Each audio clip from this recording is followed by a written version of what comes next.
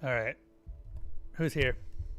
Hello, everyone. Odds are likely that we might be able to finish this without deaths. And, well, okay. This is the swamp. And I don't know the swamp as well as other areas of the game, but I'm optimistic.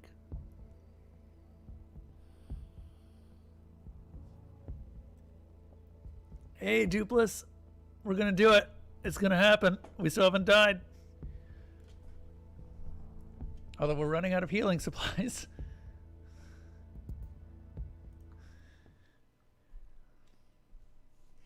What's going on, dude? You can't see me, but I'm waving very, very much.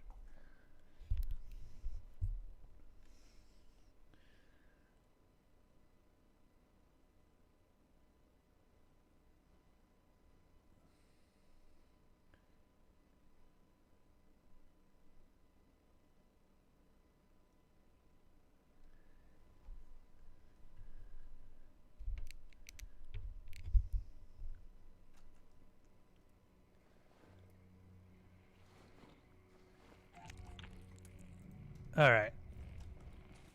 So we ended up stopping at the end of night 2. I just want to make sure that there's nothing that I want to buy from these guys. Might pick up that. We don't need any of the fabrics anymore. Did I buy cloth or rags? I think I bought pretty much everything that I could. Like, the thing that I just bought was the last of it. Go ahead and repair the pitchfork. I know it's not at max health and all that, but we should be repairing the pitchfork every opportunity we have. Now, we are going to be going out without any slow healing items, which... it's not great, but you know what? I'll take it. Did I yes, I barricaded this window. Okay, so this room is good. Now, the thing that we're going to need to do next night, for one thing, we do need to look for more wood. We have enough for one more light armor, and then we need to find some more spiders. The village we could go back to and loot again, but there's not really that much there. Now, the other thing is that there's a cottage near the junkyard. Now, the junkyard itself is worth a lot of resources. Like, there's... if you can build a shovel to use it, then it's pretty good. Oh, by the way, this is what happened to our old merchant, in case anyone was wondering. A body of a man wearing a helmet. His head has been severed. Key to tunnel number 21. A weird book. And there's his head. So it turns out that the merchant's head is literally melded with the helmet that he was wearing.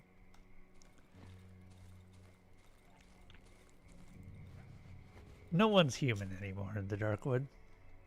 Least of all the main character.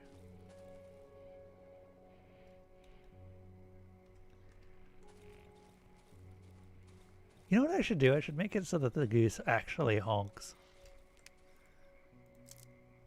Also, we've got a couple of exploding barrels over here that I forgot about. These are really good. Well, thank you for filling in, Dupless. How loud is that, by the way? Is that super loud, or is that about the right volume? I still need to actually update it so that the well balanced. Ooh.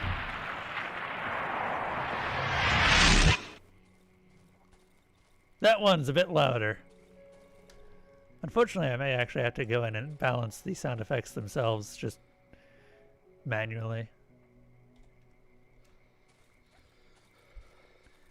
Now, I don't actually need these explosive barrels. Here's the thing about explosive barrels. They are the most efficient way to kill groups of enemies in this part of the game, and honestly, just in general, because you can turn a single pistol bullet into a very large amount of damage in an AoE. So, yeah. They're pretty efficient.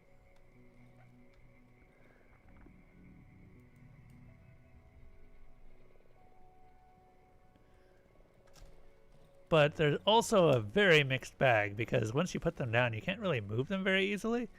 You can kind of just, like, scrub your body into them, but that's about it. I'm going to pick up this gas tank, too.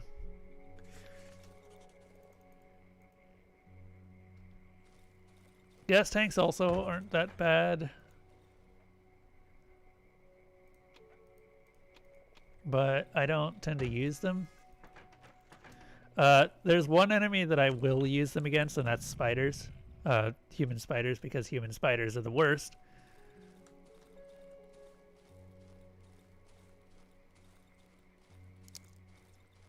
Alright. I think we're good to go for now. I'm going to stick with the pistol for now, just because I don't feel like I need anything else yet. Now keep in mind, I do have the ability to eat mushrooms for health, so even if I don't actually have much use... Oh, where? Oh. Even if I don't actually have much use for the mushrooms, I can still use them for health kits.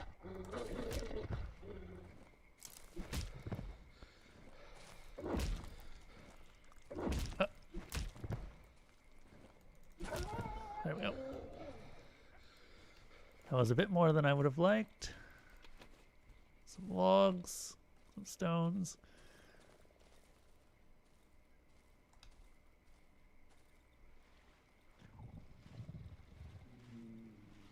A lot of mushrooms.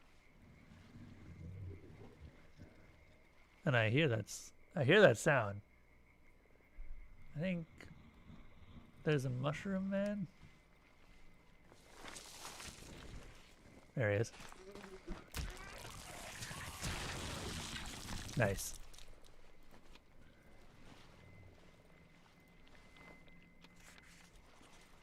Now, I'm not going to go ahead and waste a mushroom right now.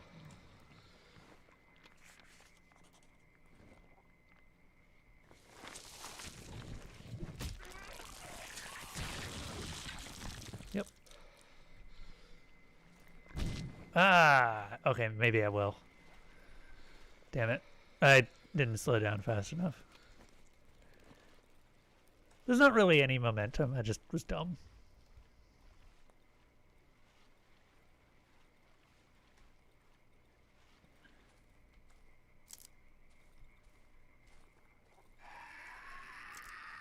So what are you doing, Dupless?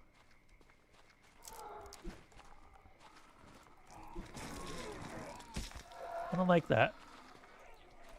I don't like any of this, really.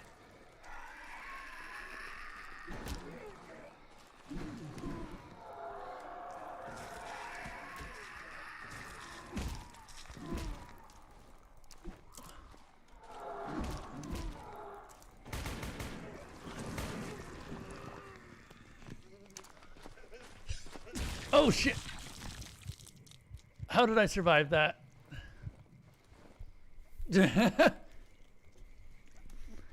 I couldn't hear it. Hold up. I'm going to turn the audio up on my end because I should not have survived that.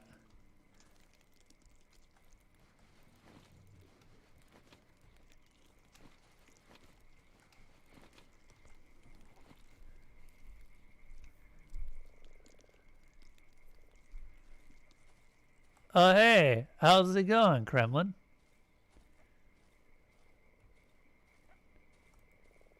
His body is completely overgrown with roots. A dead lizard protrudes from the corpse's mouth. Judging from the stuffed cheeks and neck, more of them can be found in his throat.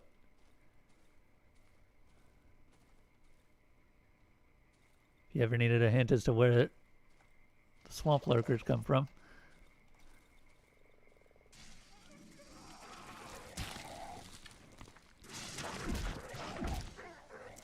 These can do a lot of damage very quickly if you're not careful. Oh,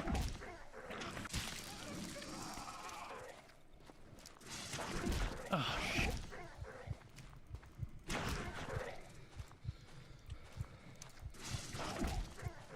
Oh, there it goes. There's our first death. I was trying to take a pill, and it caught me before I could take it.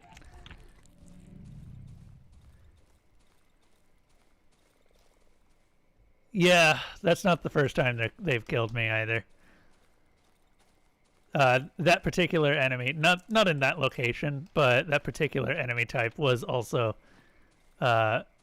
responsible for my first death in the swamp.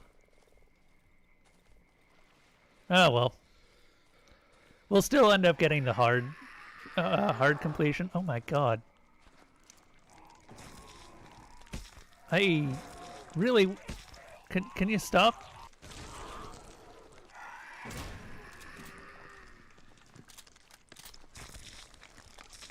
Oh no.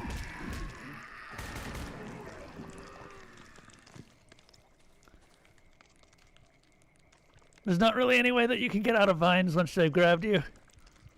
You just sort of have to hope that you have enough health to survive them. There we go. Which, in this case, I just barely did. Because I swallowed a pill.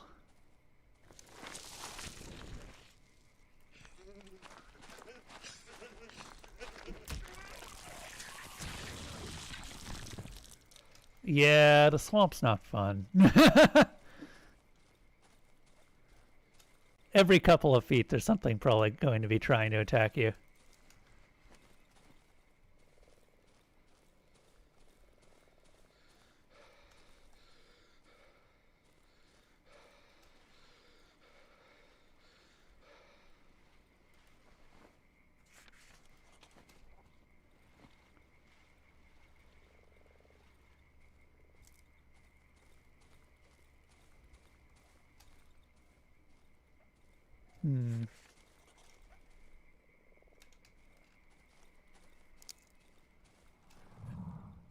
It really is just a debate with every attack in the swamp, whether it's a job for the pistol, the shotgun, or something else. Ideally, everything should be using pistol ammo. Oh, right. I haven't died in so long that I actually forgot what happens when you die. Gotta find my body.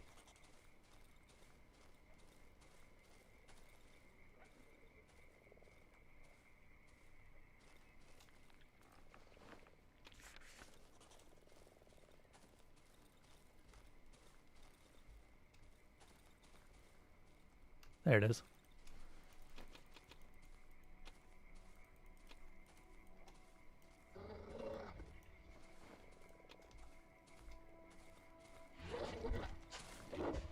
Oh, hi.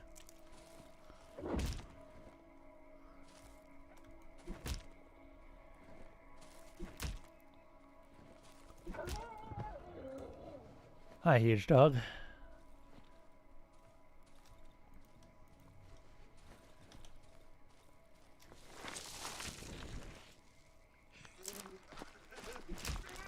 Pitchfork can almost always deal with Mushroom Men without problem because you only need to hit them once. It doesn't really matter what with, by the way. Yeah, pistol will do the same thing. So, it's not like you can kill them before they explode. They always explode on death.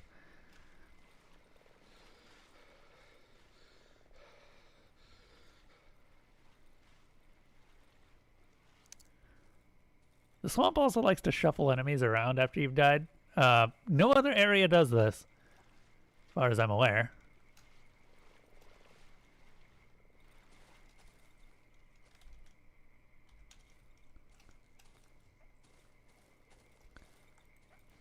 Okay, we already searched that. Gonna head back to the hideout, turn in a lot of this experience into something that I can use. Probably more health. This is the only upgrade tier that will give you more health, or give you the option of more health.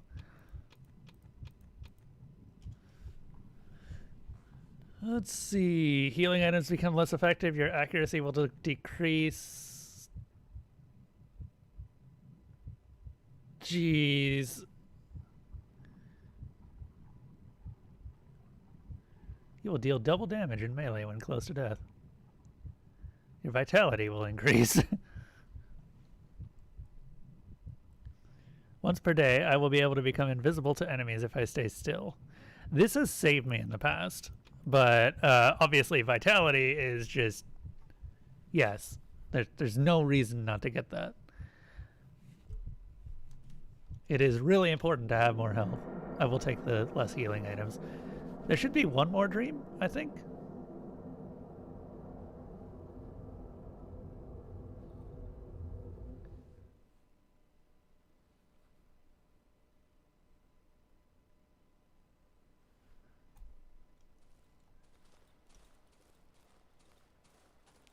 Ah, this is the grave.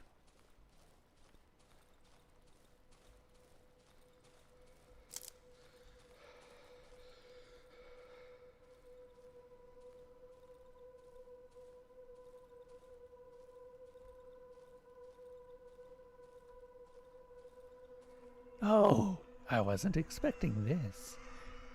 You look tired. Come, lie with me. Feel the soil. The trees hum so calmly.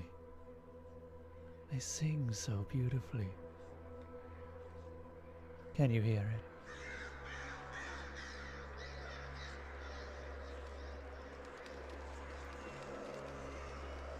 A completely ordinary man with a smile on his face.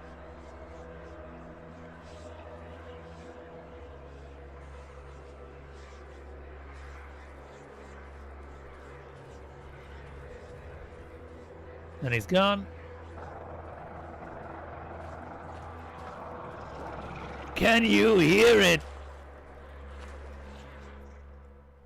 Yeah, we can hear it. Just like, oh, I don't know if I want to lie in that. And then you get attacked by a chomper and, yeah, okay, fine. Maybe I do want to die.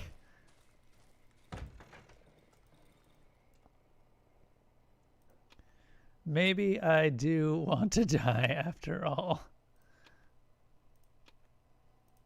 Insects. Antidotes. Okay.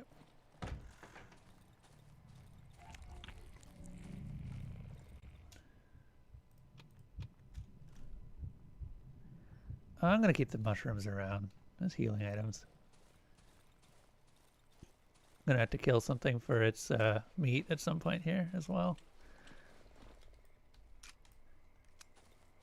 Oh, nope, don't touch it. Don't step in that. No touchy.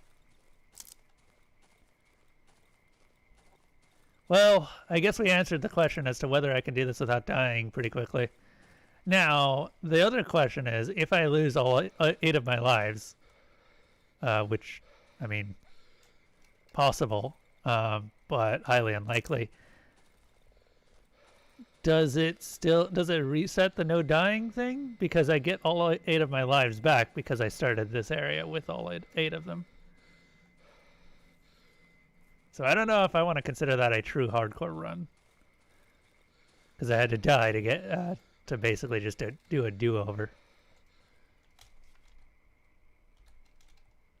By the way, that ruin's bad news. I don't want to go in that ruin, but I will if I have to. Actually. Gonna wake it up?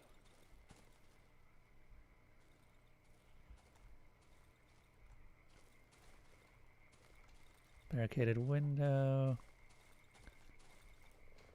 Grab those planks.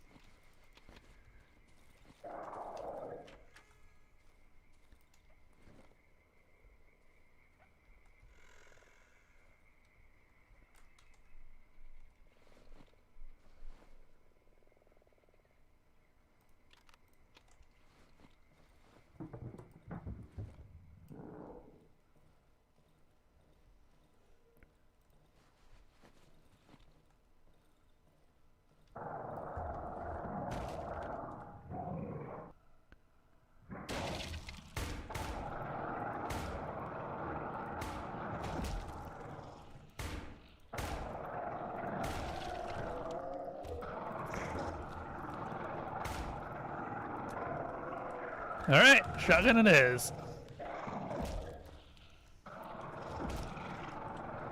If I can switch to the damn thing.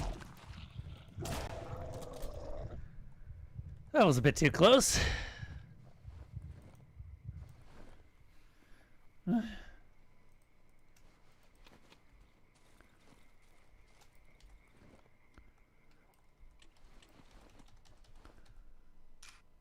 I should have screamed. But it's probably better that I didn't end up losing Scream before the night. I shouldn't have taken a pill either. I should have gone for the mushroom heal instead. Oh well.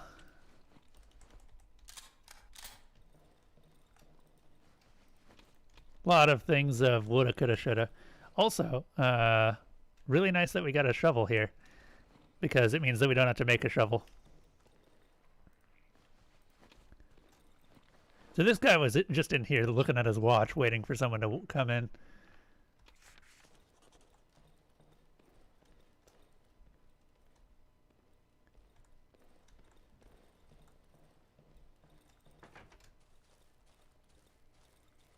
Did I mention that chompers were rarer in the old woods? Or rarer here than in the old woods?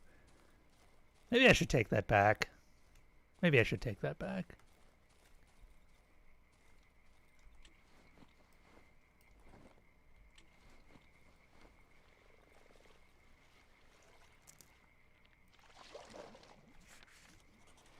Run.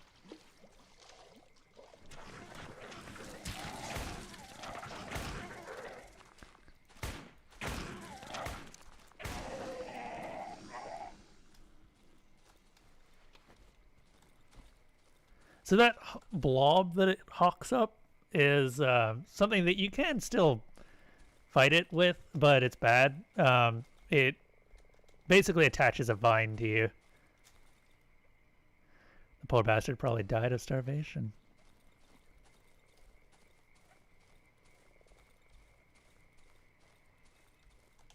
Oh, geez, I just noticed the time. We need to head back, like right now.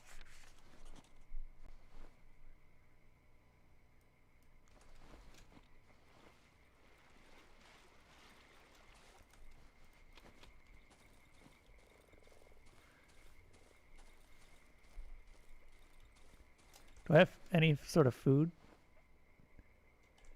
Oh, right, I've already eaten. That's fine.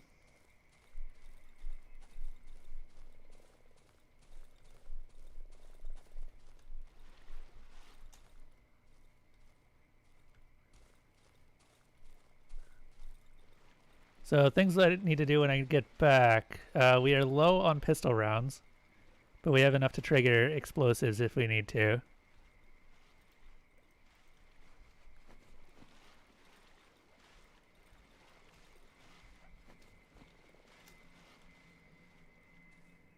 We also have... Okay, I thought I saw ripples in the water, but no. It's not a swampert.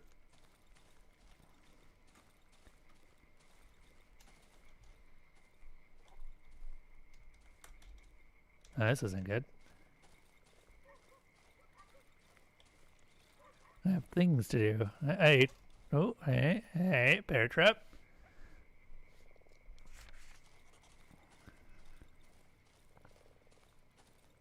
Okay, we're back. But yeah, I've got things to do before we start the night. So I don't think that the mushrooms are going to last, so I'm just going to go ahead and put them in. We've got some mushrooms that probably will last before the end of the night. Get rid of that, and we'll start the night with a...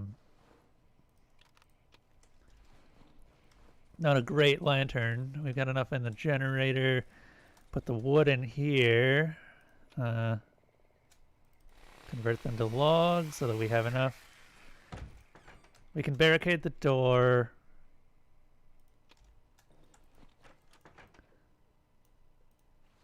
They're going to try and break through the door regardless of whether it's barricaded or not. The barricade will just improve its durability.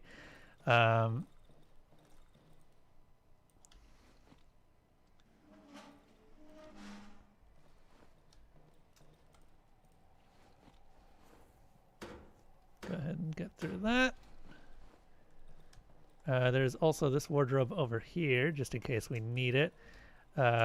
This window can be barricaded.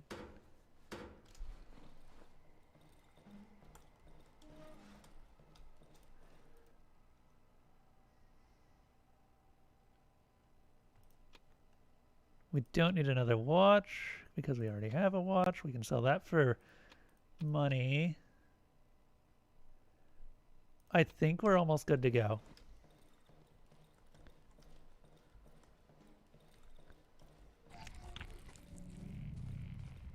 There's one enemy type that can really be a threat to me right now. Actually, two enemy types. The other one is a chomper with black ooze, which can spawn at night. Not a good time, but you can deal with them. Probably not going to be able to deal with them, but we'll see. Now, this is one of the few times where I actually will end up using flares, just because we are running a bit low on other light-giving resources. Oh, the insect actually decays. Huh. I'm gonna go ahead and eat that.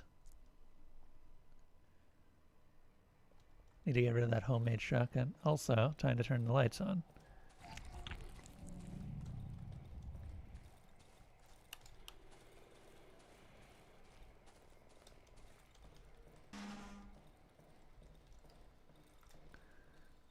Now, we have Molotovs. Let's go ahead and repair this. We don't have many bullets, so we're going to have to make do with what we have.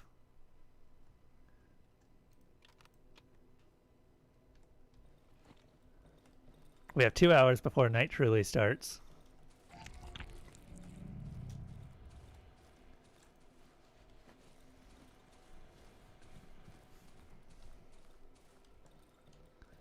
Of course, those hours are going to pass quickly, so not really 2 hours.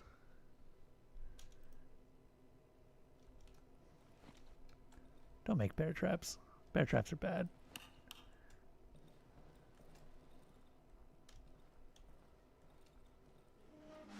Bear traps are more of a hazard to yourself if your name is Newt.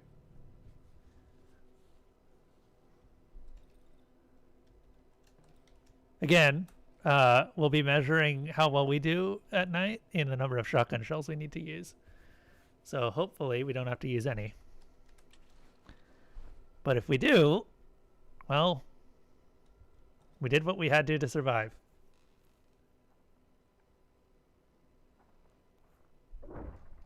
Dog. Not a bad first start.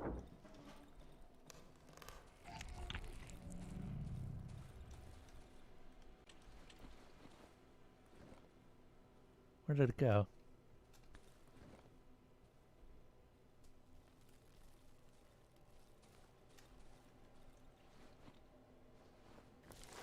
Shit! Shit! Get back into light. Right now.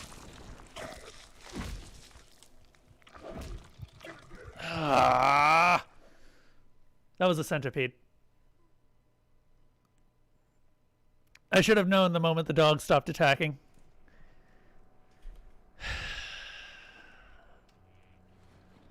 Yep. That was one of the two enemies that I was scared of. Well, I guess we got through the night. I suppose would have preferred not to die, but we'll do it. So centipedes do not care about your barricades. Centipedes do not care about where you are on the map. Centipedes will appear underneath you at all times, and they will hit you. There's a couple of very specific ways to kill centipedes. One is a shotgun shell straight to the chest. Though that will frequently result in a wasted shotgun shell because they have a tendency to disappear when you try to shoot them. The other is a axe to the back. Now, I don't exactly know why the axe works a lot better than the shotgun shell, but the axe does work a lot better than the shotgun shell. That is because, well, centipedes, when they come out of the ground, are vulnerable to attack, and so you can hit them with pretty much anything. pistols take too long to kill them, unless you like super rapid fire the pistol, which not easy to do before the centipede gets an attack off. They are faster than chompers, which just, I mean, that should say a lot about them. You may also note that I died in 3 hits. If I did not have that, my increased life, I would have died in 2.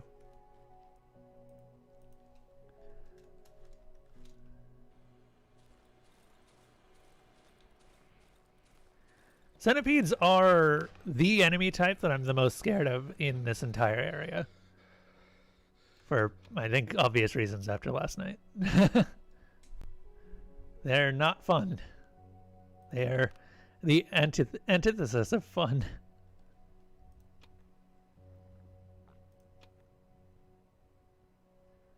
Let's see. So, I guess we can say, nah, our actual hardcore run isn't happening, but we can still accomplish hard. Getting a stick is going to be a problem. We've got everything we need except duct tape.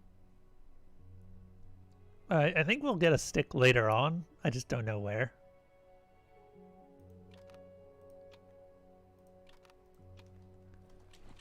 I'm not going to bother making armor anymore. Now that I know that you can get armor from eating flesh, it's a lot easier to just eat the flesh. We only have 1 level left anyway, so flesh basically is useless except for eating. So, take it as you will. Shotgun shell. I guess we didn't end up using a shotgun shell that night, so technically a success if you don't count deaths. Which, unfortunately, I do count deaths, so not really a success. Go ahead and grab that and that. We also didn't lose that much in barricades, thankfully, because the centipedes showed up early on. Centipedes are... I kind of consider each monster to have a certain amount of time attributed to them when they show up. Banshees are indefinite, unless you're in the 3rd hideout or later. Centipedes seem to take up about half the night. So if you kill a centipede early enough, then it's actually a lot of time that you end up saving yourself. I haven't usually seen anything show up after a centipede for a very long time. By the way, there's evidence that the whole everything about the forest is man-made. Like, all of this horribleness is something related to cults. But we don't know enough about the forest to even say that for sure.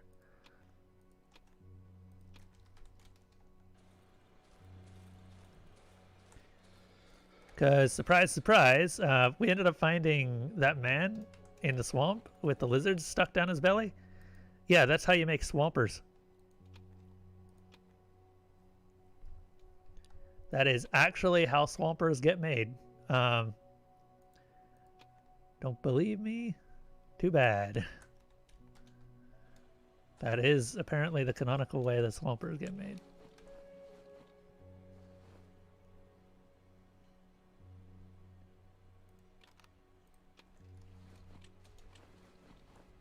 Now, losing 2 lives in very short succession is kind of a humbling experience. I'll give it that.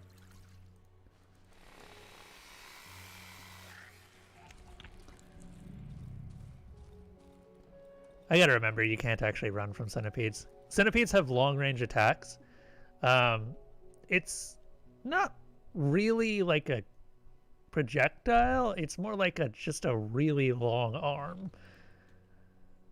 Which is the centipede projecting out of its host's body to give you a nibble.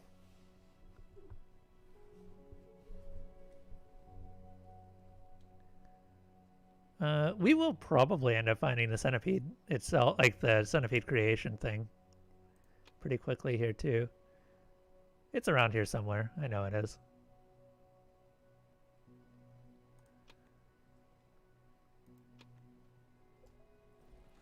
I shouldn't have left without getting a lantern. If I had a lantern, I would have stayed and fought it. The only weapon that I really had that could have taken care of it was the shotgun, and that would have been my 1 shotgun shell. So, Yeah. Alright. However, we're going to fix these fences.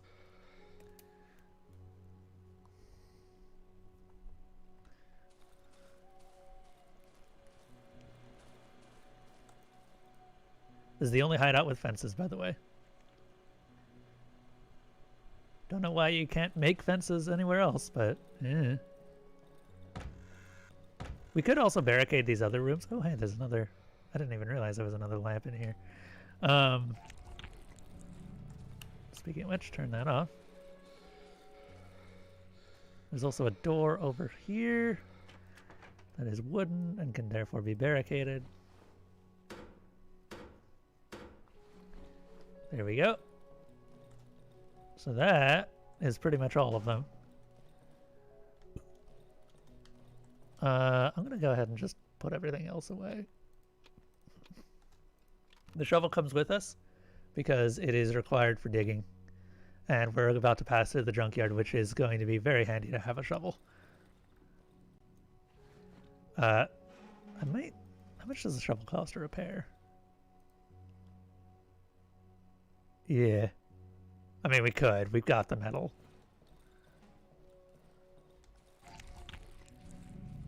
Rags. Rags. I need to buy rags. Before I forget. Yep.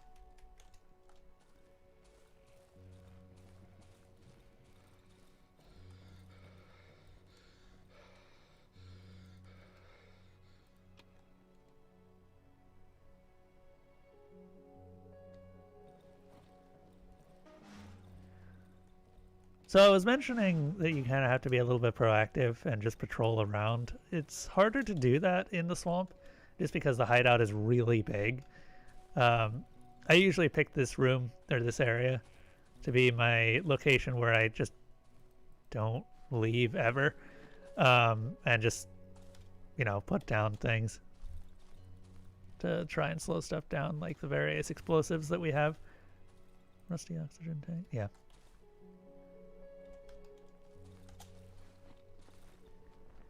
I think we're good to go.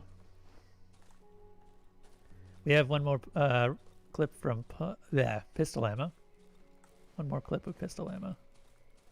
A clipazine, if you will. By the way, you see the swamp lights? Don't go towards the swamp lights. Oh shit. This is a bad time to run out of stamina.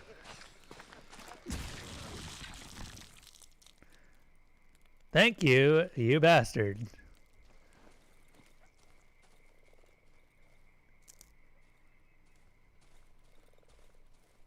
I should have just switched to the pitchfork. In fact,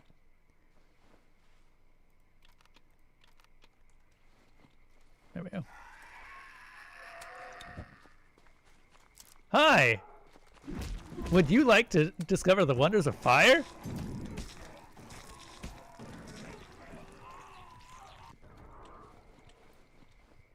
It's not dead. One of them is dead.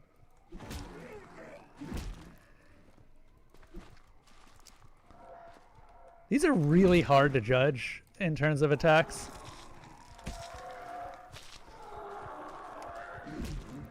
Oh god. Pill. Okay, we're good. Did it die? Oh, it died. Okay, the arm it tore off. Didn't turn into another one. If it throws a torso, that's the one that turns into another spider. I should have bought a pill. Pill would have been a smart idea. Now, I did mention enemies don't respawn. This is still true here, but the swamp is so large that it basically doesn't matter that enemies don't respawn because you will be taking different routes to places and you will be constantly finding new places to fuck yourself over. And I do mean that in the nicest possible way, because it is not fun going a different route in the swamp. And it's really hard to keep track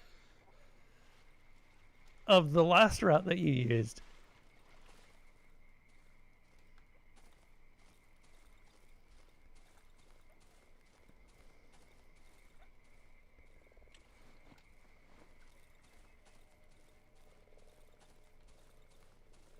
This the junkyard? Nope, this is not the junkyard. Fantastic. Junkyard's down there. Hey, doctor. This land hides more secrets than your little fucking rat brain is capable of understanding. The doctor digs through the mud. I think he's looking for something. Deep underground, there's a current of electricity. Fucking electricity! He starts flailing his arms wildly, throwing pieces of mud everywhere around him. And it flows underground, from tree to tree. The doctor suddenly freezes, staring at me with his arms midair. And it powers everything. It connects us all. If I had a light bulb, if I had just screwed it into one of these branches, it would light up. I bet it fucking would. He bends over a small hole in the mud and continues digging.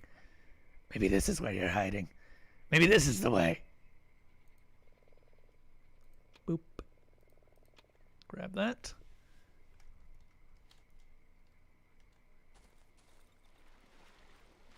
The doctor, there's one benefit to not killing the doctor, and you're kind of seeing it right now. He keeps giving you embryos every time you see him. Obviously, embryos being lives is pretty damn good. Who are you? I'm here. I'm here. Who are you? Cut me loose. Trapped.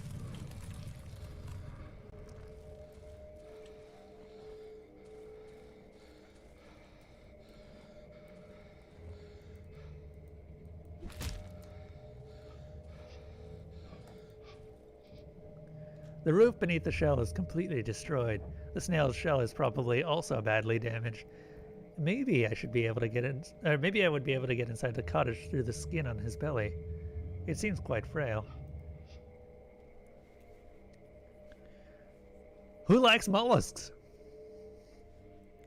I know after this game I definitely didn't.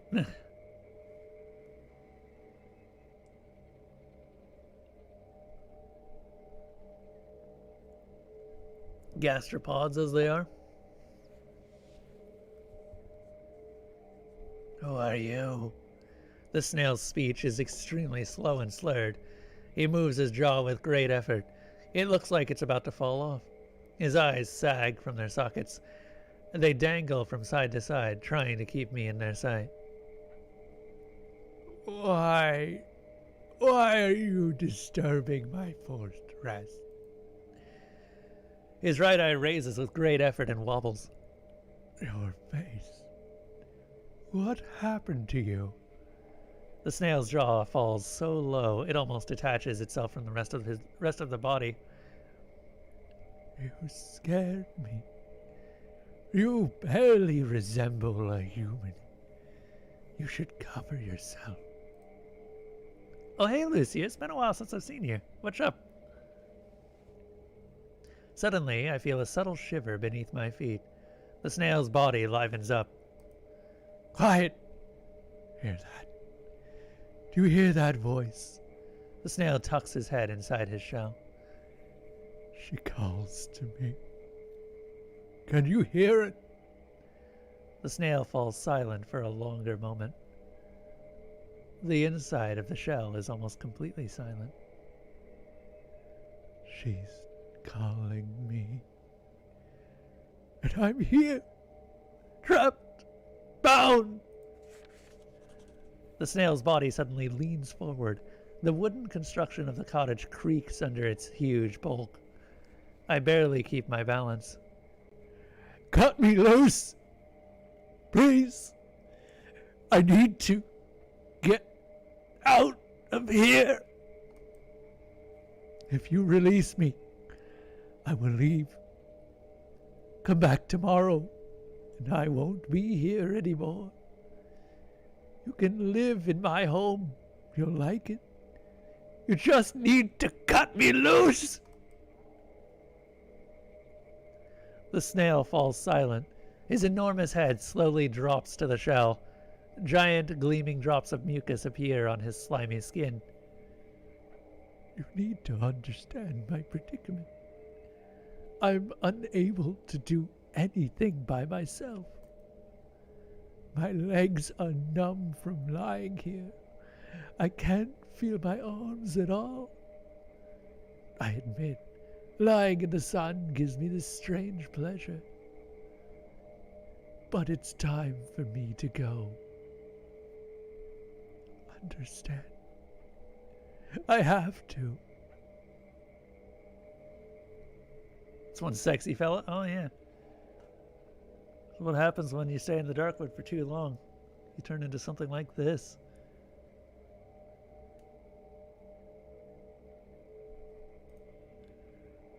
You're so ugly, I feel like puking. You barely resemble a human being. Once, there was a beautiful clearing. Now everything's covered in water. And I've lost my gumboots. Do you have any gumboots on you? It was yesterday. Or a few days ago, maybe. A year? I woke up in front of the house. I thought I was dreaming. I took a step and fell down. I fell straight on the roof. How did this happen? You're going there too. Everyone is going there. It's the road home, after all.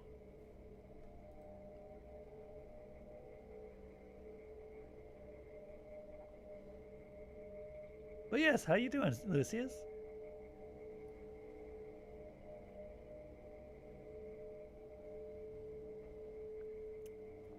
I was meaning to ask you if everything was okay. Just figured, though, that you've been busy. Not my place.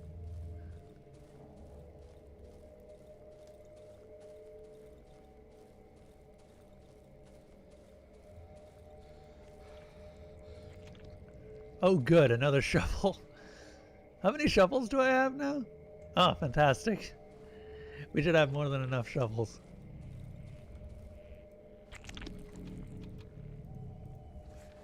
Now this is interesting, because this tells you what's in the various deposits in the junkyard.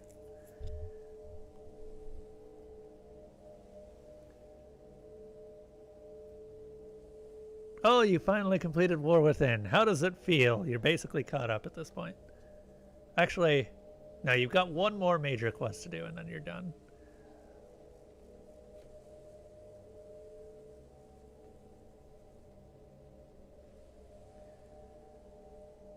I'm doing okay. Enjoying the new job. I was a little bit bummed out because we ended up dying in Darkwood, but there's always next time. Eventually, I'll get the hardcore ropes, tapes, antlers.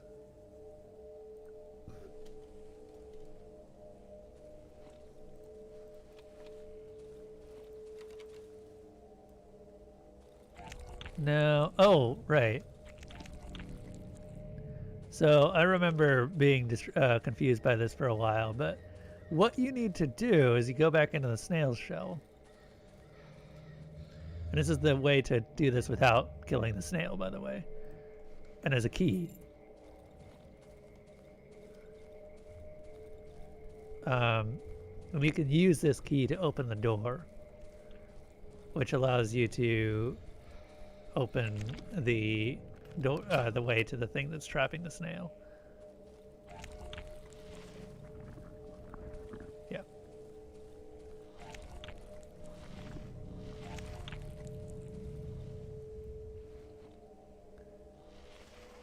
Because otherwise you don't have enough time to get to it.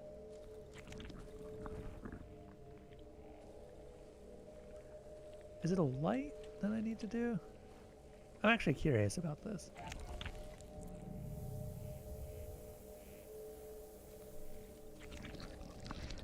Yeah, so you see there's this eyeball here. You need to get it to stay open long enough for you, so that you can get through this.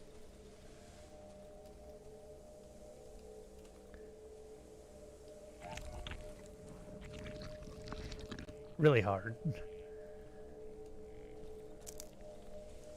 You can only do it if you have the door. Yeah, if you've got this door open.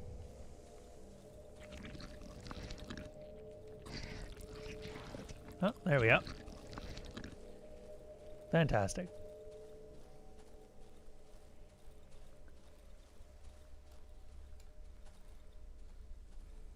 Alright.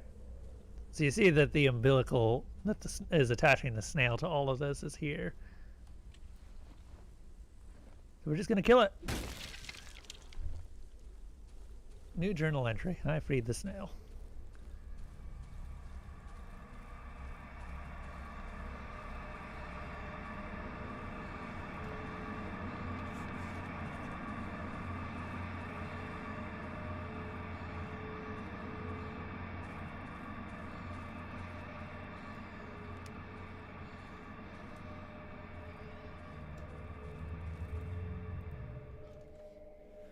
I feel free again.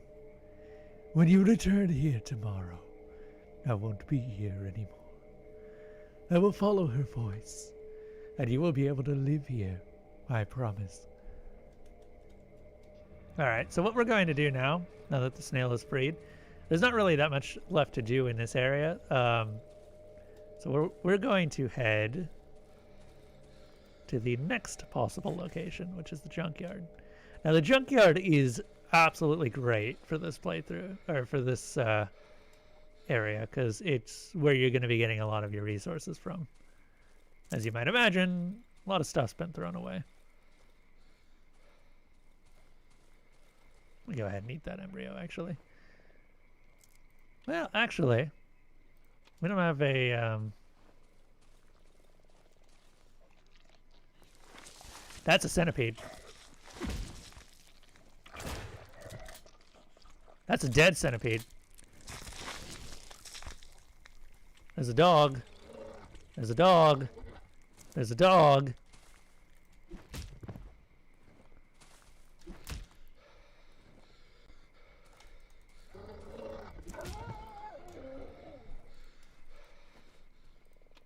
Okay.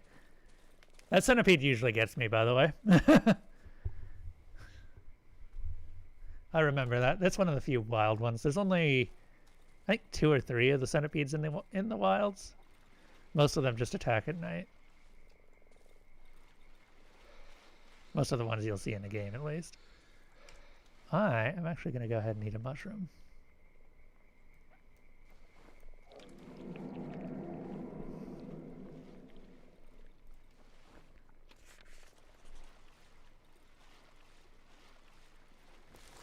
Oh.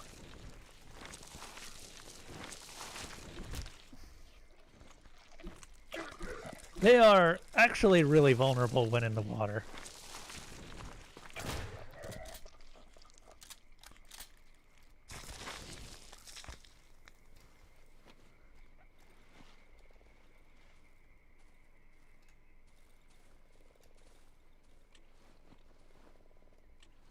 We're not really all that well armed for this next area. I don't know if I want to do this. Let's avoid it for now. We'll come back tomorrow, or if we have some time today.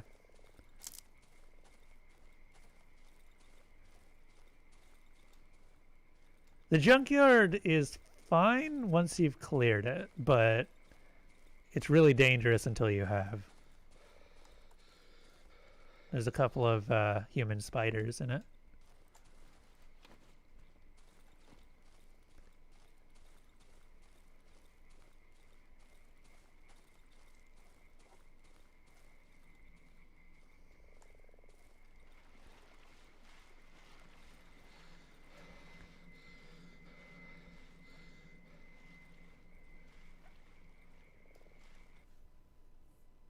You built Limbo, you're currently building Zephyr, and bought yourself Equinox, because there's no way in hell you're ever going to grind for that. Equinox is fine. Equinox is actually one of the more reasonable grinds, honestly, because she comes from a boss that's fairly fun and easy to kill. Although I do get that. You're building a lot of Warframe.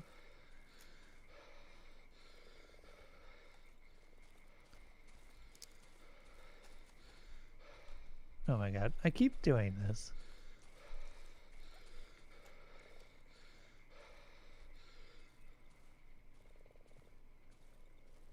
Really? I personally use that that boss to test builds because he doesn't have any invulnerability phases.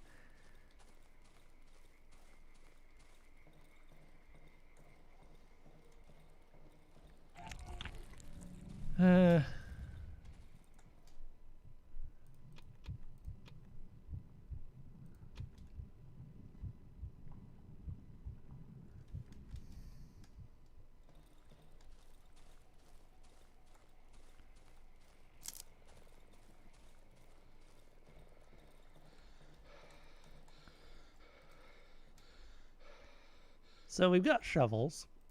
We've got loads of shovels, which makes me happy. Also got fish. Fish are actually kind of nice. They can heal you up a little bit.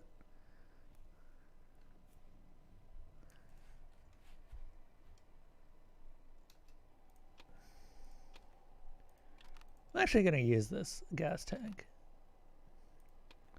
Combine it with this one for good measure.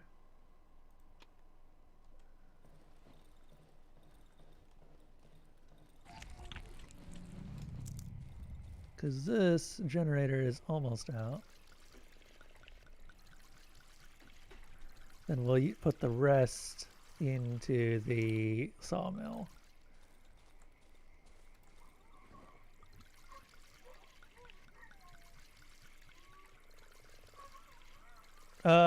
How are you grinding for Oxium? You know it comes from Oxium Ospreys exclusively, right?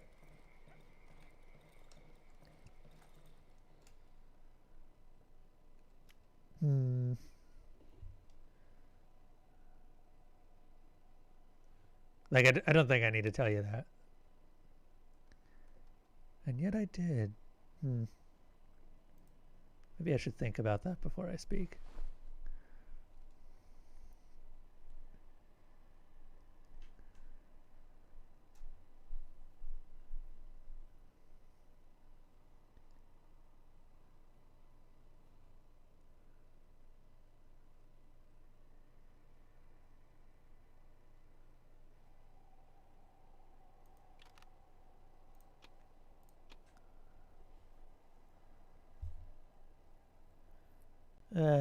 Night might end up falling before we actually get anything. Hey, Elsa. Are you like the anti-Bart?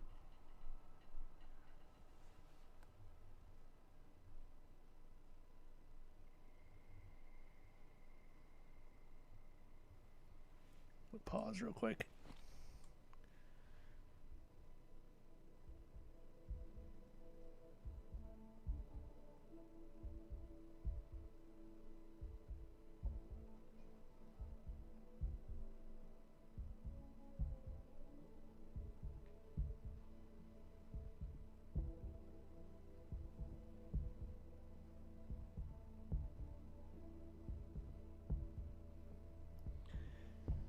Bart was just non-stop this morning, always asking for attention. Even when I gave him a good amount, he was just asking for more. And while normally I would be fine with that, I had other things that I needed to do, and he was not letting me do them.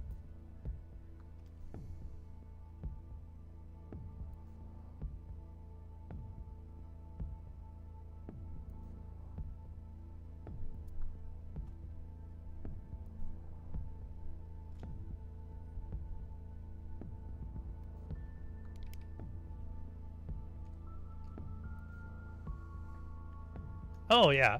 Don't run defense missions. Run survivals. Survivals are way better than defense missions if you want to farm something.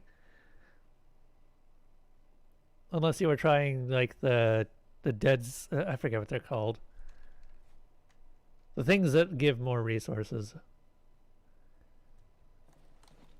I assume that's what you were doing.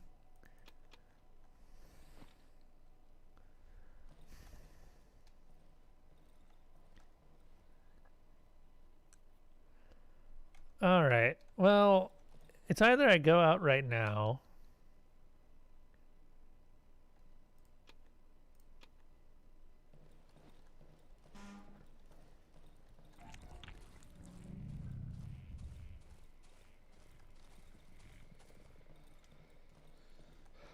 I don't think that you can even use Necros' ability on Oxium Ospreys. Because they don't, yeah, they do not leave a corpse, like most robotic enemies. You can use it on Moas, but I think Moas are pretty much the only ones that do leave a corpse.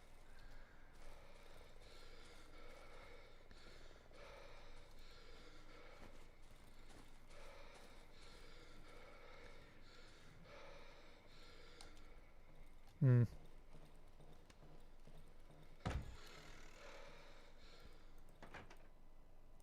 I mean, I've never actually had to really worry. I don't grind things in Warframe. If I don't end up getting them quickly enough, usually what I'll do is I'll just be like, whatever, it'll happen naturally as time goes on, because I'll be constantly killing those enemies. I don't try to grind for parts either.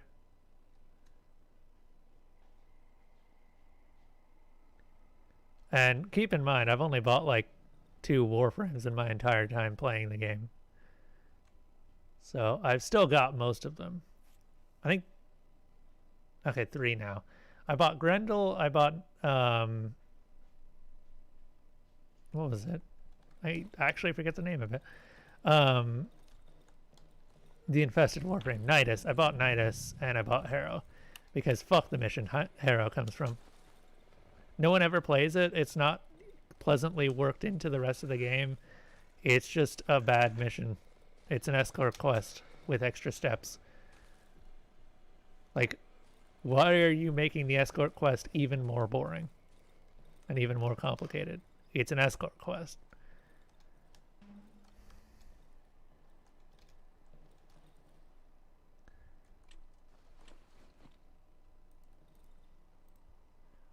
Hard to believe that wasn't in the game at the beginning. Why would they want to add that?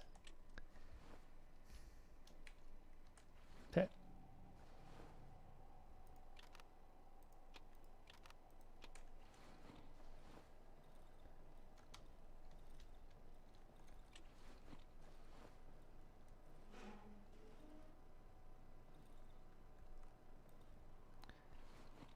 Sorry, not escort quest. Escort mission. And yes, Harrow has a quest.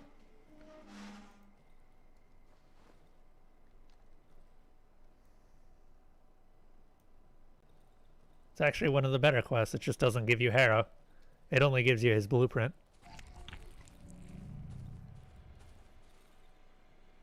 It's actually kind of in tune with the Halloween stuff right now. Now that I think about it. Ghost ships, ghost on a ship.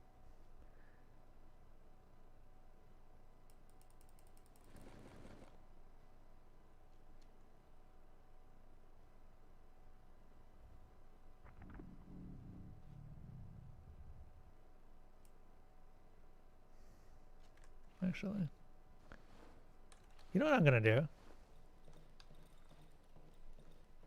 I'm gonna drag this over here. Probably won't be able to get it in before night actually falls, but we're gonna try our best, damn it.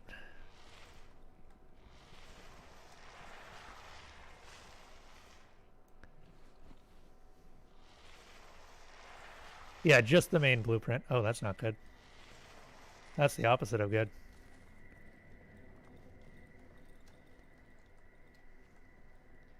Okay, I'm gonna deal with the consequences and try and kill this.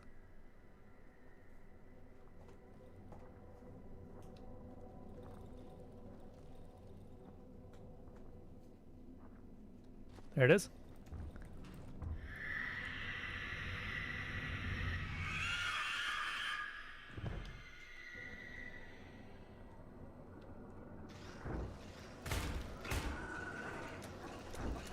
Oh, that's not good.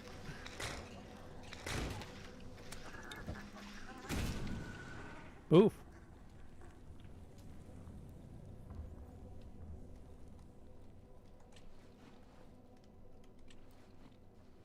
Alright, 4 Banshee babies. Good to know.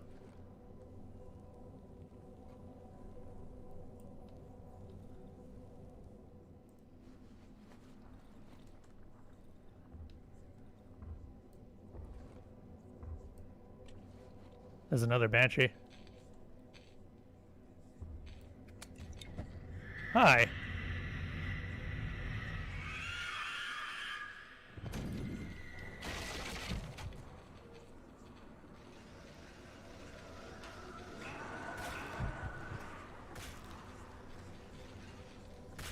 Interesting.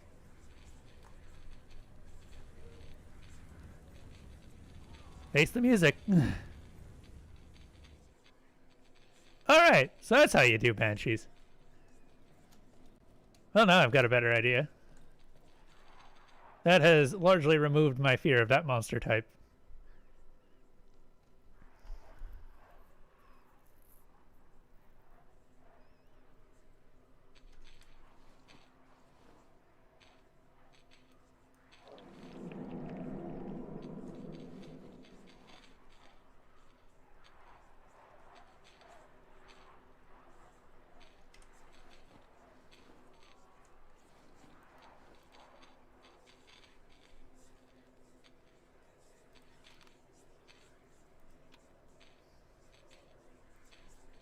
No.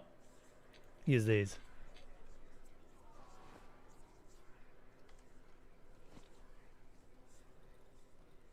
I don't think... Yeah, the banshees don't drop anything.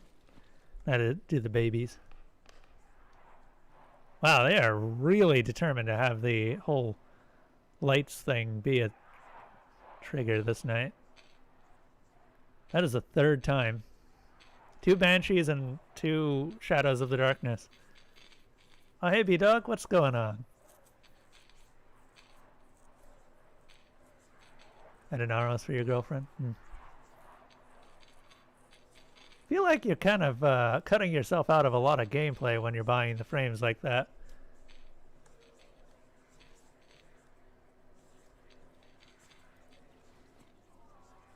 Like at that point, you're not really playing the game. I could understand rushing them, but buying that many seems a little bit unproductive and maybe like a waste.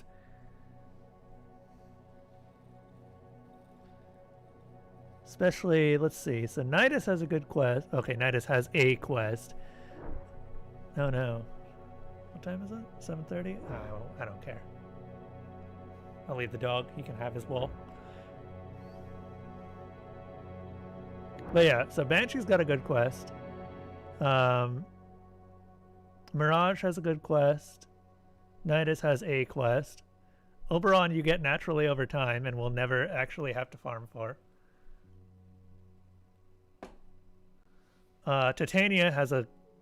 Okay, that one I could understand. Titania has a garbage quest. It's mostly just plant collecting the whole time. Lavos is actually really cool. I do love him and how you get him. He's not bad to get. Harrow's quest is good, but the way that you get him isn't.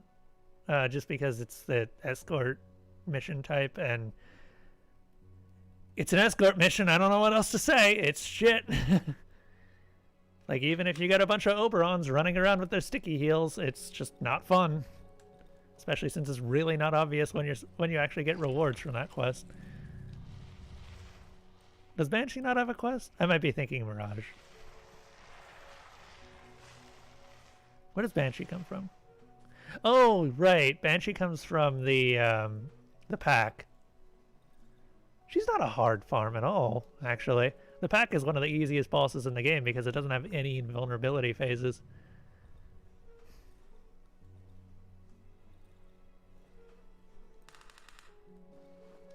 I think that took me like 3 tries and then I just got the full Warframe.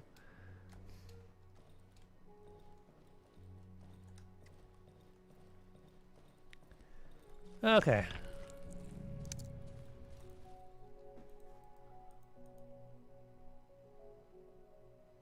Loki, does he? Did they swap up? Where does Banshee come from these days? Hold up.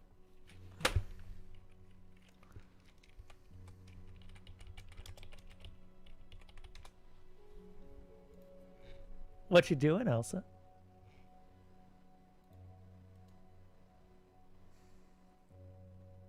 Oh, she's researched in the Tenno lab. Dude, if you need any resources or research, just join my guild thing, clan, whatever they're called. I have almost everything except for the stupid Hema unlocked. I have opinions about the Hema, and the developers apparently do not agree with me on those opinions. Namely that the Hema is overpriced as all balls, and pretty much the entire community seems to agree with me about this. Because there are very few guilds that actually have a Hema. And it's not worth it. Literally not worth the amount of time that you have to put in for grinding it up for the guild or the clan. Hey, Elsa, what you doing? Are you a good girl? Elsa's coming by to say hello.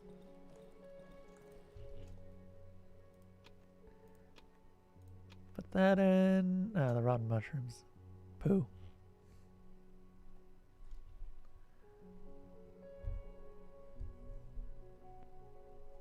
Don't feel like waiting so long for Zephyr, Wukong, and her. Well, that's what I'm saying. If you need any blueprints of the clan warframes, you could just join mine. We have everything unlocked.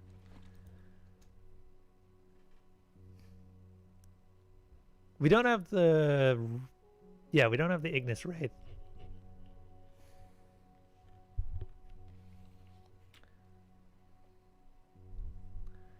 Hey, Elsa, what you doing? Come on, hold up.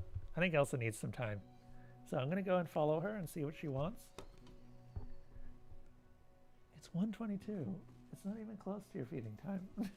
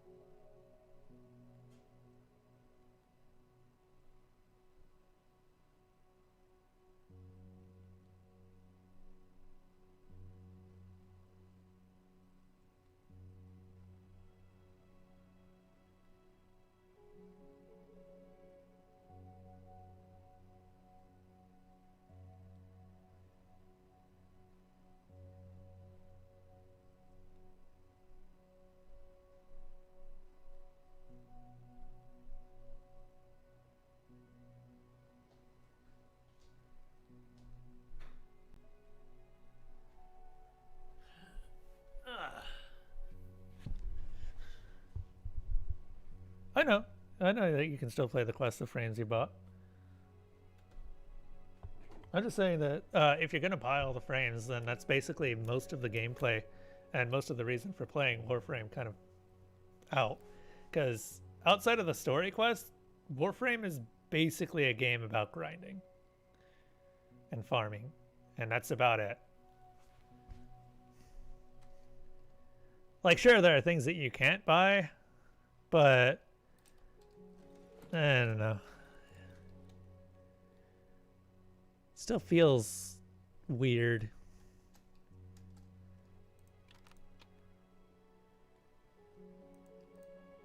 Also, yeah, of course, Elsa ended up wanting some food.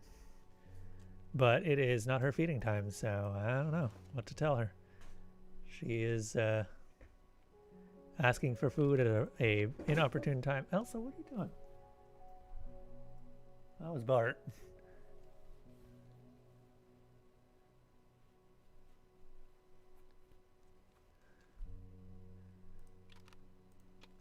Also, because they give you credits instead, you're basically just spending platinum on something that you could have gotten for free.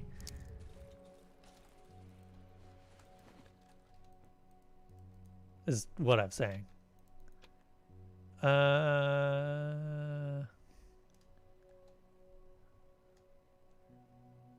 could get a shovel blade eventually. Don't really care that much. So the reason that I would get a shovel blade is because you can upgrade the shovels for higher durability by applying another shovel blade on them, which doesn't make much sense to me, but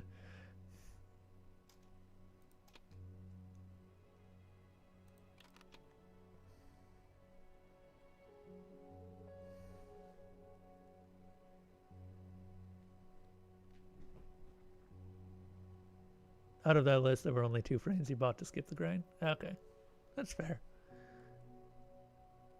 Oh, so you thought that buying the frames was just the way to get some of them? I suppose that makes sense. That's what I thought of Helios initially, before I realized that it came from Clan Tech.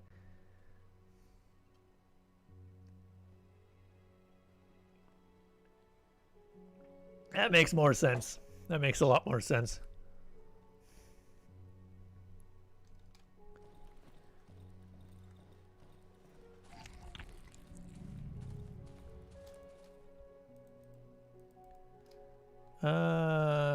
Did I already buy? Yeah, I did. Okay. Also, hello everyone in chat. Unfortunately, we did die earlier to a lurker or a swamper, so no hardcore playthrough this time, but we should still be able to finish it on hard.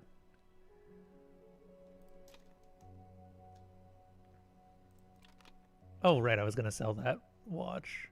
Do I have anything else that I want to sell here? Not really. I'll sell one of the shovels once it breaks. But for now, the shovels are a prized commodity. Oh, God damn it, get out of my...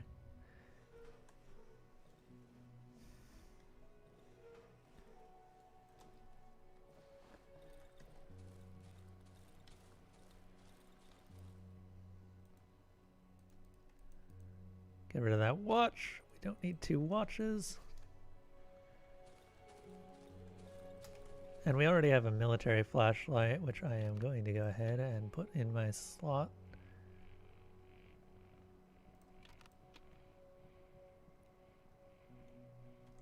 Cool. That seems good. How many bullets? Oh, good. We've got 2 clips for the pistol. 8 shotgun shells. Well, we should slowly start rebuilding shotgun shells as the number of enemies in the area just starts to go down. You know, just due to us being in the area and not wanting enemies.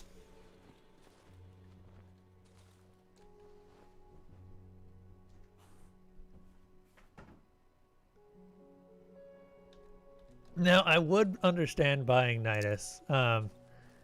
So I have run the bullshit that is the Nidus quest, or the Nidus dropped stuff, so many times that I eventually just gave up and bought him. I've actually bought him twice because I didn't want to farm for him for a sacrifice. But I hate the way that they've distributed Nidus and a lot of the more recent Warframes, to be honest, because they're all just, they're like drops from a loot table that does not just include the Warframe. Which is shit. Like, to get any of the Nidus parts, you have a 14% chance for any of the parts to drop, along with any of the other items on that list. So you have to be competing against items that you don't want and really have no use for, honestly, alongside the stuff that you do want. And if you've already got parts of Nidus, it actually gets even worse. And just... Oh, that's a swamper. Oh, wow. You, really...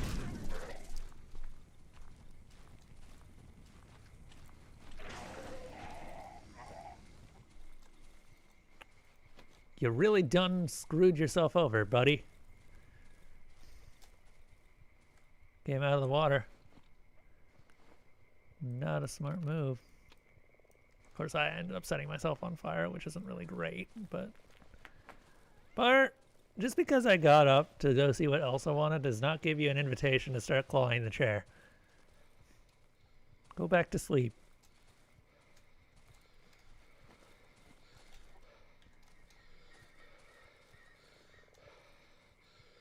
I love that the bodies never really go away. They're just always here.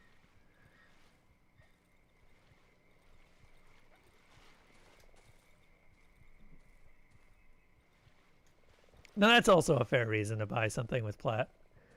Because obviously cosmetics you can't buy normally. Or you can't farm for or anything like that. I'm also very much a miser. Okay, there should be... Oh yeah, we found Pietrex's rocket.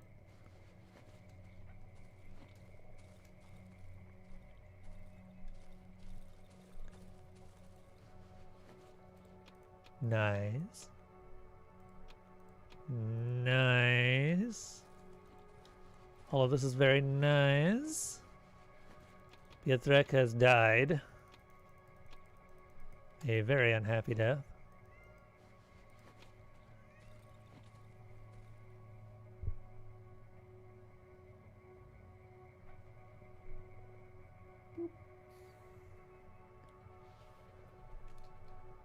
Yeah, I could understand that. Sometimes I've done that because waiting for the craft times in Warframes especially is just kind of shit. Hey, bro. The doctor turns his mud-covered head towards the sun and freezes. Then he spreads his arms along his side. Warm. A chunk of mud falls down on his exposed tongue.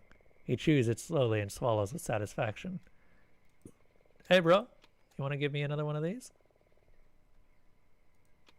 Well, I'm not leaving an embryo behind, so... What do we want to drop?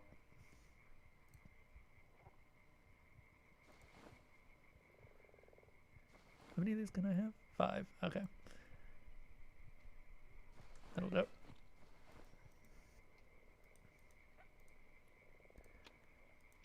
Every time you see the doctor, get the embryo. Every single time. Speaking of which, I'm actually going to eat that right now because that's a full heal. And I don't really have any other good single-use heals right now. Now, I'm kind of in an area that I haven't been, so there's a possibility that I run into something. Now, you guys may have also noticed that there's a severe lack of chompers in general in the swamp. That's because they're actually all in one place. What's better? A bunch of chompers that you don't know the location. Oh.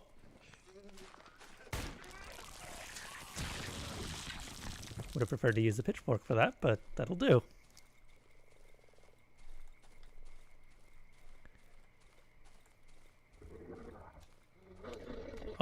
Oh shit.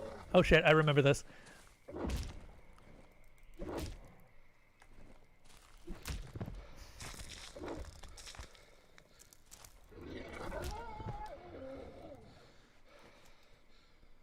Okay. Now that's over.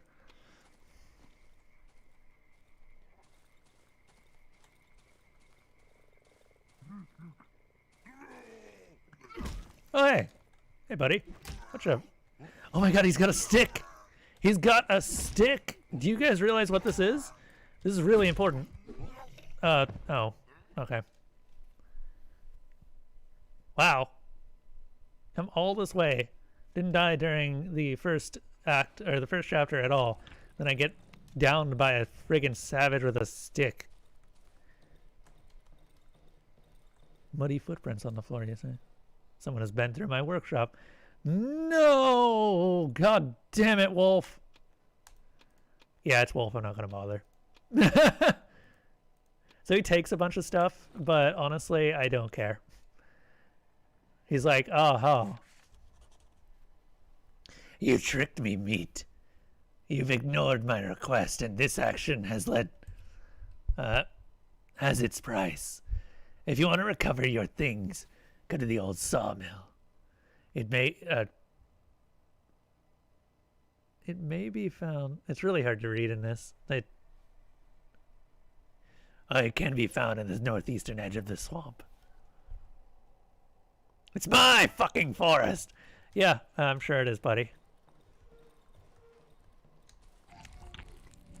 I'm sure it is.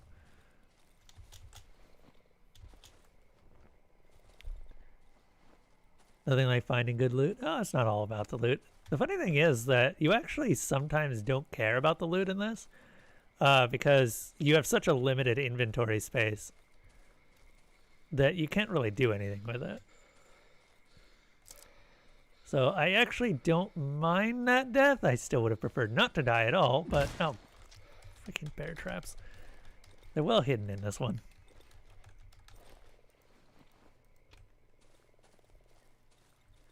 All right. Where's that house?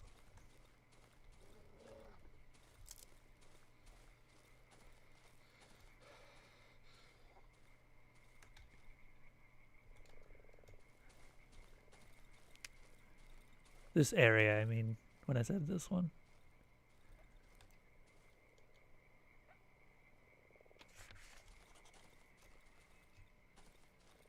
Here's the house.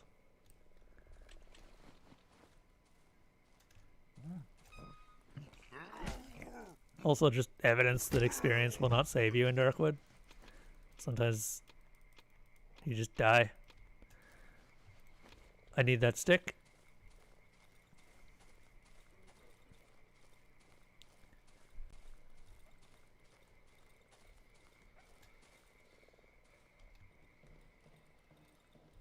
Sometimes you're just dumb, I think is the best way to put it.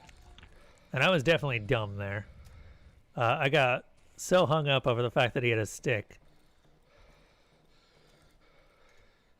And the reason I need that stick is so that oh, fuck you, Wolfman. Okay, maybe I do go and try and murder Wolfman. Probably not going to succeed, but I can try. Can upgrade the workbench one more time. Pump action shotgun. What's it need? One more.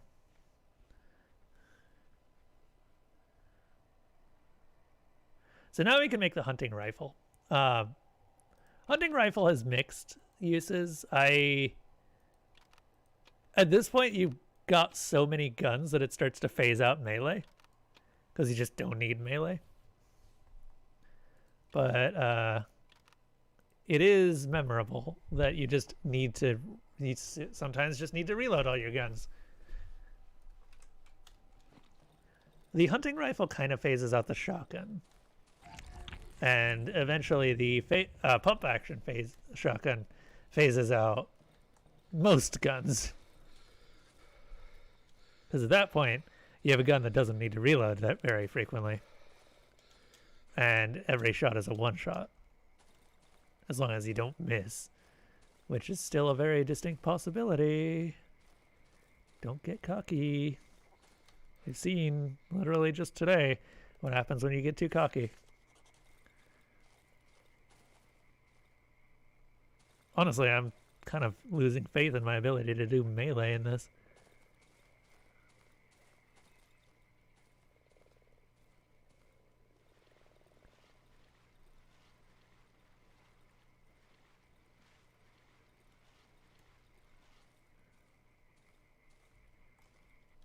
Hold up. Got this ribbon that has the following requirements to unlock. Complete a survival mission with level 30 or higher enemies without killing an enemy and without getting down. I mean, you still have to worry about lasting 30 minutes. Oh, complete a survival. Well, so you need to last 5 minutes, I should say. So it's not quite that easy.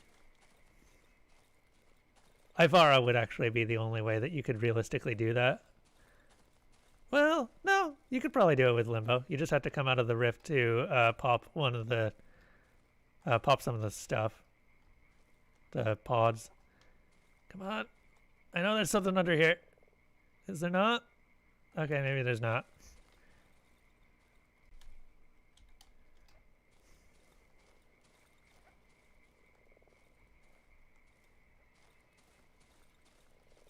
Because I know you can't be in the Rift when you're popping or interacting with computer consoles.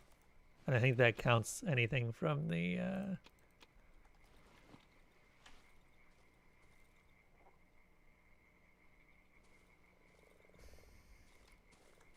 do some taxes. Don't talk to me about taxes.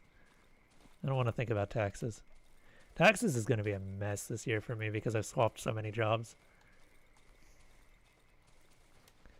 Oh, hey. Ah, well, I guess we don't need to go and say hi to Wolf. I kind of want him to just be like, oh, where the hell did that bastard go? There's a mushroom man somewhere around here.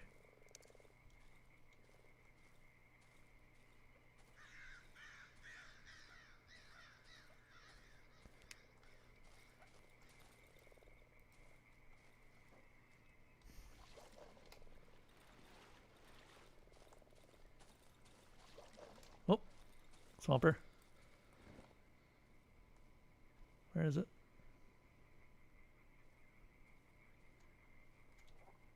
Secure the area. Alright, let's go fight a swamper. Now, I want to try something. Oh, you can. I always wondered about that.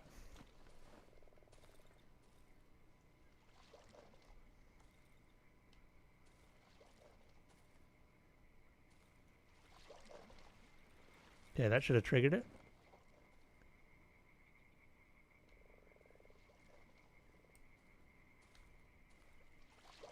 Oh, there it is.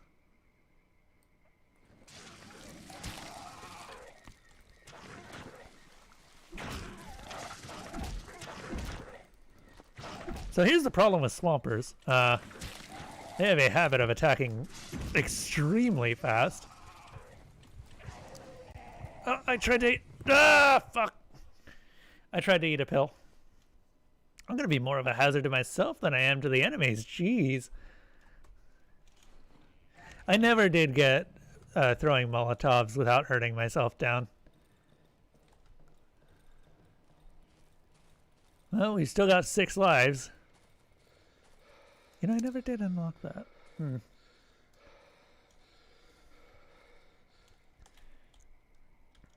But yeah, jeez. Don't underestimate the power of Molotovs.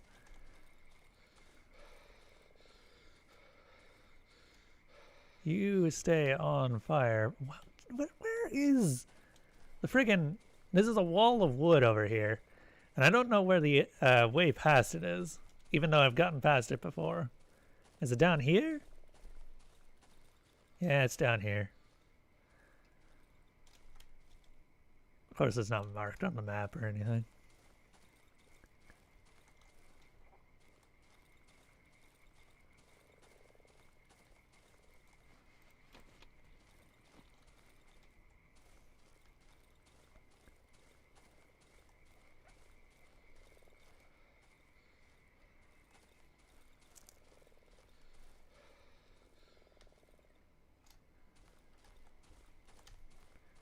Come on.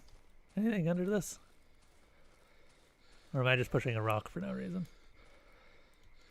I am just pushing a rock for no reason.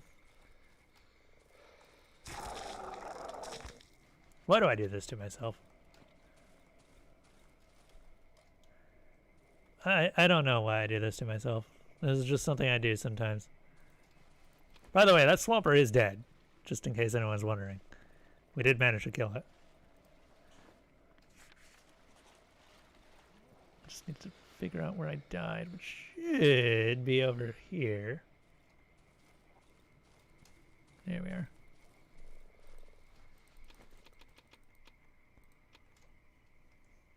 Time isn't being pleasant to us right now.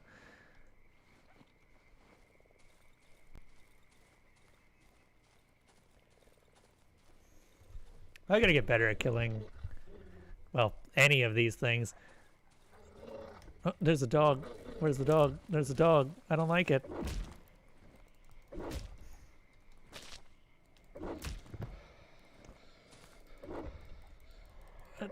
Am I out of stamina? There we are. Like, I'm hammering that button. We'll eat the mushroom. Again, mushrooms are kind of useless. Well, they're not useless, but they're just heals now.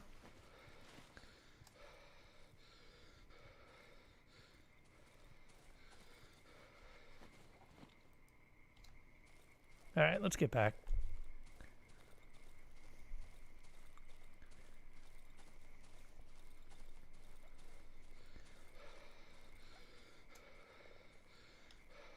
I need to also temper my stamina a little bit better so that I don't run out of it as frequently.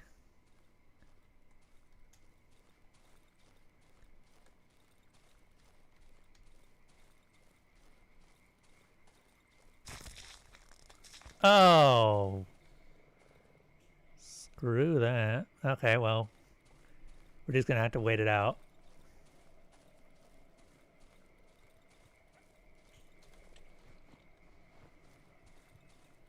There we go.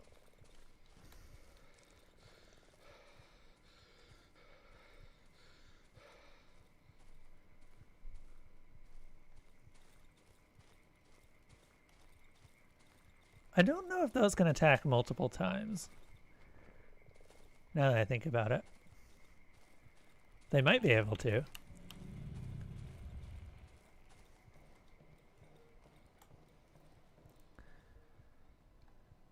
Okay. Well, we've got enough for an axe. That's our new melee weapon for now.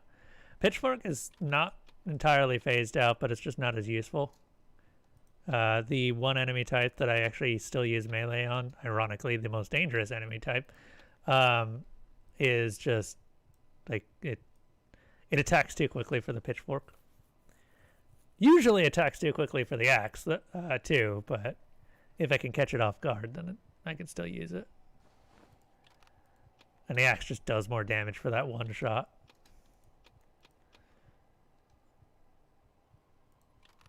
Go ahead and get the armor up. Yeah, we don't actually need to visit Wolf, which is sort of surprising, but yeah.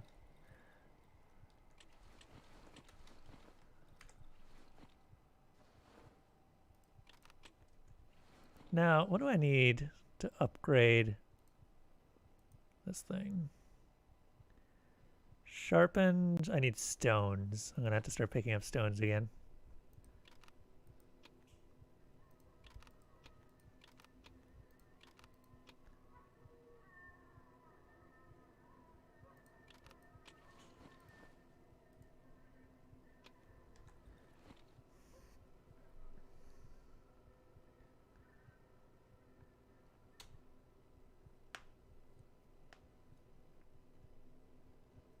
Wait, that's weird. Do you have Ivara yet?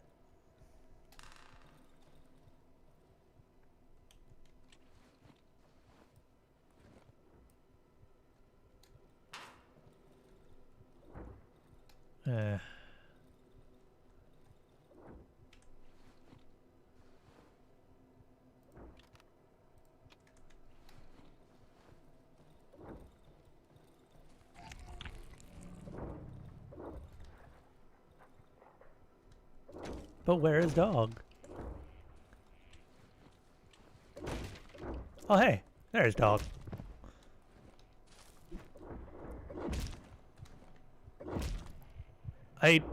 How much health did I have? Oh my god, I didn't heal myself. Oh. I was going to uncover the well so that I could heal myself, and then I never actually did that. I'm an idiot. Down to 5. We're gonna do this, though. That's assuming that I can figure out how to do the optional get out of jail free card. I've done it once before. You only get one shot. All right, we're going to go visit the snail. First, though, the 3.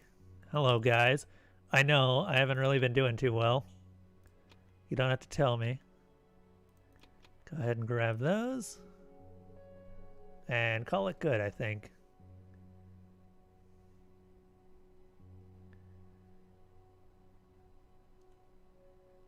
Now that I think about it. We do actually have some stuff to sell to them. Quite a lot of stuff now that I think. Because we've got a welder.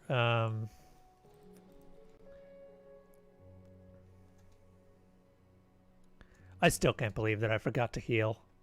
Went out to fight dogs, immediately forgot to heal, died just to the stupidest reason. I'm gonna beat myself up over that. Actually, the stupidest reason.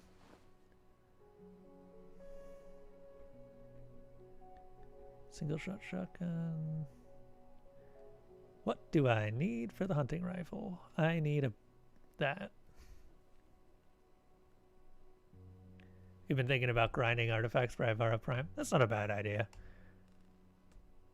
Ironically, a lot of the primes are easier to get than their base warframes these days, just because artifacts are easier to come by.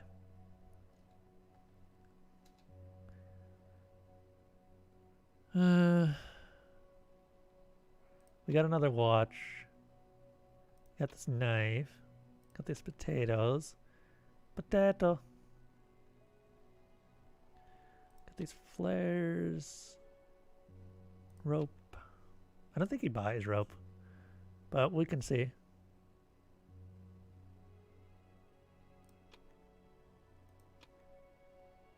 This welder.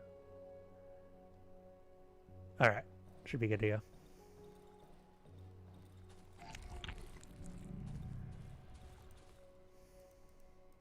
I'm playing really sloppily, honestly.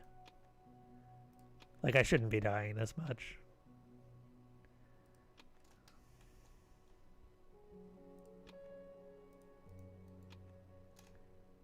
And I'm not gonna buy the part yet, if only because I don't actually have much of a use for it right now. But I will consider buying it if I don't find it in the next couple of days. Still really pissed off about that death. I should have known better. I should have done better.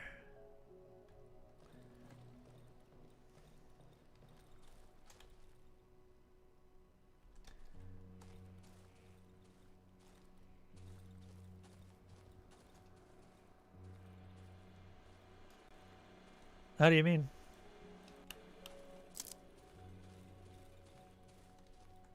Just that you buy all of his parts? Didn't used to be that way. He used to show up in random events.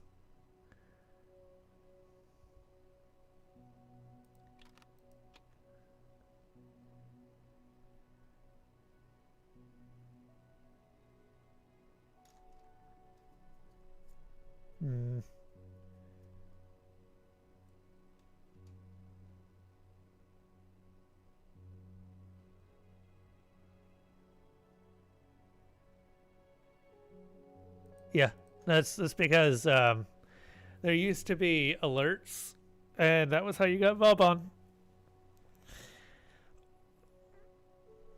They got rid of the alert system for the Nightwave system instead, and they're regretting it immensely because it turns out that Nightwave is really hard to keep developing for.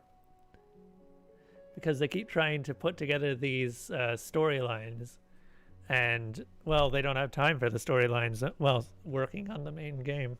So Nightwave ends up stagnating for months at a time.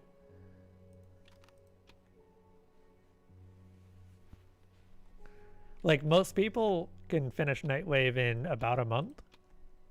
No, a month is a bit optimistic. Probably about 3 months.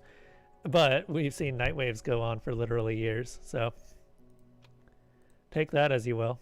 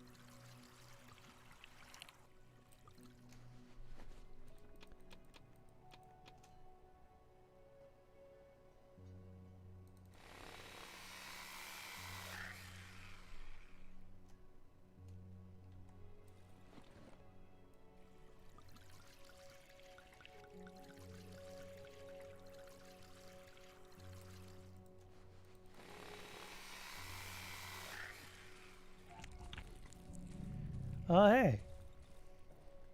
Also, when did we lose a few shields? I thought that we were up to 55, but now we're down to 53.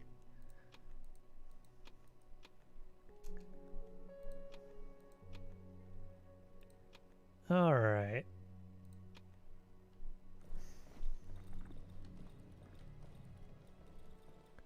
What window got broken into? Maybe they didn't get broken? No, they just got attacked.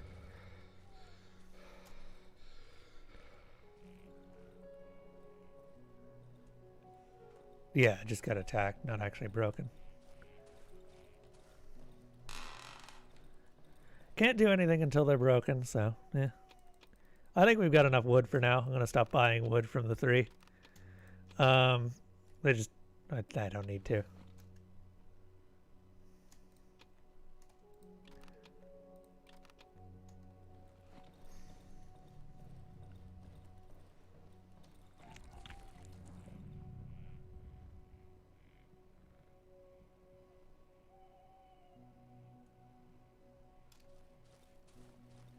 Really? Leveling up Nightwave once is literally just like 2 daily missions and maybe a weekly.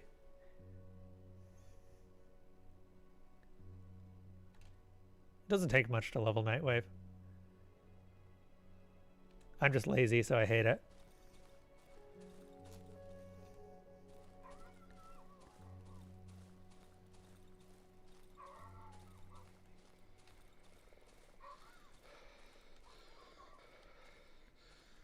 Alright, so we do need to start looking for some stuff again. The rocks, so that we can sharpen the axe. Oh, come on. Get away from me.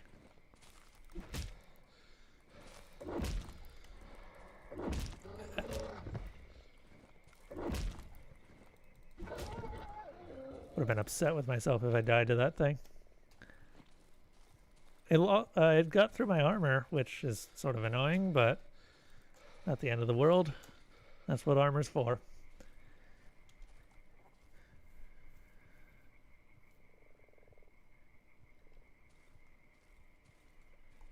Oh, good. That was the attack that would crash the bot because it was too long.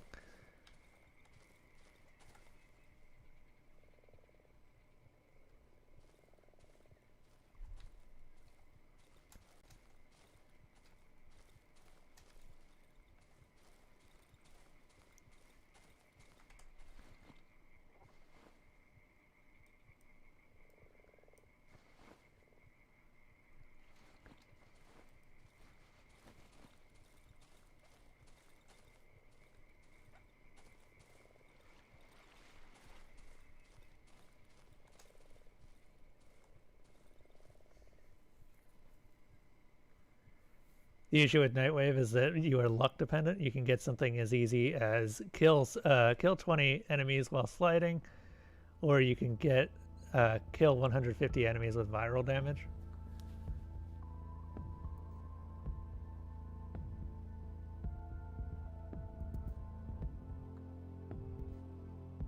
I mean, I wouldn't say that it's going to be impossible for a while because viral damage can be created with literally 2 mods. And those mods are pretty common. Now, being able to use them may not, at the same time, may cost a little bit, but shouldn't be that bad.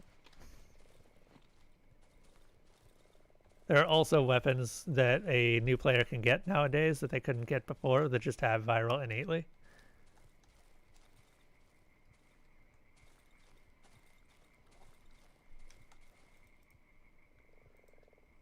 There we are.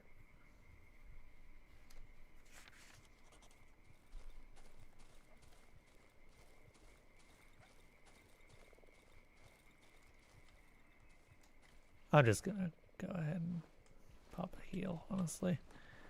I'm done taking chances.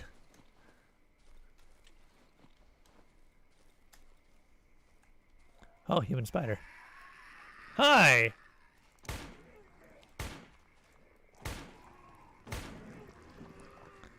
Just no.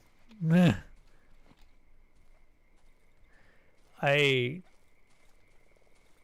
don't want to fight you. Human spiders are not the worst enemy, but they suck.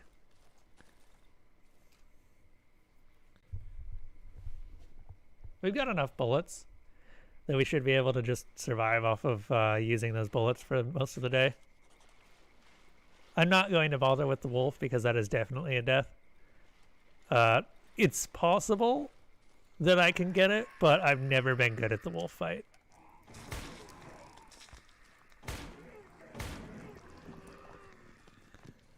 Okay, so they're about 3.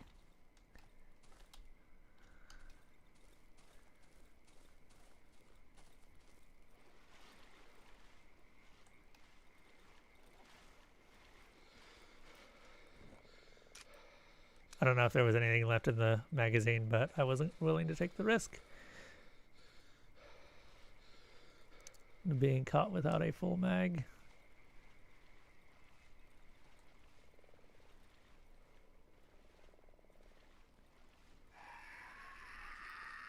Hi.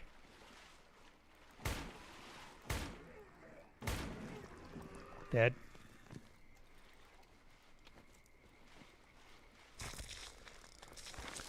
Oh, I don't like that. I don't like that. I don't like that at all.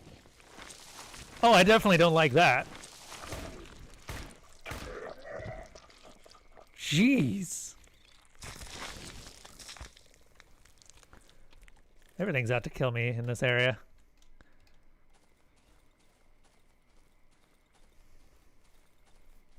Alright. Well, that was actually a pretty successful outing. Another dead centipede. Any dead centipede that I killed without taking damage is a good thing. Because they're just not common anymore.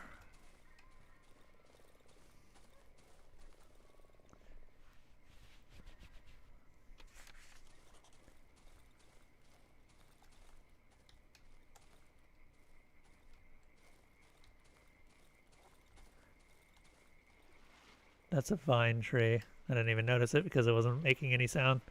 I wonder if they're kind of just dead after you've been affected by them.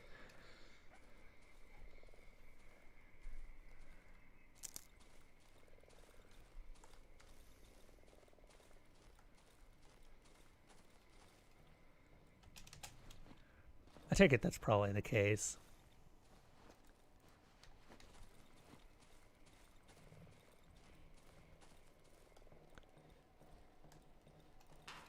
This is definitely the area of the game that I know the least about. Because there's just... I've only been here twice so far.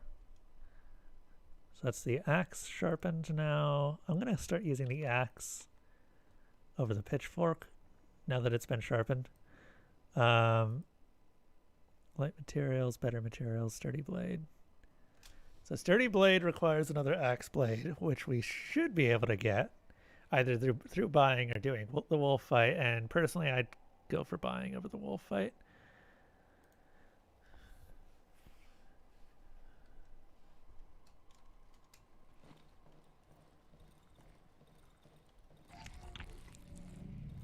Dude.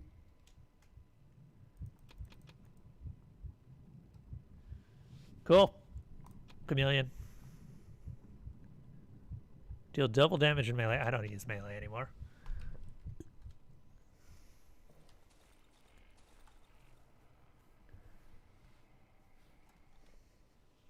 A new player, right? Weapons with built-in viral damage are often locked behind higher MR, the dojo, or some bad way of getting the blueprint.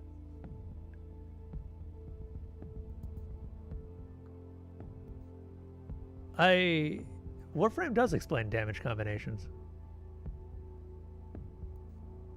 Like, it just doesn't direct you to the tutorial. The tutorial is actually in the modding screen.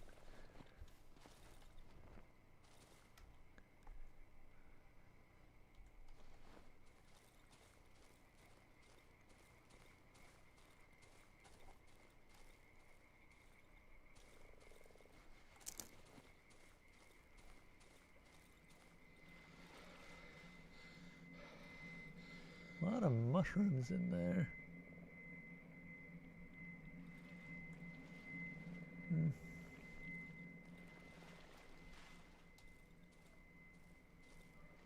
Granted, Warframe's tutorials have almost universally been shit. Like actual garbage. But...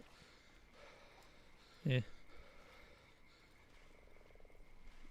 People have complained about the Warframe new player experience for years, and it doesn't seem like they're going to be changing anything. Yeah, like I said, there is a button. It has the little information icon on it, and if you click that button, it'll take you to the tutorial for mods and how to use it. Now then, we have a shovel.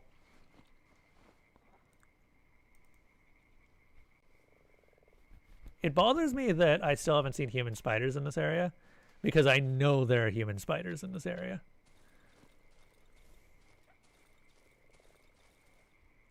Because I've been killed by them before.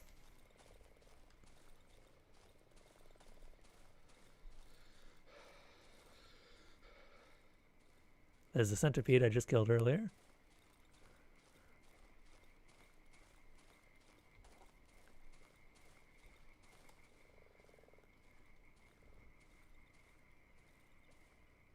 Now, hold up. We're going to take a look at the journal real quick. Or not the journal, the items found. That's the note from Wolf. Here we are. Bear trap, many nails, some useful scrap metal, gun parts is C. Where's C? Okay, I see where C is. E is some tools. We're gonna want that.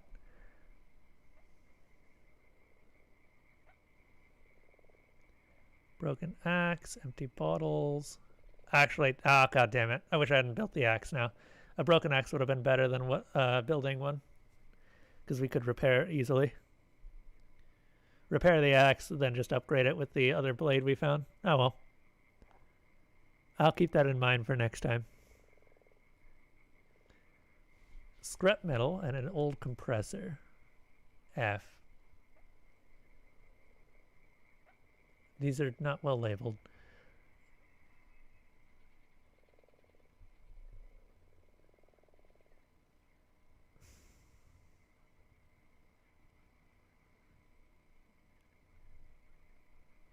Okay, F is up there, I think?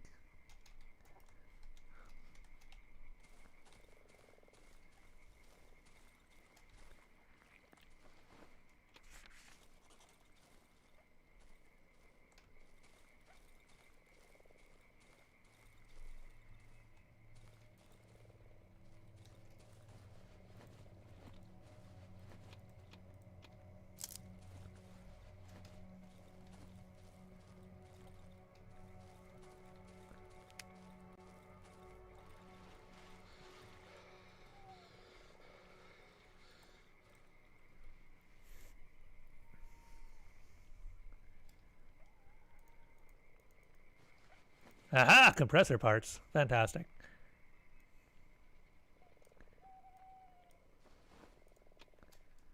And I'm not leaving these rags behind.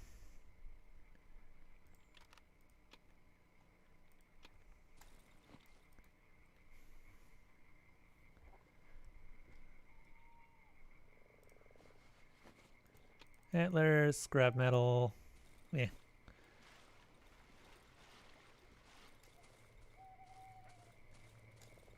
Oh, you know what?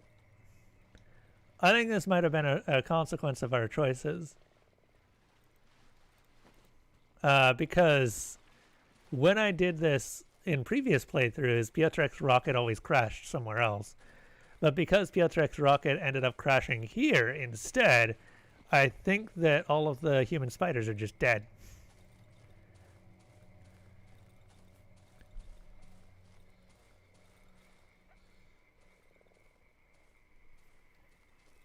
Either that or they just never got made it in the first place. Woo! No room in the inventory. Gotcha. We have too much scrap metal right now anyway.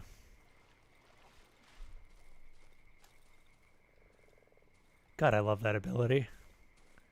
The one that makes it so that I don't trigger traps sometimes.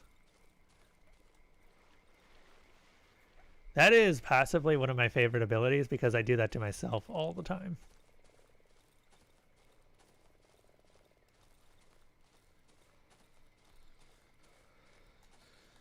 Alright, we got the compressor parts too.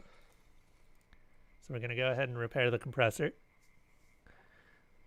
Now, depending on what happens, I may not even have a use for that compressor, but we will see. It depends on what happens with one of the other later areas.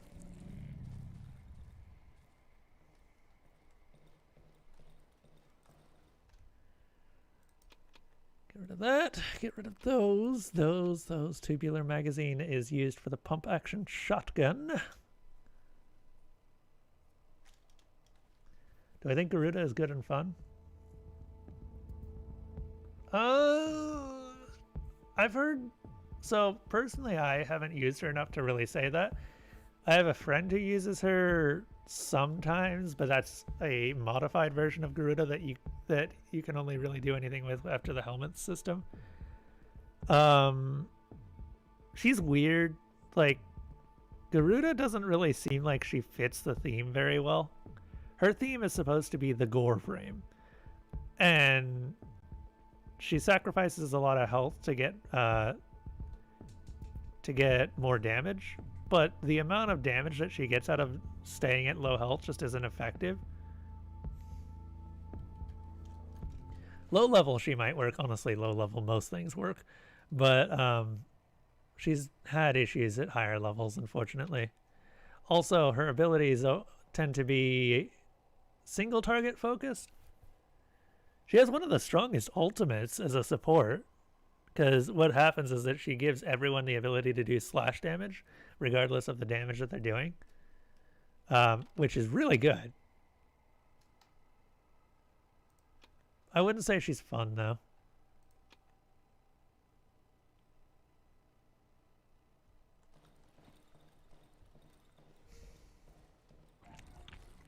Very strong cycle of durability with her.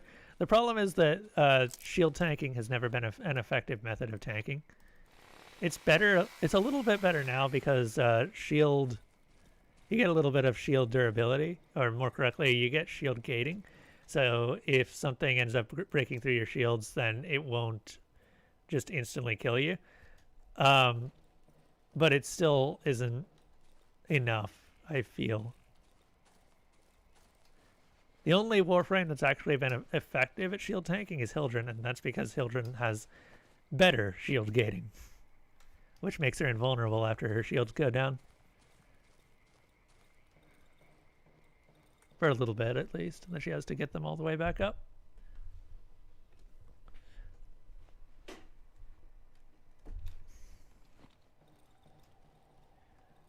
Do I want to go out? I'm going to have to repair the shovel anyway.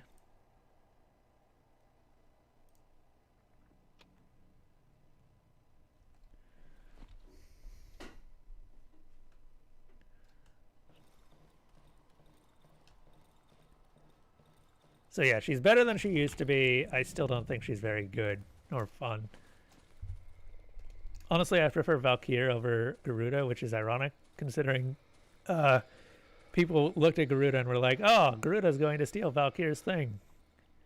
And no, I think I will still take Valkyr over Garuda.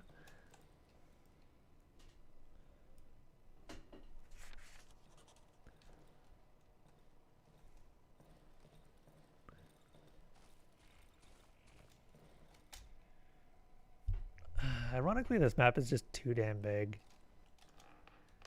It's hard to get everything done in one day that you want to get done in one day.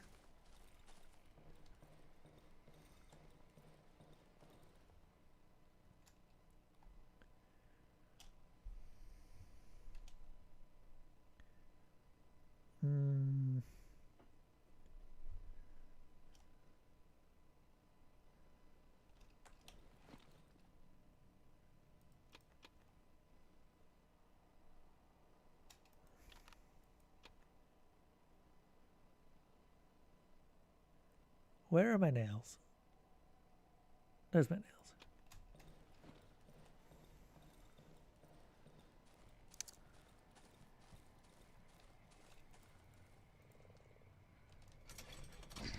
There we go. Now the well's open.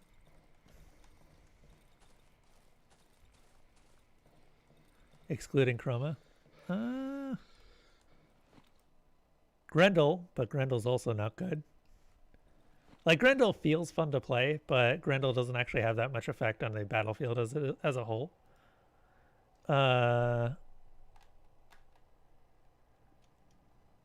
Let's see.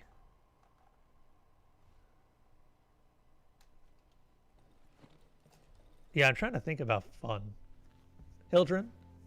Hildren is just like, oh, hey, I feel like a shining golden god. And it's just, she really is hard to kill. And it's kind of like, she's what I would want from Inaros, except they actually accomplished it with Hildren. Inaros is tanky as all balls, but he's not that fun because he's just, like, half of his whole thing is just that he's tanky. And then he goes down, and then his passive is useless at high levels. Also, you got to consider that sometimes being functional is a part of being fun. In RS3? Which one? Oh, the Sandstorm? Yeah. Ironically, Sandstorm is the one that we usually get rid of when we're modding in RS for something else.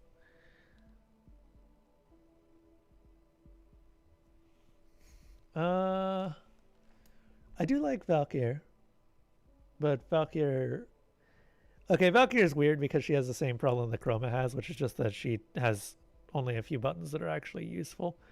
So most of the time you're just screamy baby all over the place, and then blah, blah, and then you have melee weapons. Congratulations, you have melee weapons. Oh, hey Zeb, what's up?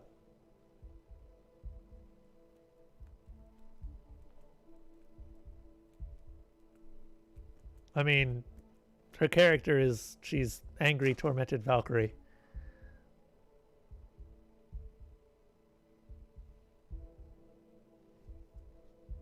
Let's see, what else? I could honestly go through practically all of the Warframes, honestly. Harrow's okay. The problem that I have with Harrow is that he feels very complex, but at the same time he feels like he's not complex enough. Like, for the amount of effort that you're putting into Harrow, he doesn't feel like he does enough.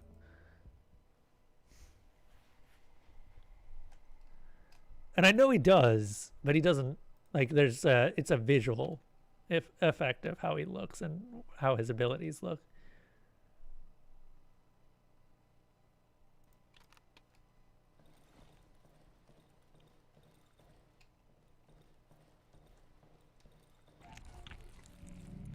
So what's up, Zeb?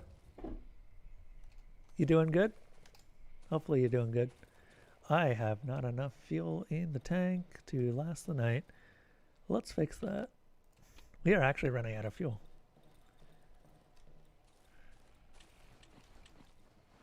Okay, we're gonna actually live this time, okay? Everyone, yeah? We're gonna live. We're not going to lose one of our 5 remaining lives. Oh my god, I went from 8, arguably 10, to 5. What is wrong with me? We might end up running out somehow.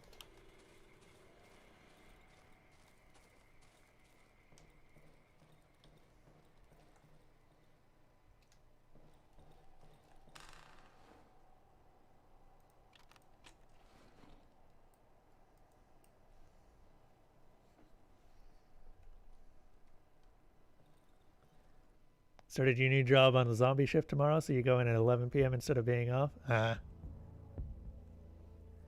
Wait, that seems weird. That seems like they're exploiting a little bit. That seems like there's some level of exploitation going on there.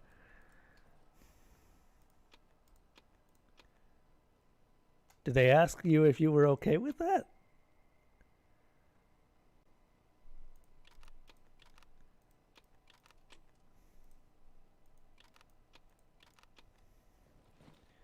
You know, the weird thing is I've actually used lanterns less in this particular playthrough than I have in any other playthrough, I think.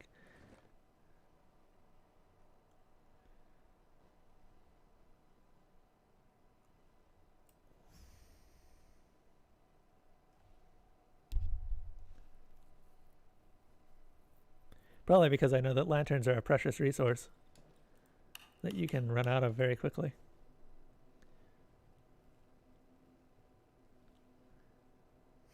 Night is supposedly starting.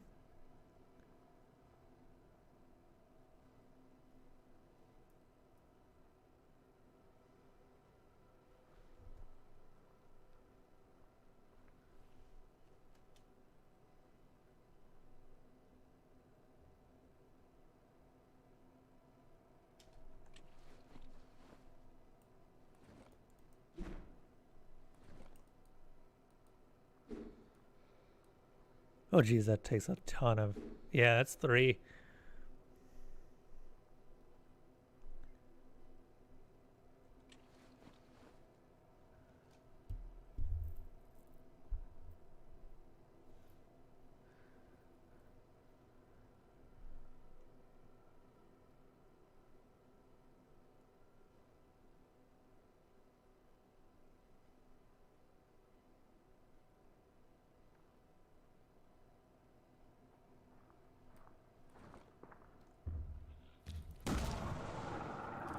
Shit.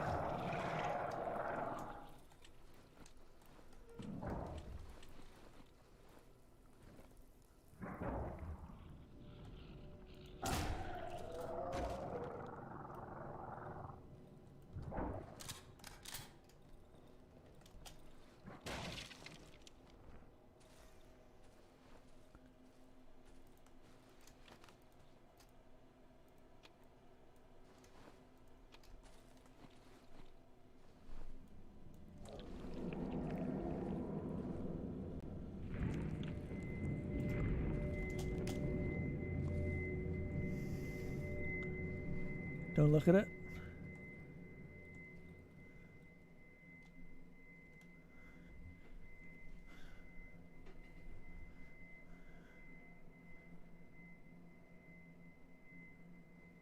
There's another chomper somewhere around here. I don't know where it is. Cool.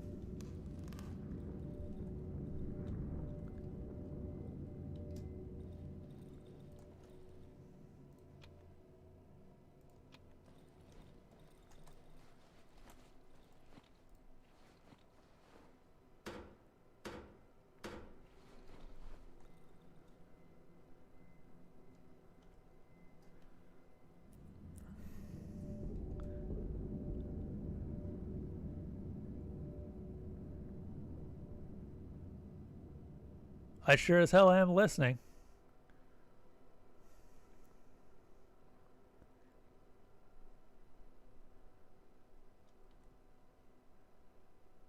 We're almost halfway through the night.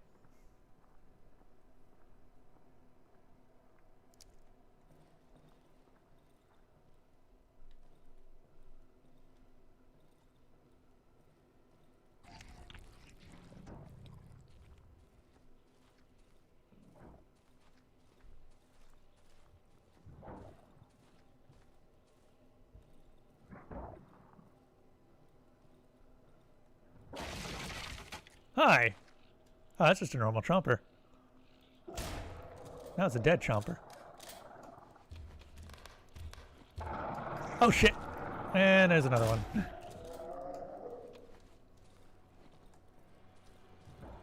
Found the other chomper. I think we're good. I'm not going to go ahead and use the other.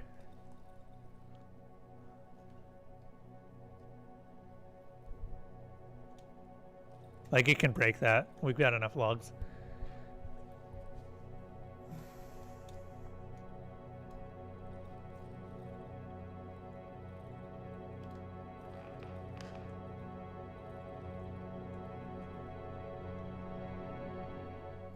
Three chompers, one night.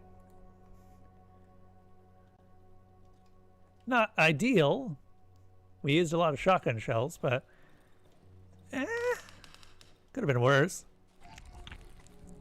And thankfully all knights are not like that. More importantly, we survived. Gonna go ahead and sell those. I don't actually need them. At this point, I don't think we can actually gain anything from level ups anymore.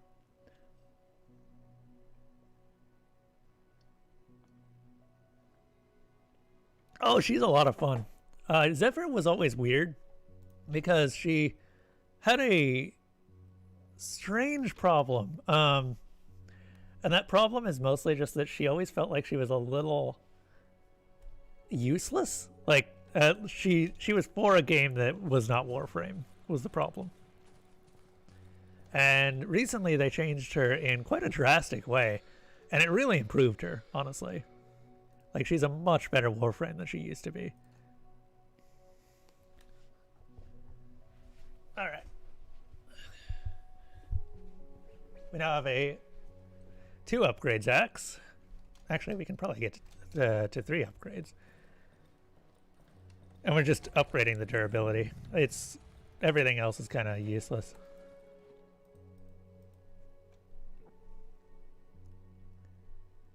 Pipe. Don't worry. We'll have enough reputation because we have a lot of things to sell to him. Sell to them. The 3. You know what I mean. Should be the better materials, which increases weapon durability again.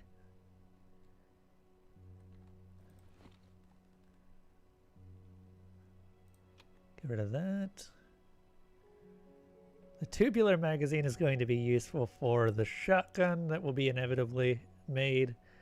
Gas tanks are good, but gas tanks are also better for selling, honestly. And I'm going to, well, I don't know.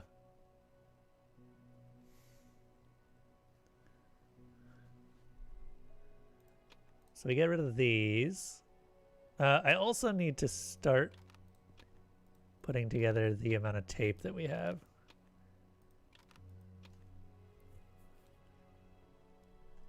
And we're running out of lanterns. Slowly but surely, we are running out of lanterns. Oh, I ended up starting a new game recently, too. Are you into card games much, Lucius?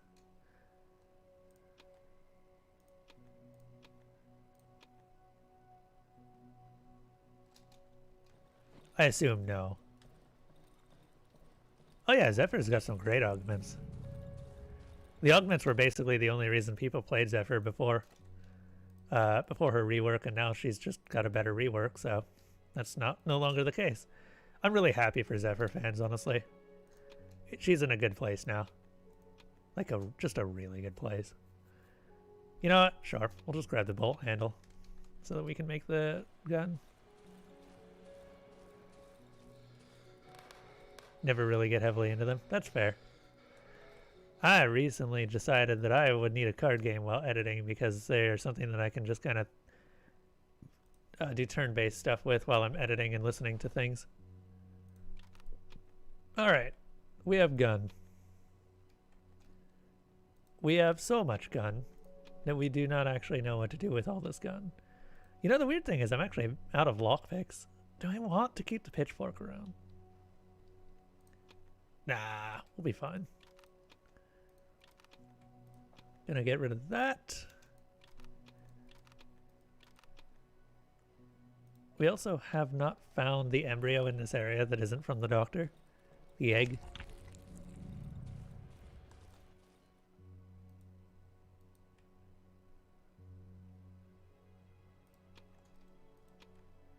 Grab the rags too, because we are always going to need rags and some duct tape. Oh, we're out of... Okay. We're actually out of standing. Right, because I used it to buy the bolt action rifle. Speaking of which. So the way that I usually organize my stuff is I put the most deadly and destructive items at the top, just in case I need them quickly. And then the least destructive items on the bottom. So the axe is near the bottom.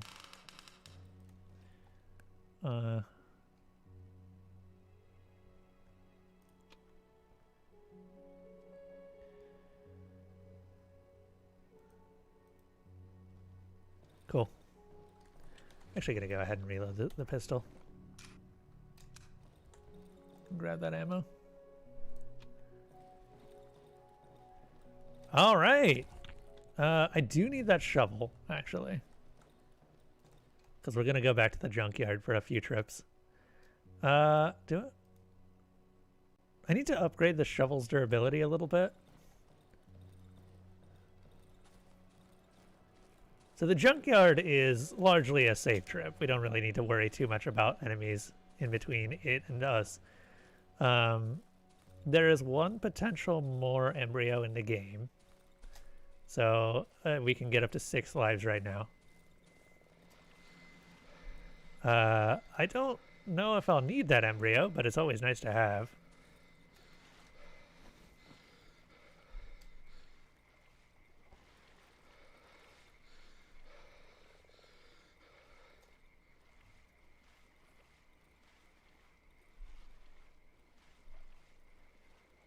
Yeah. I mean, that's basically Hildren's thing, too.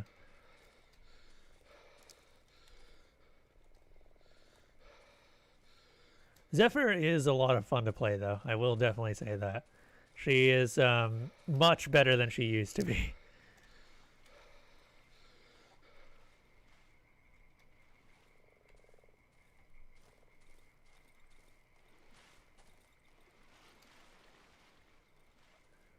By the way, if you do end up going for Grendel, I cannot advise doing Grendel's quests. Grendel's quest is actually awful. And for the Warframe you get from it is just not worth it. Like, just go ahead and buy Grendel. He's one of the ones that I bought because I tried to get his quest, or I tried to do his quest without buying him so many times, and I just gave up. I couldn't stand it.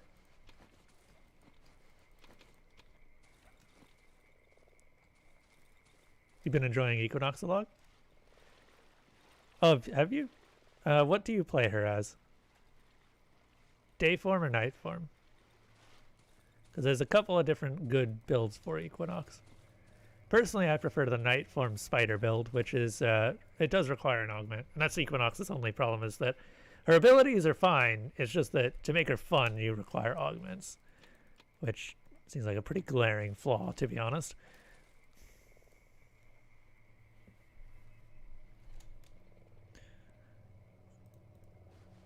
Hey, another axe blade. I really wish I hadn't bought that axe blade now.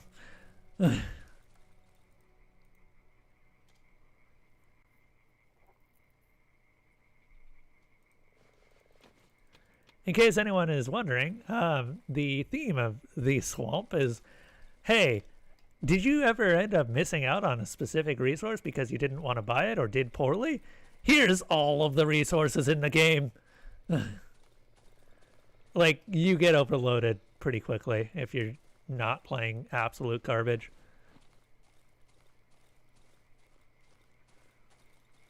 Eventually, we will actually run out of standing or anything to use standing on because we just have everything. It's not uncommon. It happens. It happened my last playthrough. It's going to happen this playthrough. It's just an inevitability.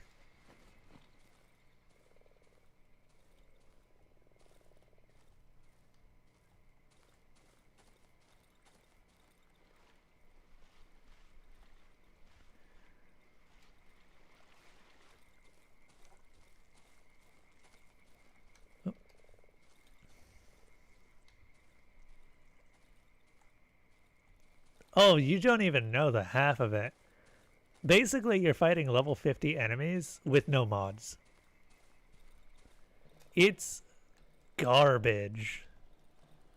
Like, I tried to do one of the Warframes that is known for being able to take on level 150 enemies with no mods, but you have to be so specific about your energy usage that eventually you just run out and it's not fun. Like, he can do it, but it's not fun. It is very much an anti-fun experience. Well, we'll sell that axe to get some of our standing back at least. And now we have another... we have 3 weapon parts. Wait, you need 3? I have 1. Oh, wow. Okay, we're going to have to start buying up weapon parts.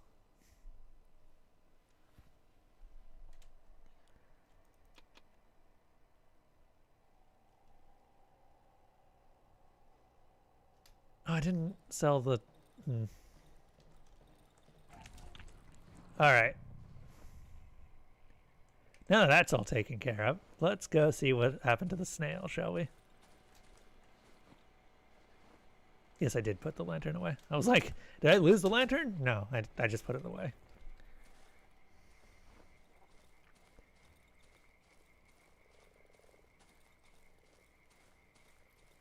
There is an augment for her that makes that ability so fun.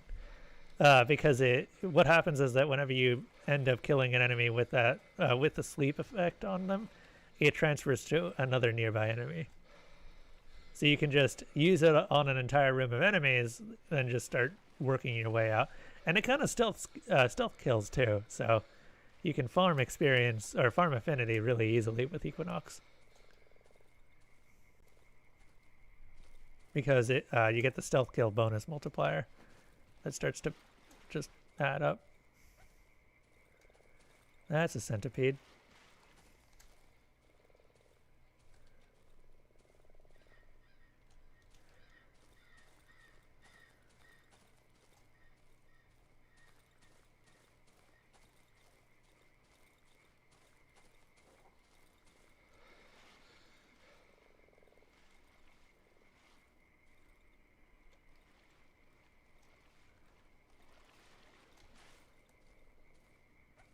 God, I miss the ability to just run for days. That's one of the abilities that I passed up this playthrough because I wanted to try one of the other ones. It's okay. Chameleon is actually pretty good. Chameleon, honestly, you get 2 abilities for the 3rd tier, and there's just one of the abilities is kind of useless. I would have loved if you could actually take one of these lower tier abilities over it. But Chameleon is fine. Oh, right, the snail's gone. So yeah, now we can get into the cottage and progress the story.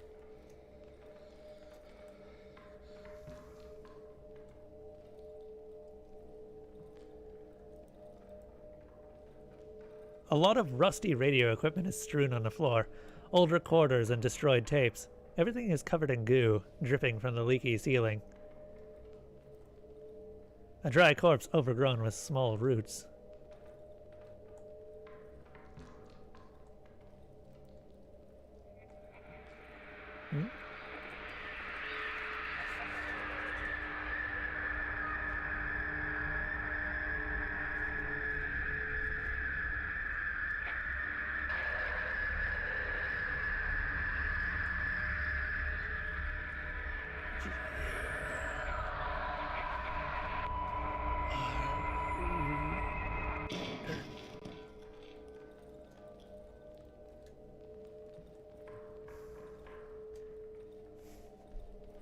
Alright, so our next trip is the radio tower.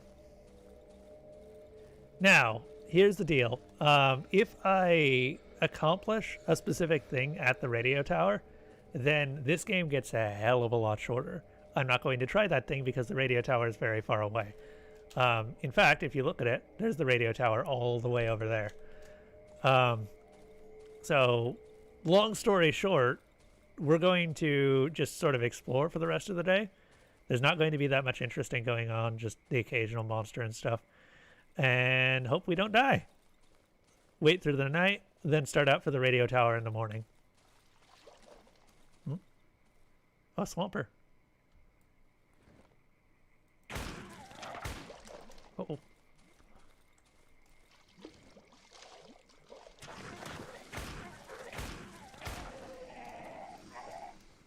Nice. Didn't know there was a Swamper near here. That wasn't there on the way in.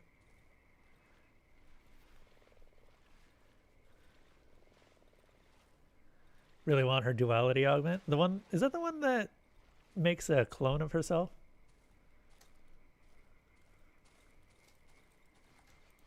I might be remembering a different one.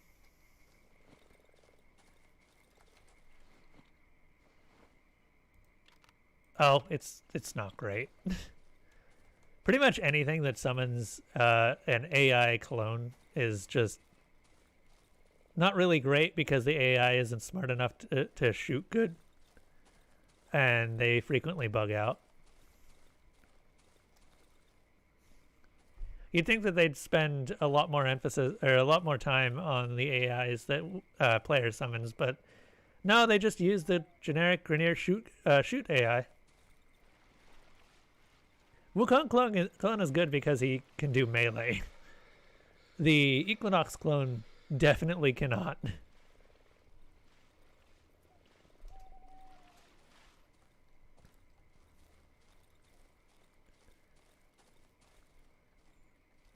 Also, keep in mind, the Wukong clone was specifically designed for Wukong.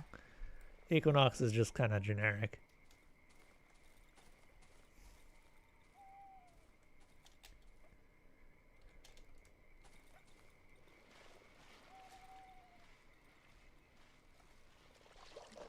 Oh, another. There it is. Oh shit! Get out of the water.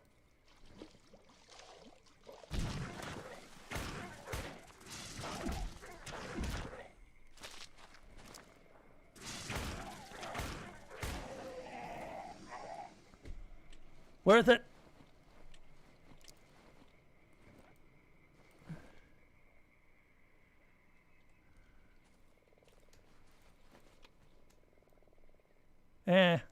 Eat this one.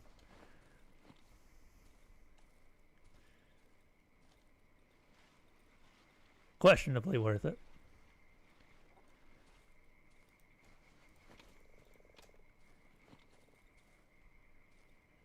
Get more rocks. So I may have been underutilizing rocks in the past.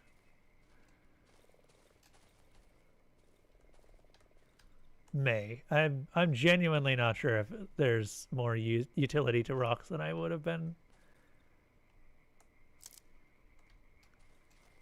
Ooh, ooh, ooh. Okay, this is great.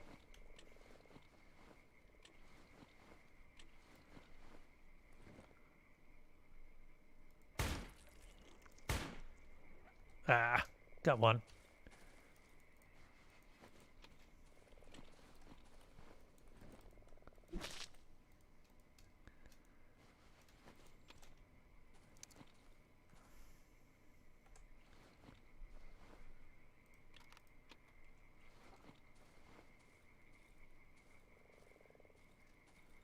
Goatman.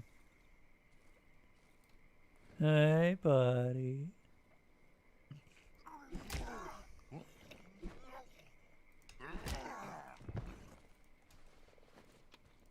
Just in case you needed another stick, I guess. Interesting.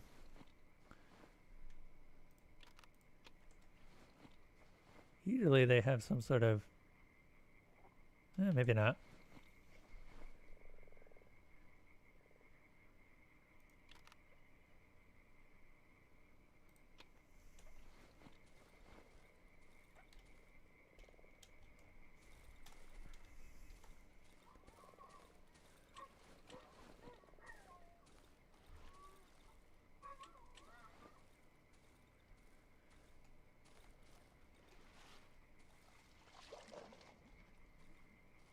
Ooh, Swamper.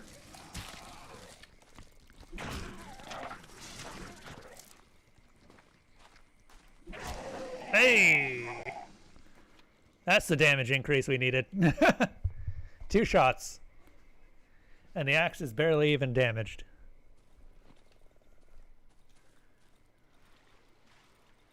Yeah, if you can get hits in with the axe is amazing.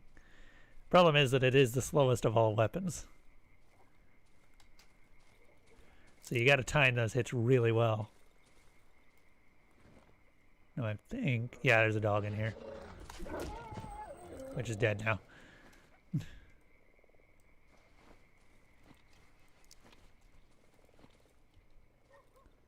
Just keep on refreshing. Ooh! Dead. Okay, now I'm feeling a bit better.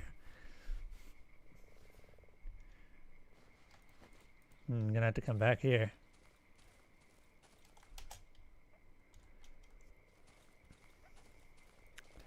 Chop that wood.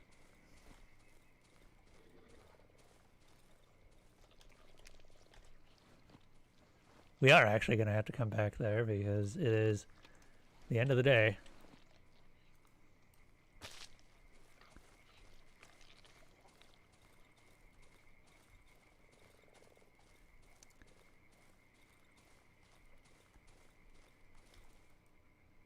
No room in the inventory for that bear trap.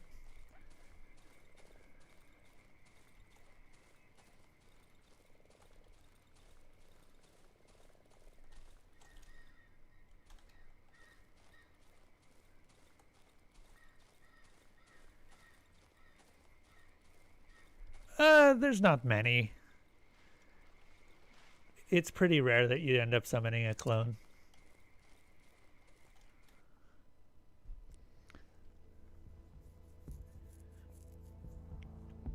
Chroma's clone needs to scream more, honestly. I use Chroma's clone for its armor debuff on Chroma himself, though.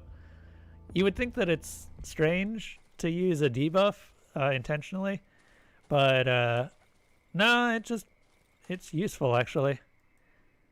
For one reason and one reason alone, and that is because sometimes Chroma's a bit too tanky, and he can't get his buffs up all the way.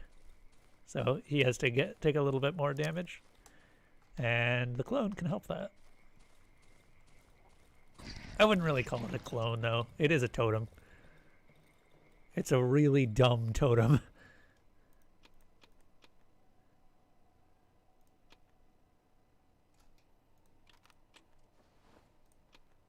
We got a lot of stuff to sell today. Wow, look at all this stuff. Jeez.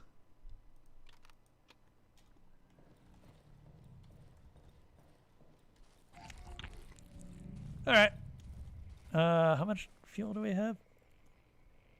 None, because I forgot to turn the freaking generator on. Or off.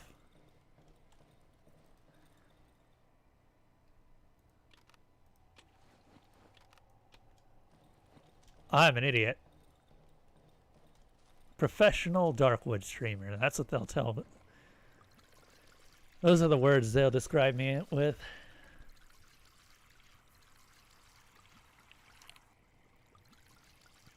No, they're almost universally not good, but they're fun.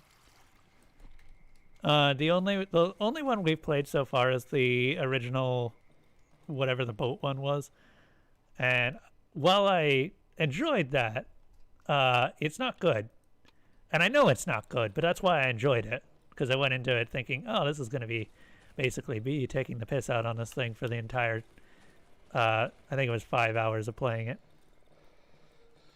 Really? It was okay at best.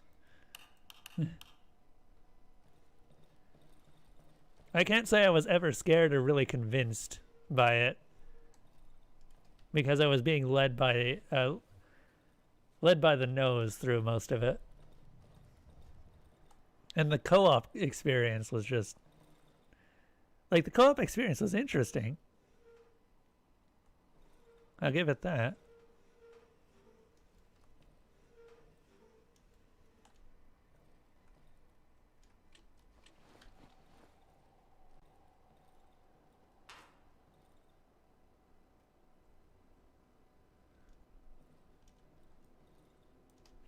I'm going to move this a bit so that I can see into the other room.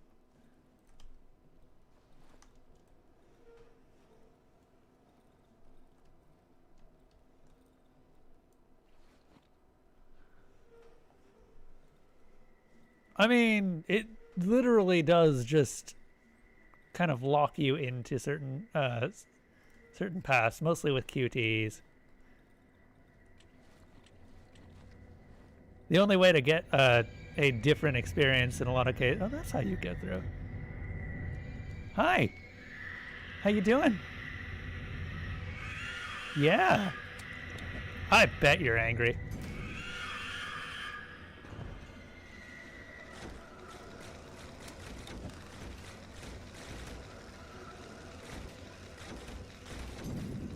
That's a lot of Banshee babies.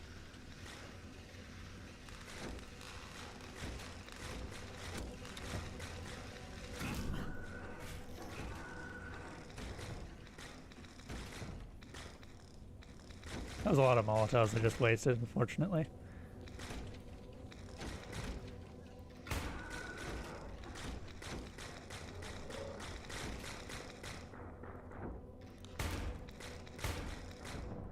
Oh.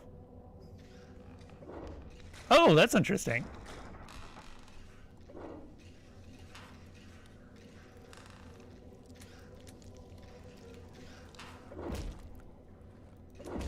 Oi.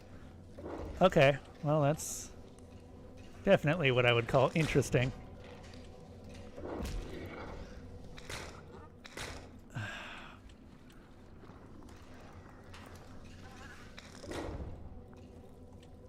Okay, where's my axe?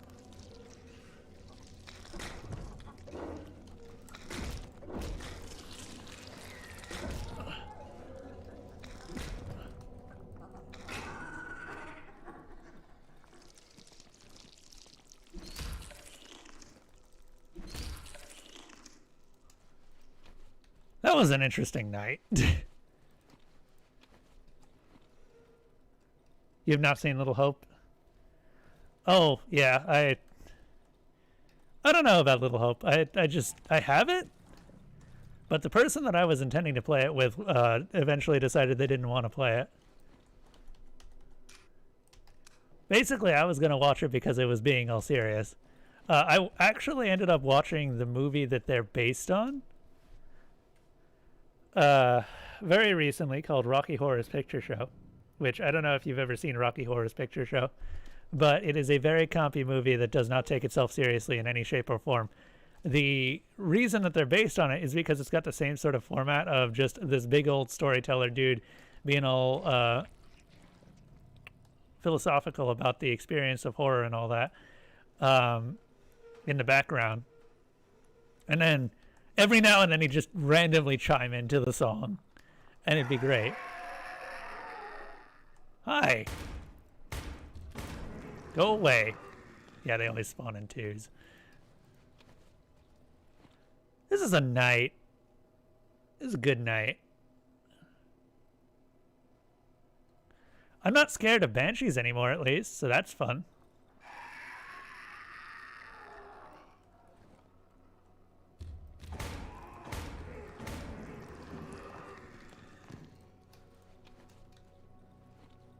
I used to be scared of banshees. Now I'm just like, it's another banshee. Woo! Get to kill it. They're not hard to kill, just they require you to stay calm.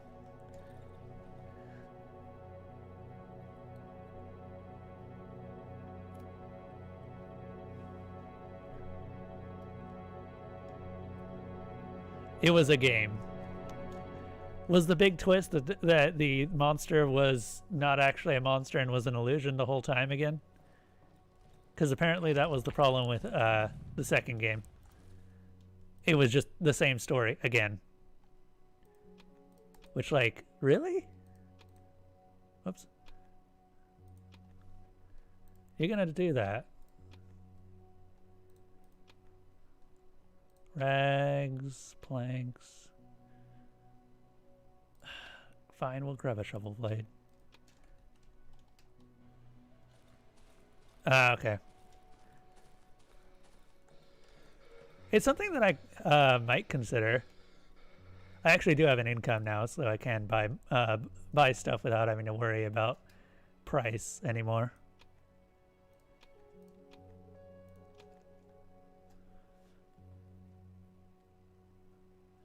By the way, this will probably be the last horror game of the month. Darkwood, I mean. So enjoy it while you can. Also, geez, this axe just improved the quality of my life so much. I'm so happy to have this axe now.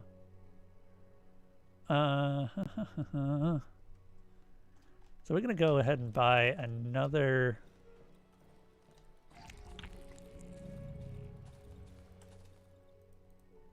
Hello. Let's go ahead and grab something. Pills. That's what I was going to buy. Because we're always running out of pills. We don't really need meat, really, because we get it out, get it from just wandering around. Pretty much everything else is expendable as well.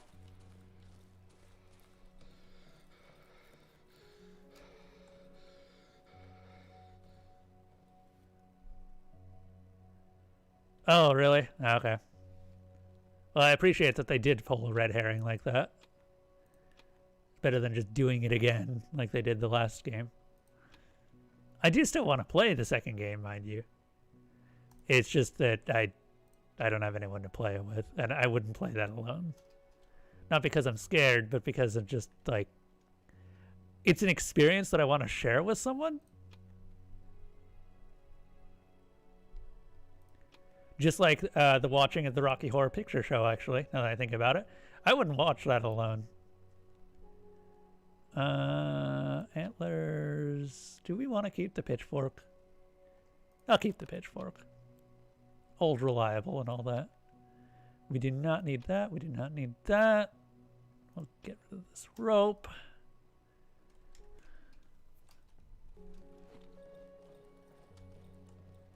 Yeah, but that's what makes it stupid and fun, right? Or is it actually just painful?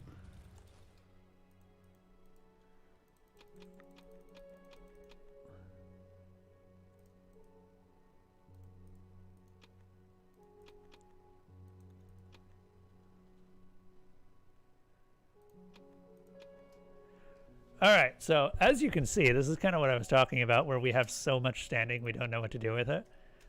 We now have 612 standing, and I will never buy anything from the merchant other than just the nightly stuff ever again. There is one more weapon part that I need, and that's it. Because I need one more for the pump action shotgun.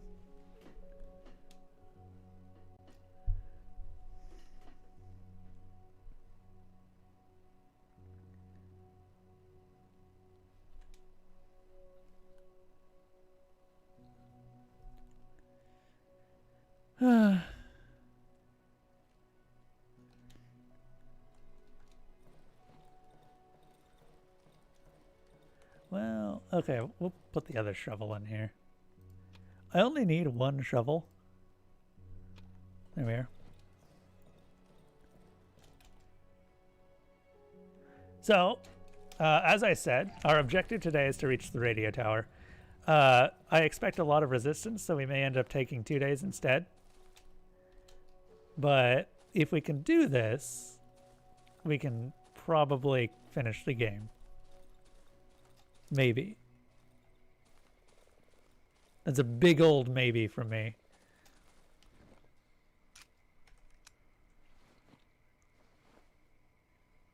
No, we're running out of pistol ammo. That's okay. We've got long gun ammo. Yeah, we've been stocking up. So we've actually been doing pretty well on... We've got 8 shots of shotgun ammo and 4 shots of long gun ammo. Now I could go down here, but that's Wolf's territory and I ain't going there. He can't make me. You flat out cannot make me.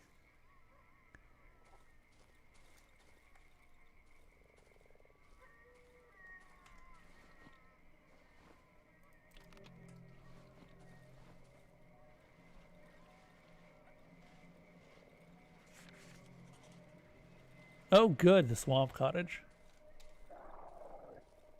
Hi. What's up? There it is. Now this one I knew about. And I'm going to try and snipe it if I can.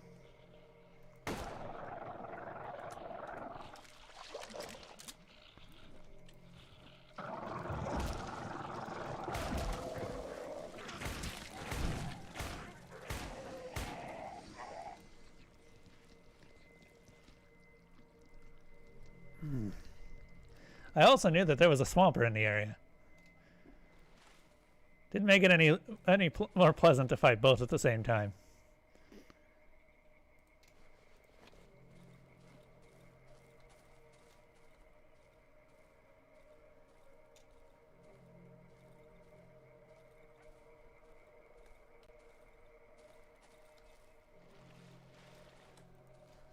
Need that. We are actually running out.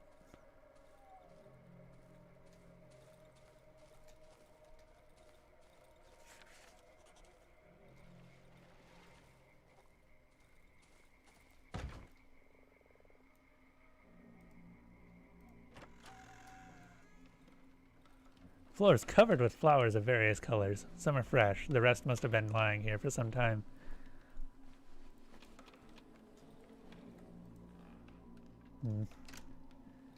Don't have the key to that.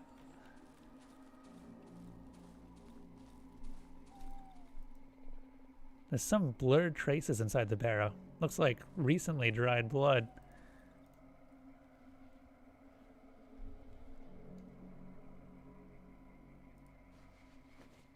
The underground key. Key to number 21. Another one. I don't think it's of any use. Can I sell it? Nope. Oh, we also got some ammo out of those.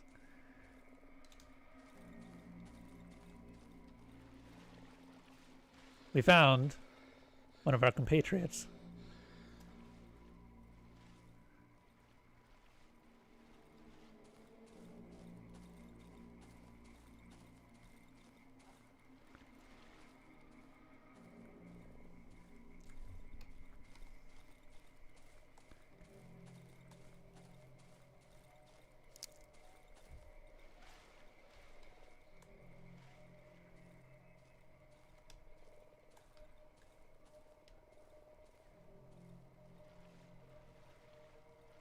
There's a small twist about the monsters in House of Ashes.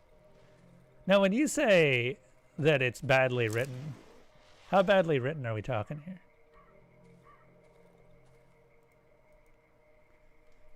Like, are we talking the dialogue is badly written or the entire plot is badly written?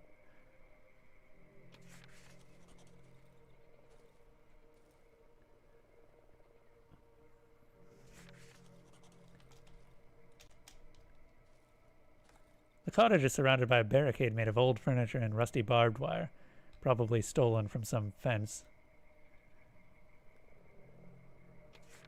Plot itself is decent. See, that sounds like fun.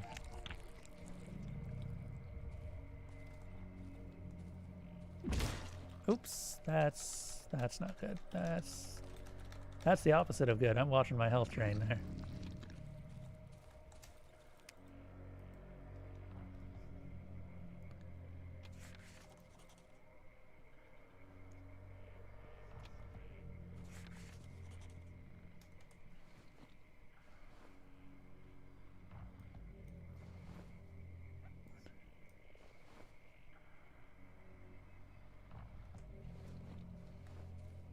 So, you may be noticing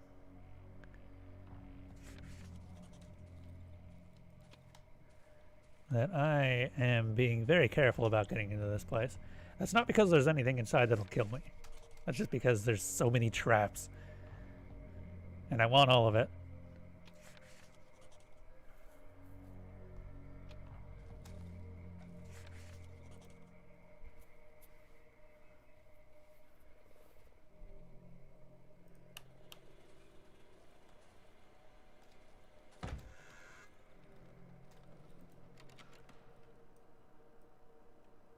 Thank you for fixing our generator. You can come in. The elephants. The air is filled with a suffocating sweet odor of rot. Who are you? The woman is wearing a heavy, ruined coat. Her voice is suppressed by the cracked gas mask she's wearing. Can't you speak? Did someone take away your voice? Two women hide behind the woman. The younger one eyes me nervously, cowering in fear. The older one just stands there, motionless. You're not from around here. I would have recognized you. We may keep to ourselves, but I know everyone here. I would never forget your mug. The younger child pierces me with its eyes. The steamed visor of his gas mask betrays his rapid breath. Your goat looks like that because of this fiendish air, do you know? I bet you can't speak because you didn't keep your mouth shut when walking through the woods. The trees and plains are simply beautiful here, and the bushes bloom gorgeously this time of year. But don't let the charm of this land deceive you. The devil lurks between the trees, and he gets to you through your mouth and nose. The older child's grasp on his mother's hand tightens. He does not lift his gaze from one of the hut's walls. And you're just going to stand there. I know you want something, you leper demon. You're not going to get anything from us. I don't trust you, leper gob. Do you hear me? I don't trust anyone who breathes this filthy air.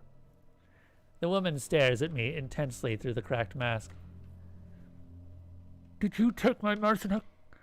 Was it you who kidnapped him? Talk! No, that cannot be. The woman stares at the floor.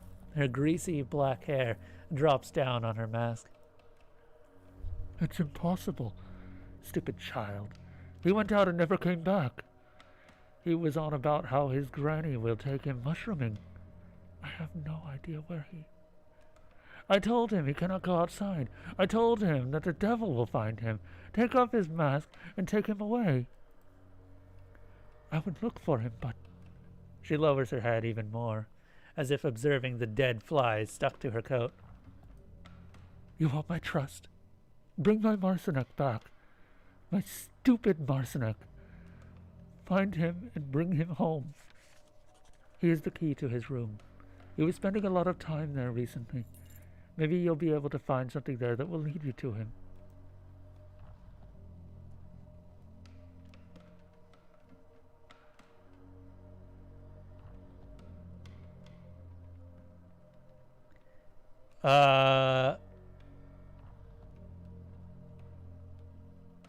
I'm gonna go with an entire clip of army gun.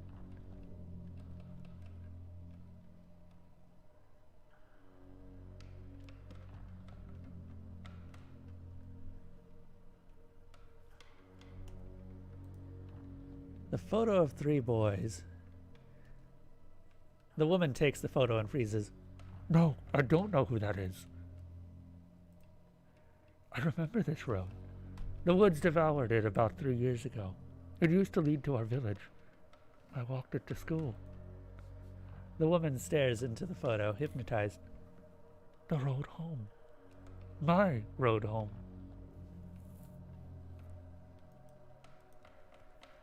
Apart from these 2 here and Marcinek, there's one more boy of mine. My precious darling, a blessed child.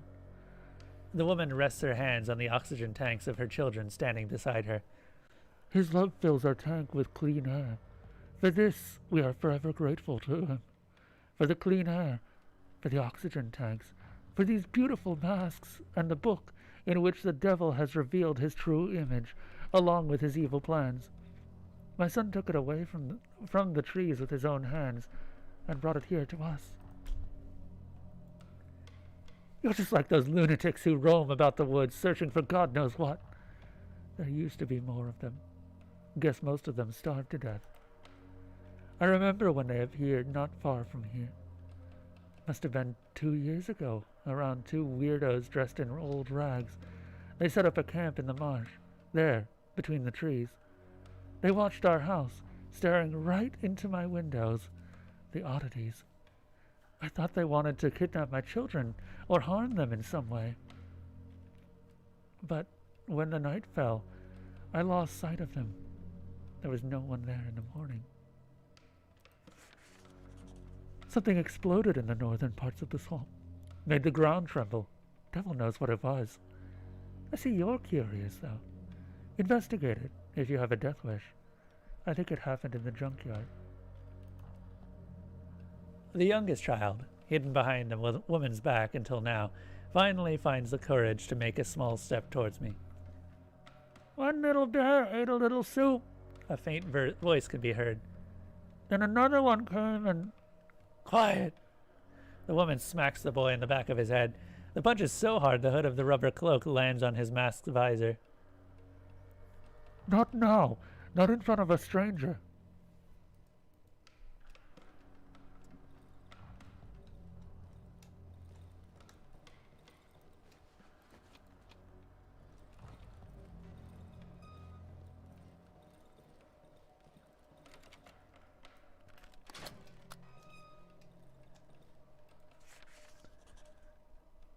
Mushroom, mushroom, mushroom, mushroom.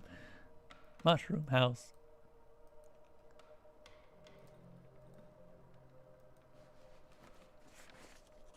Little primitive map. And that'll lead us to the mushroom woman. Around this area. Probably.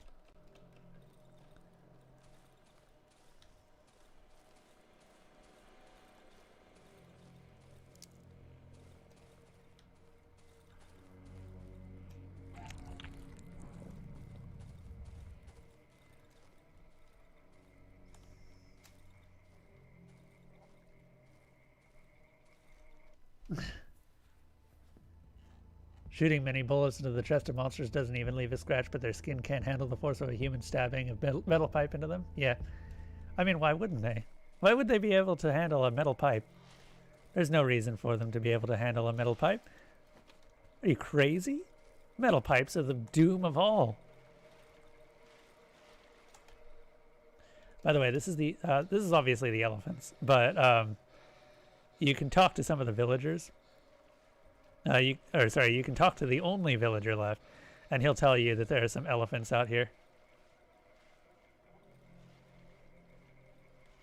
Silly villager. Gas masks aren't elephants.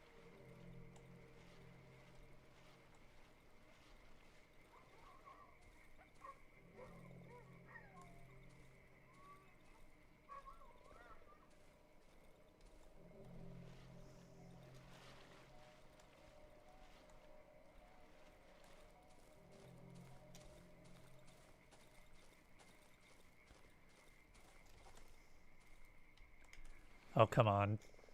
I mean, I don't even know why I'm bothering with this. It's a shiny stone. It's shiny, that's why I'm bothering with it. Probably. It's a little gnome.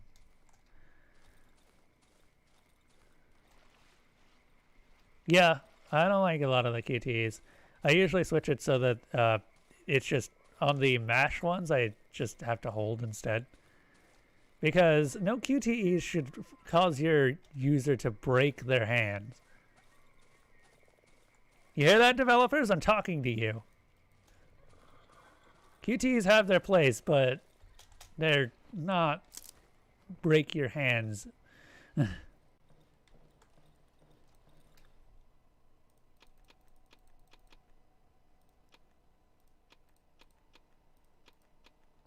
About time we got some more of those. Oh, we were starting to run out. Okay.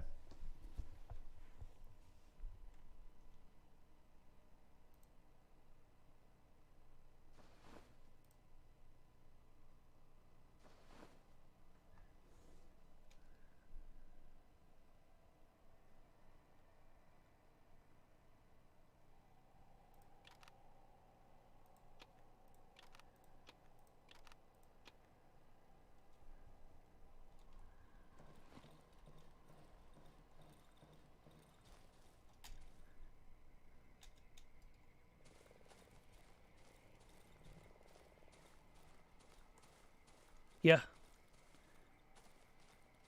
I think that the way that this... Okay, have you ever played Until Dawn? This is important.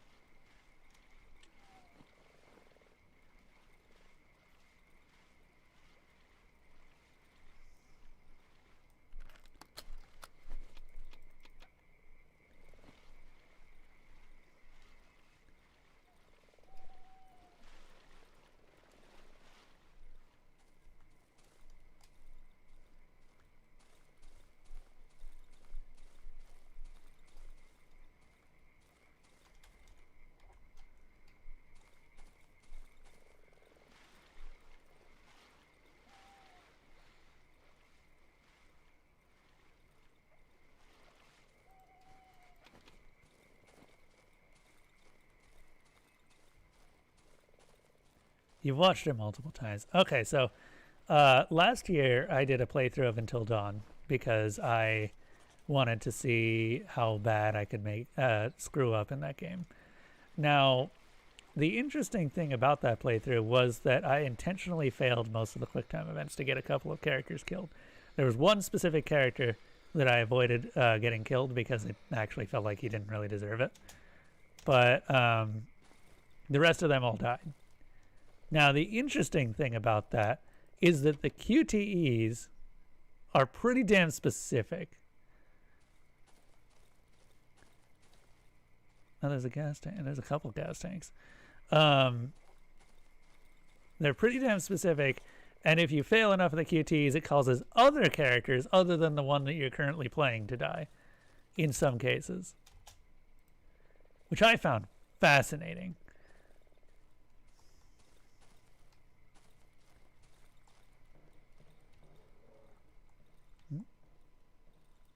Doggo? Doggo! Doggo.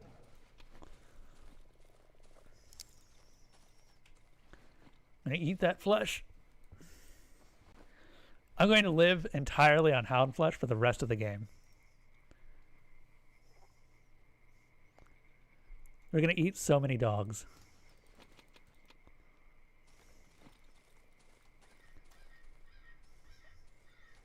Out of curiosity. I don't think I can attack those, right? No, I can't. It has to be a stone. God, we are actually running out of space. Just really bad.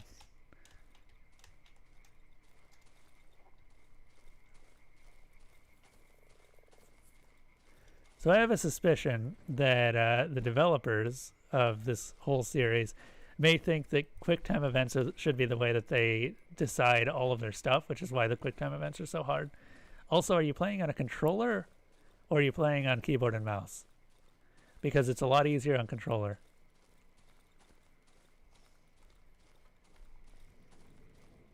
Probably because controllers are actually made for that sort of thing, but yeah.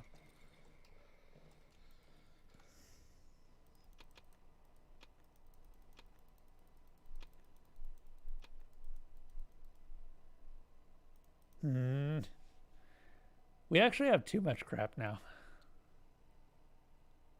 We went from not having enough crap to too much crap.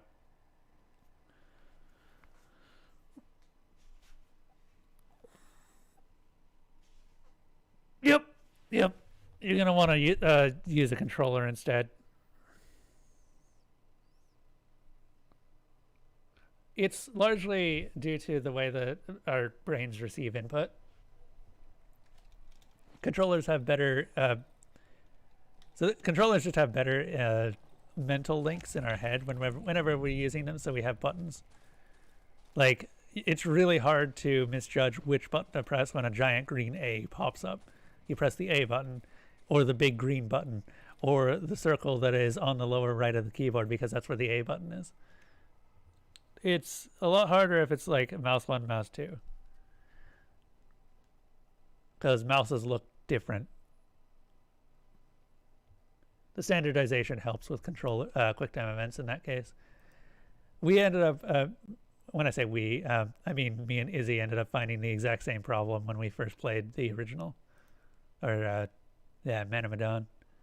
Manamadan. Manamadan. Manama. I don't know what I'm doing. Yes, we should be reaching the end of... Did I turn this thing up? Oh my god, I didn't turn it off again.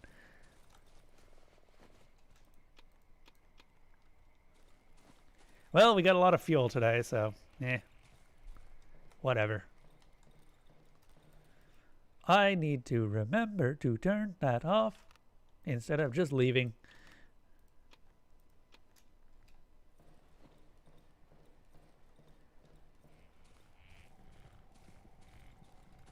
It's not mostly based on QTs.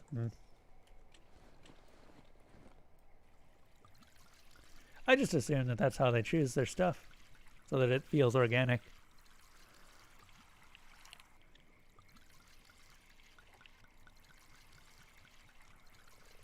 Man, we've had a lot of Colossi today.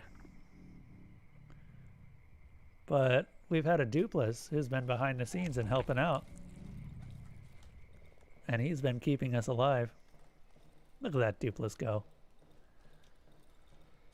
Dupless, I should give you something. I should give you a gold star.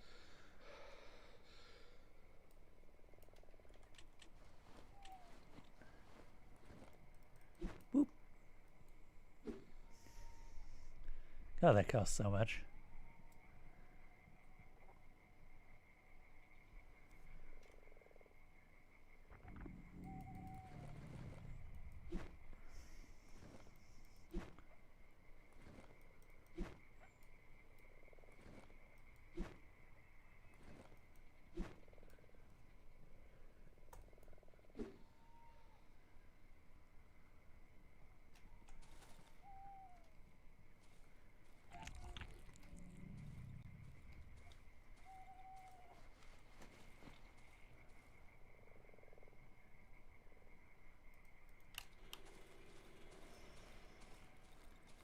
Gonna go ahead and set up a couple gas tanks. Don't really intend to sell them.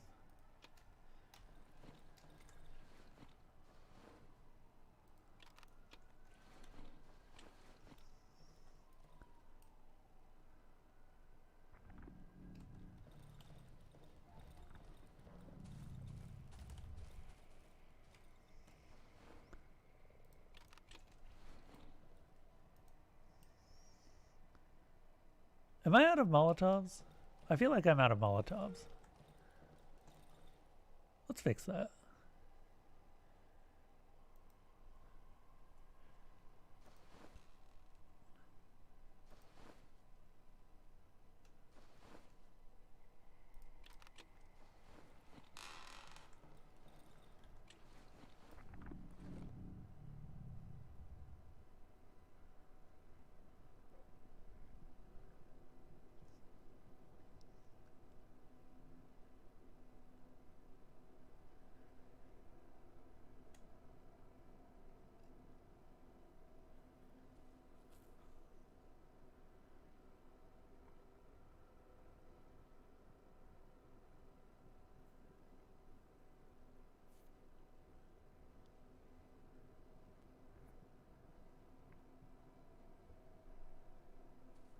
I think I've got 2 shots left in the gun right now.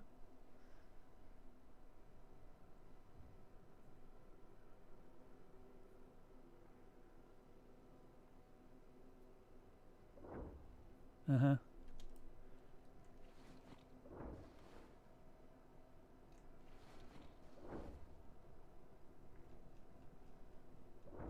How about you, buddy?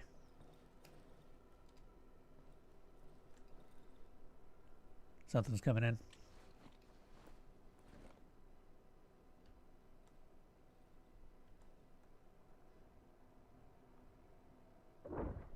Oh.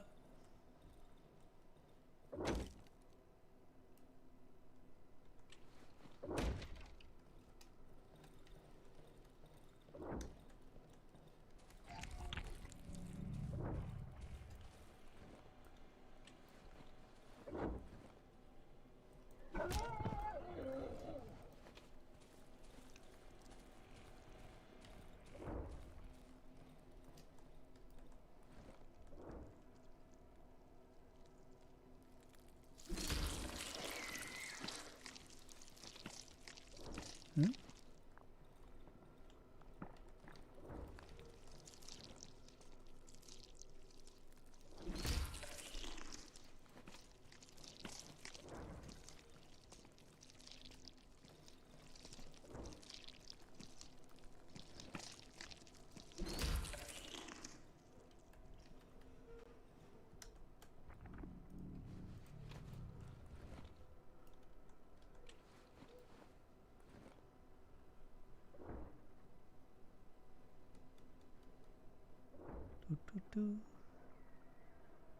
I do love how they do nights in this.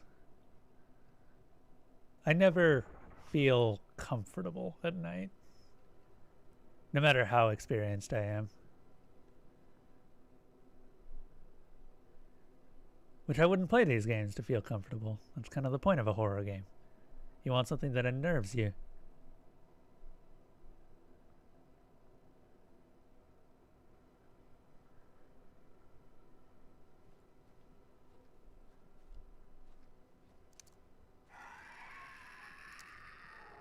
Uh-huh. Oh, great. Uh-huh. Gonna have to deal with that in a moment.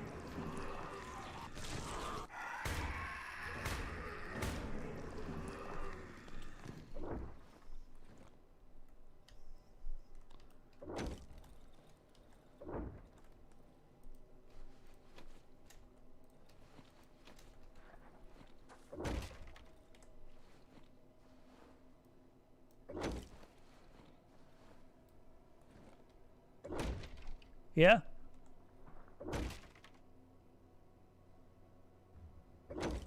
Wait.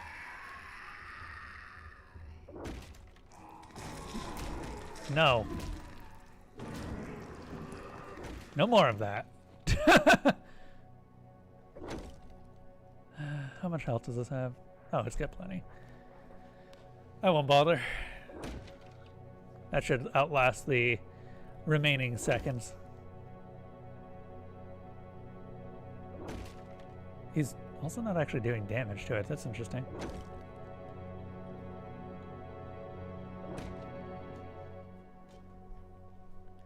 Day 21. Not too many deaths.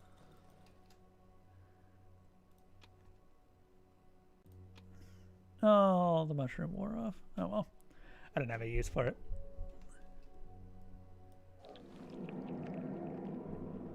Top up.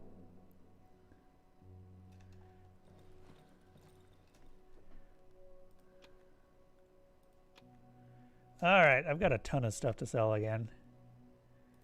As always seems to be the case.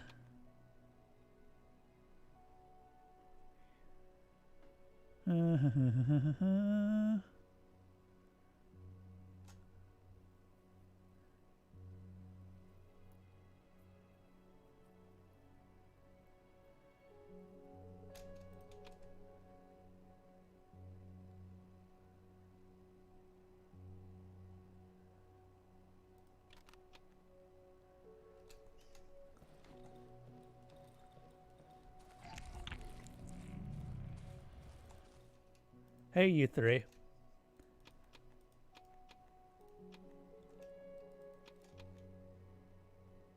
Oh, they don't have enough room. That's fine.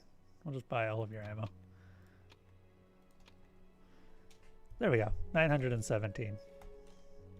Don't really have much else to buy from them, really. I guess we can buy some planks to make up for the ones that we lost. Turn that off.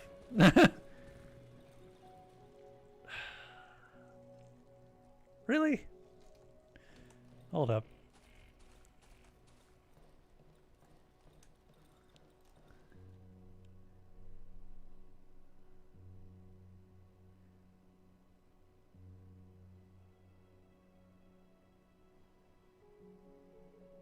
Whatever. I don't actually care.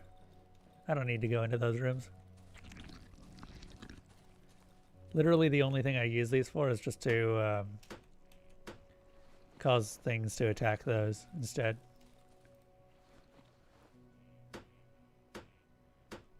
There we go.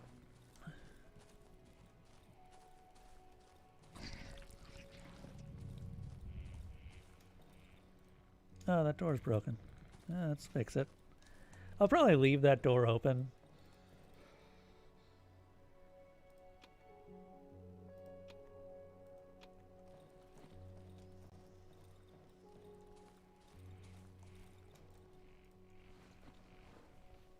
All right. Wooden door, open it up. I don't really have any particular use for any of this. Go ahead and... Is that also all goop? That is all goop. Oops, all goop.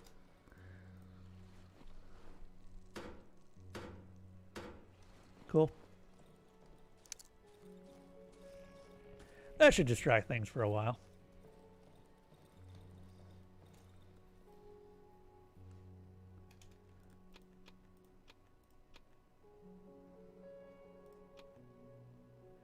More pills. Oh, I can get rid of the staff. Anything else that I want to get rid of?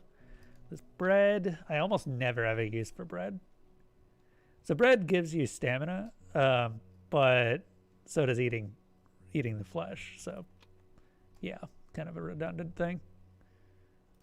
Get rid of the shiny stone. Get rid of this rope.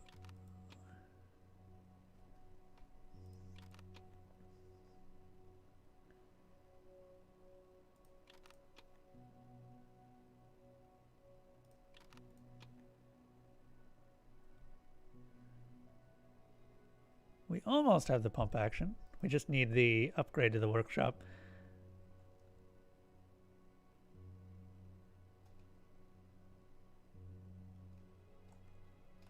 Get rid of those. I don't think I'll ever actually use those. Like, the idea of a flare is that you light it and then put it on the ground when you don't have lanterns. But, of course, I've got a lantern, so I'm never going to use it.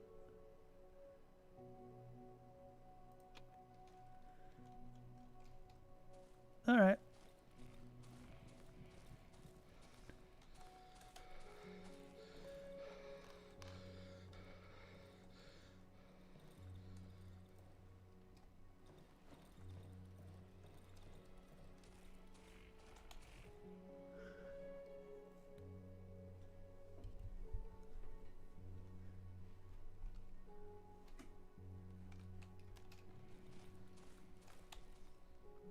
So, Lucius, would you recommend House of Ashes, given everything you've seen of it now?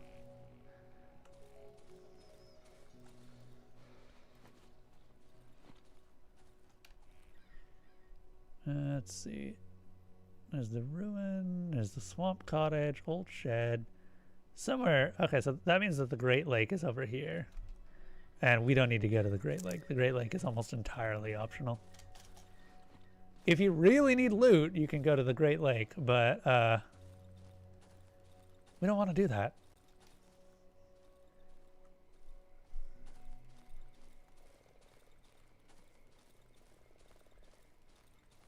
I mean, we've got the axe now, so technically we could. I just don't see any reason to. I wouldn't go there without the axe. The pitchfork is just too weak. And generally speaking, you want something that can deal with the various chompers there before they wake up. And the axe can do that very well due to its high durability.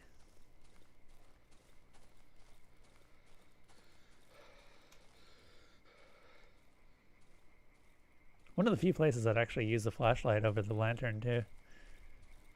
I mean, the lantern works, but I actually don't know if the flashlight works better. Oh, there's a swamper.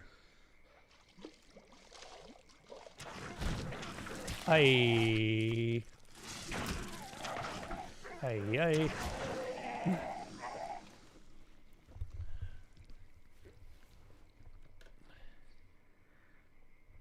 All right. Sorry, repositioning myself.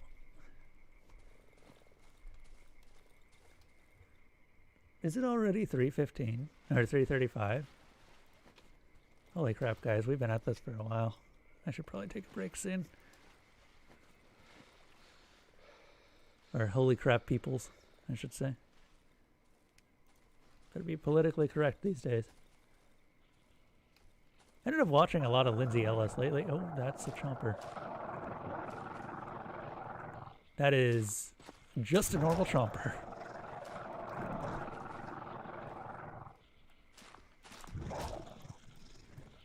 Now this is one of the upsides of using the pitchfork against chompers. They don't do this. And a lot of people don't realize that this is caused because you're using an axe. Because if you kill a chomper in any way other than either pistol or pitchfork, or a board will also cause it to not break. It'll chop it in half.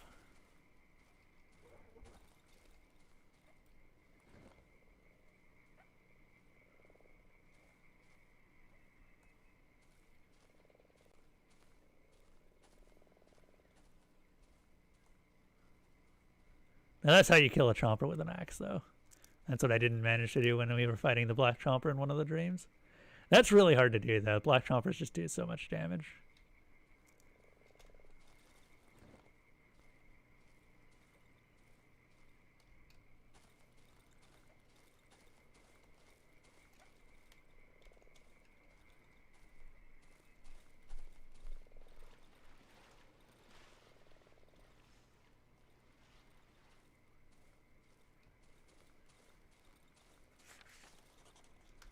Ah, there's the mushroom glade. Now we could go get Marcinek now. Or we could kill this thing.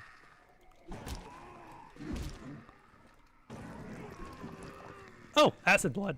Nice.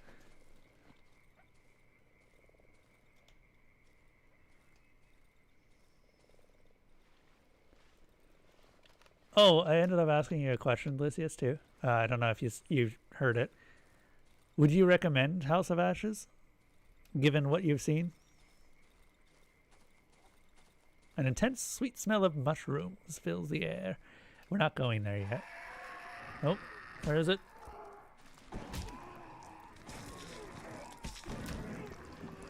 Yes, yes, yes, yes.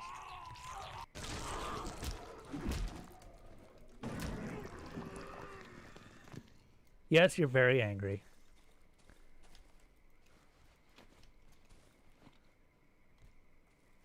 Shiny stone.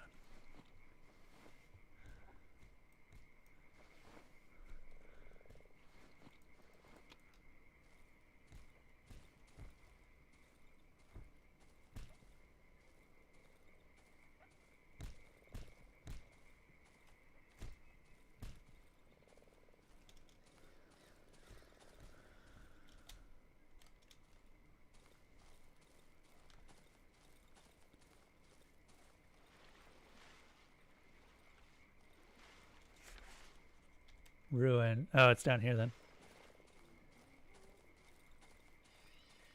Now this might cost me a life, but we'll see.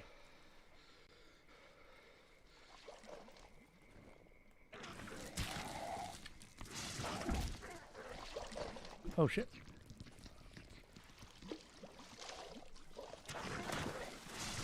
Oh, no. Oh god, it went to the side. Ah, yep, there we go. God, Swampers really mix it up between attacks sometimes. They're probably the most random enemy in the game.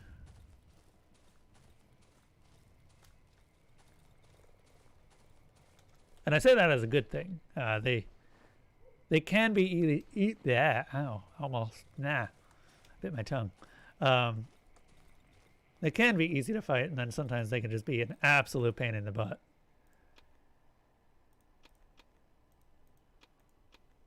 Which makes them at least very interesting. Oh, that's going to be a pain to get my stuff back. Holes! Gotta find those holes. Those holes are shortcuts.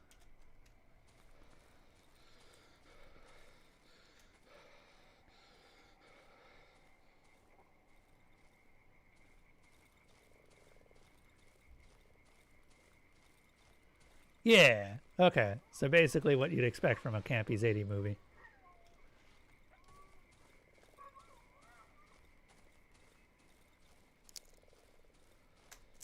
Eh? I saw that.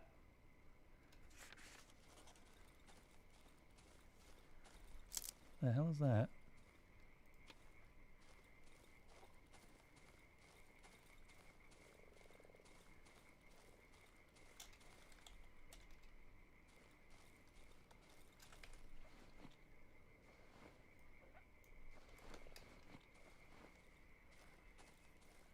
Just so I can run a little bit farther. Is that a...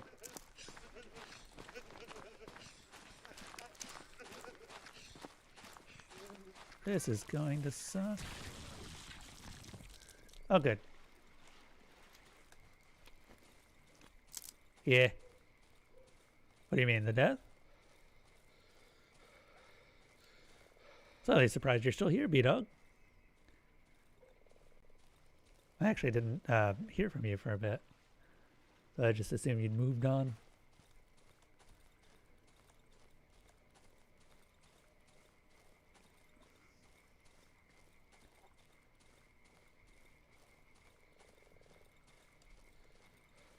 Alright, where's that swamper?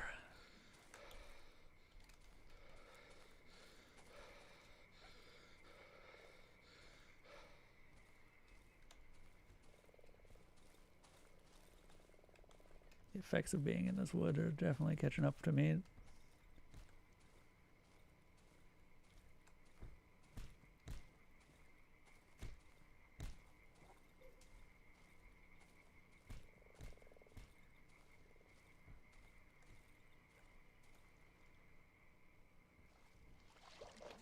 Huh? There it is. Wonder if I can snipe it.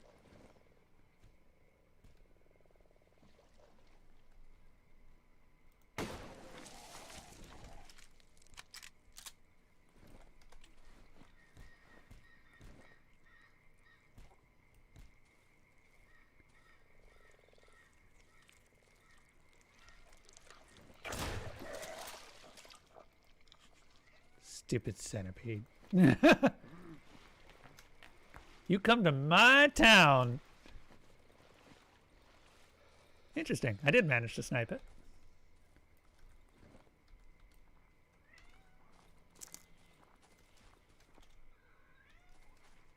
Holes? Hold up. What's up, bird? You doing okay?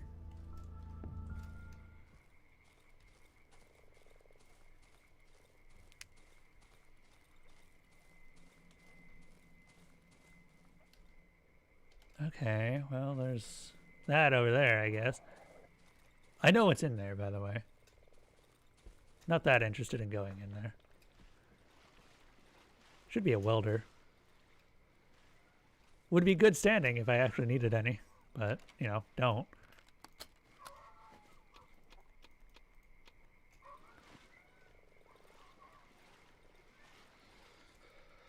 But what's up? Yeah?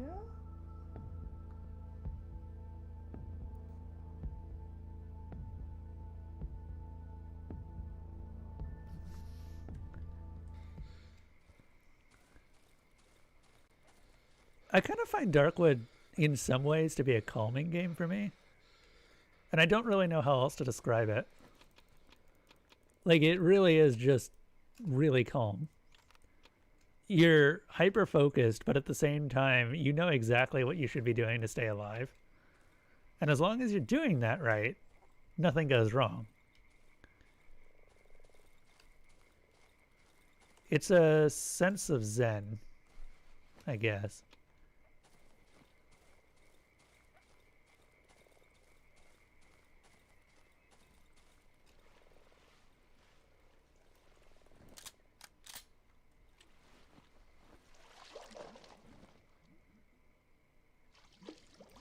Ooh.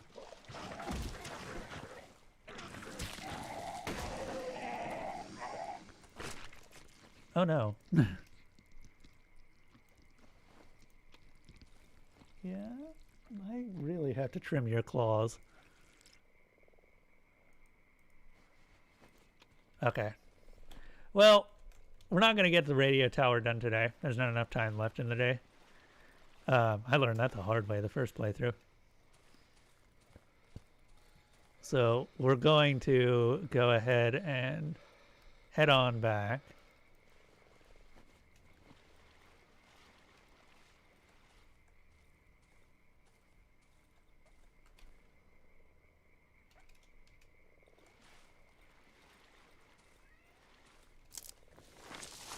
Whoop. Oh shit.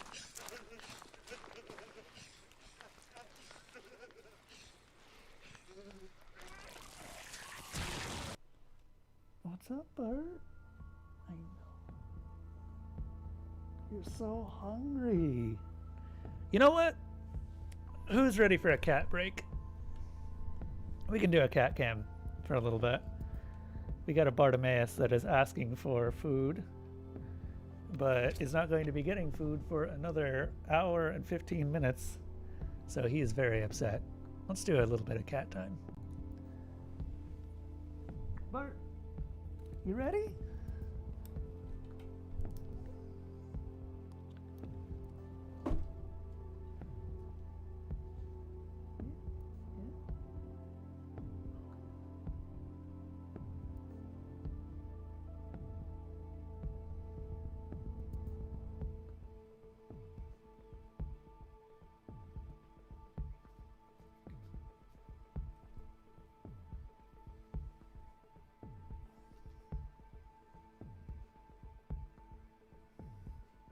Where's your toy? Did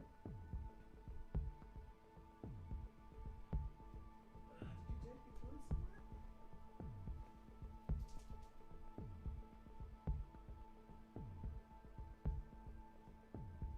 Yeah, he stole all of his toys.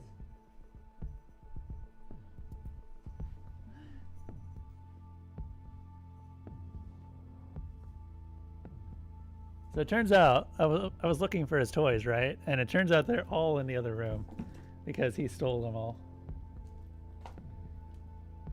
This is Bart. This is his steal. But I need to clean out his toilet. Oh yeah, actually you're right. Oh, that has been getting bad. Hold on. Thank you for bringing that up. Usually I do it more frequently, but I think I've been lazy lately.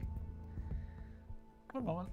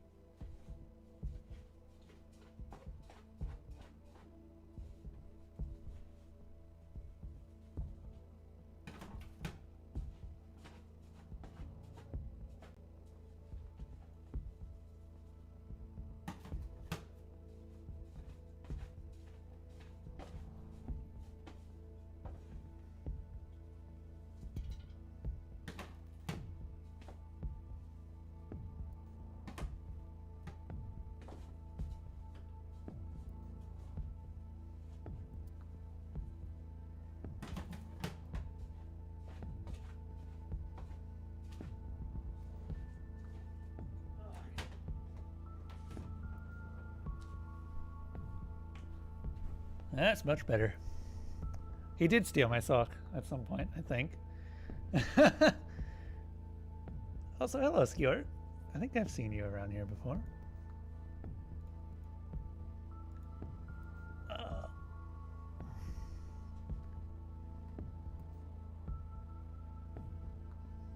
So yeah, this is Bart. He is one of two cats that I have. Where is my sock? Oh, there it is. Bart likes to steal things. Usually he'll go hunting them and then just be like, oh, this is mine now, and then take them off into the other room that you can kind of see in the background. Oh god, what is that effect on the screen? Oh, that's the light shining on it. Huh. Tell me what to do. Oh no. That is cat. He is very much he'll tell me what to do, honestly. Most of the morning was him just shouting at me. Because I guess I wasn't playing with him enough. But here's the thing with Bart. He has a actually unlimited amount of play energy. Because I would stop what I was doing, give him 15 minutes of playtime, and then he'd be go back to what I was doing. And then he'd be like, no! Bart, no! Come on. Bring it back. Oh god, he broke it! Well, I guess he's got it now.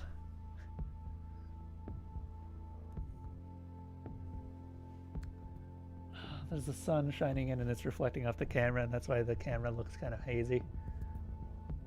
Didn't know that could happen. It's interesting. Yeah, you can actually see it as I tilt the camera. That is really cool, actually.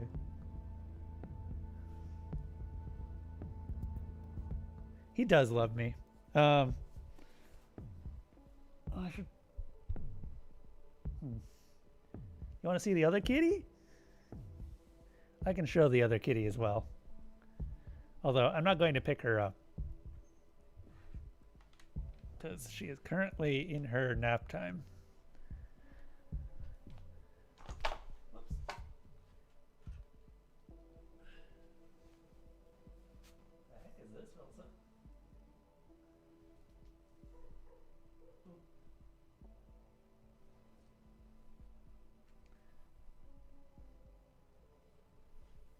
This is Elsa. She needs a bath. Apparently, she's been really oily lately, so I've been waiting until I get my first couple of paychecks from my new job because I've been jobless for a little bit. By choice, mind you. And now that I have a new job, I'll probably be taking her in. Elsa, did you... Sometimes I find mats in her bed, and like they just come off on their own, and I'm not sure where she gets them because I do brush her daily, and I do check her for mats pretty frequently too, just to make sure that nothing's building up. So I'm not sure where the mats occur. I guess they just pile up on her bed. Bart. Oh, yep, Bart's back. Hold up. I need to rearrange where this camera is. All right, Bart. You want some playtime? You gonna steal it?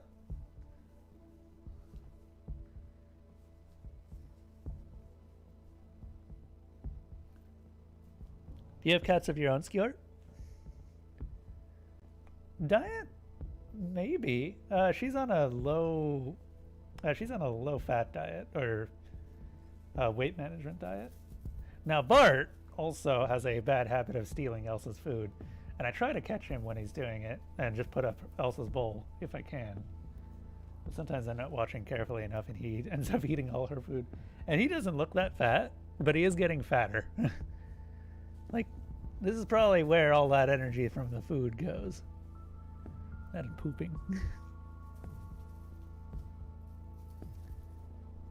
Oh, so they don't like each other enough to clean each other.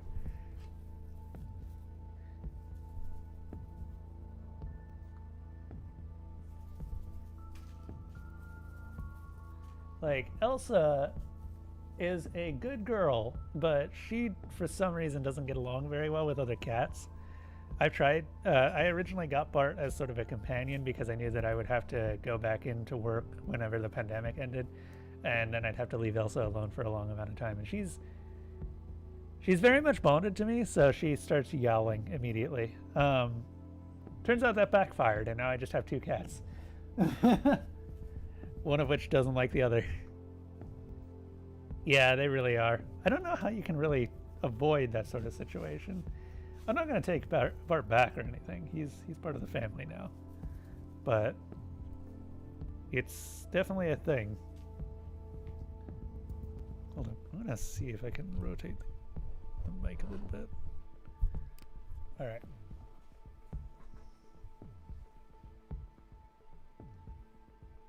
Oh god.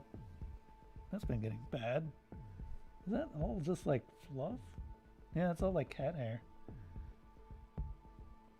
Oh, I gotta clean that up. Bert, have you been hiding all your hair under there? Or was that Elsa?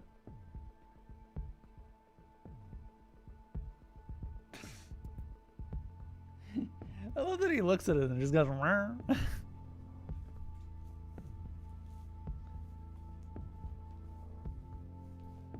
Yep.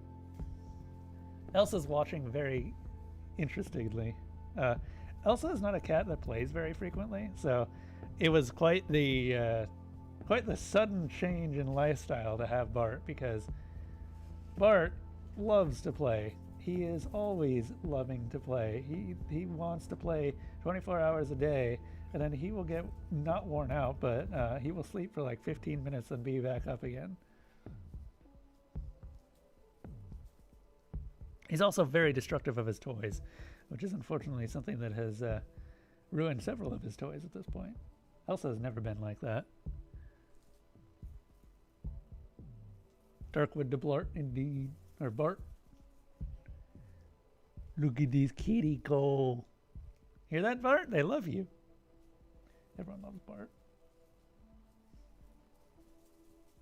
No? He's staring. Monk.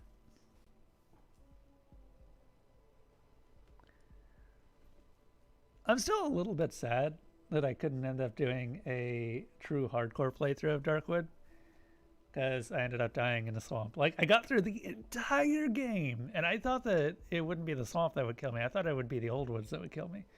But we actually got through the old woods without any deaths, and I was like, oh man, maybe we can actually do this. And then no, I died like a ton in the swamp. On the upside, this playthrough has definitely killed my fear of banshees. I no longer am scared of banshees at all.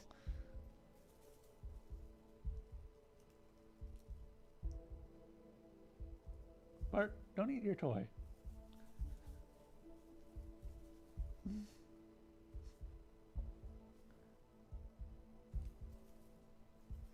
You can't finish Darkwood, you get stuck it and run out of items to survive off of. Yeah, that's understandable. Are you surviving nights?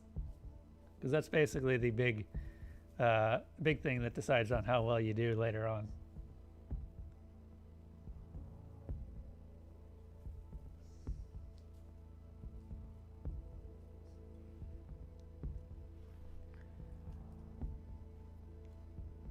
They get harder as you go to the higher, what do you call them?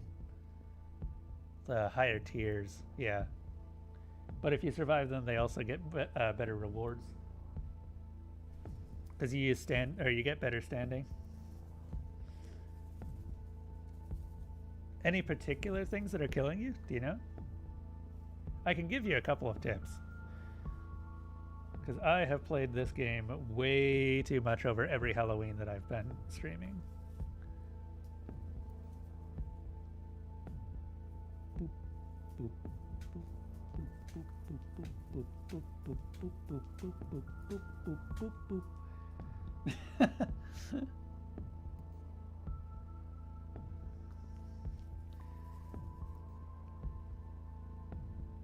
Boop, boop. No.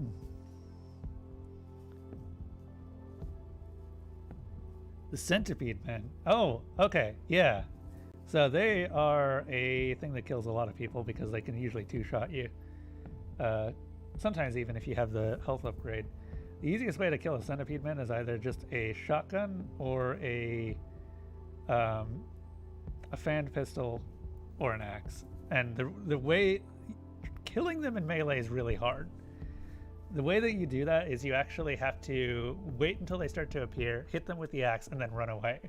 Because if you try to fight them in melee while they're just out of the ground, then you're going to lose. They do too much damage and they attack too quickly. So you want to make sure that they keep popping up from the ground instead. Maybe I can try and show this off a little bit during this playthrough. I've got... How many lives do I have left? Yeah, I've got 6. Or I've got 5 lives left. So I might be able to do it. I've killed them with axes before, but I wouldn't recommend it. Shotgun is still a better way, because it's less risky. This playthrough, I actually managed to kill one with a pistol, but I was super lucky on that. If it had managed to get an attack off, that would have been a bad time.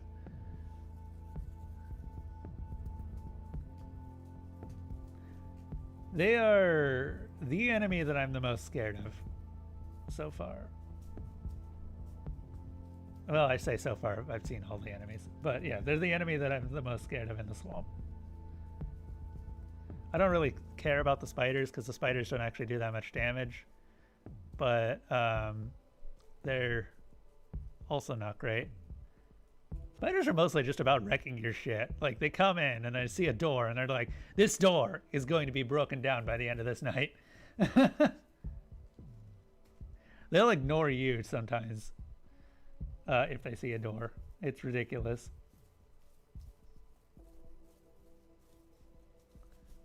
Look at this cat. Let's see if we can tire him out. I would like to tire him out.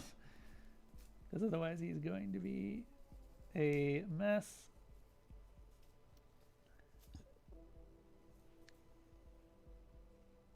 Must be part cat? What do you mean? Oh, what with the door being destroyed? They're definitely part something. Oh, can you imagine that? Like a human spider with cat limbs? Just got a whole bunch of arms on top.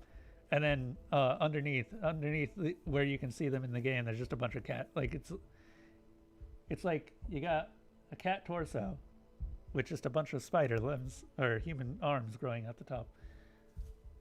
That's the nightmare fuel right there. Your cats will stop at nothing to get a door open if it bars their path, then walk away. Yeah, I've seen that. Elsa will do the same thing. When I initially introduced Elsa and Missy, I tried to keep the door closed so that Elsa wouldn't have to meet Missy too early. I mean, I screwed that up real fast because Elsa was really curious, and I was like, "Oh, what's the harm that they can do if Elsa wants to meet her?" Yeah, no, I've screwed that up. Now, Elsa and Bart are a little bit better because I actually did wait a week before I finally introduced Bart to Elsa. And Elsa was really curious about what was in the bathroom, but she didn't actually go in there. I didn't actually let her go in there.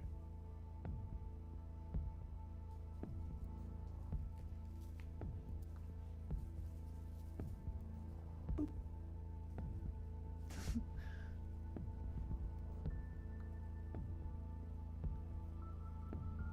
Kept everything on, but you saw a player who played with all the lights off.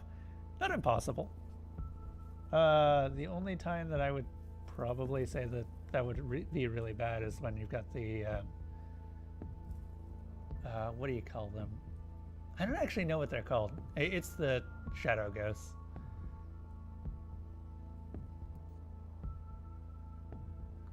In the first hideout, you can do that almost indefinitely. The shadow ghosts basically don't bother you there. Second hideout, they start to show up more frequently. Third hideout, they're always there almost every night. Fourth hideout, I've seen as many as 3 of those particular occurrences in one night. That was this playthrough, by the way, when I saw 3 of them. That was interesting. Yeah, I don't know what else to call them, really. It's pretty much how you would refer to them. Now, this playthrough, I finally got over my fear of banshees because I didn't realize that you actually do know where their babies are spawning. So you can actually just have them stare at you and then wait until the banshee itself disappears and then chuck it at wherever the banshee was. Or chuck a Molotov at wherever the banshee was, and that'll kill the babies. Which, let me tell you, certainly simplified a lot of things.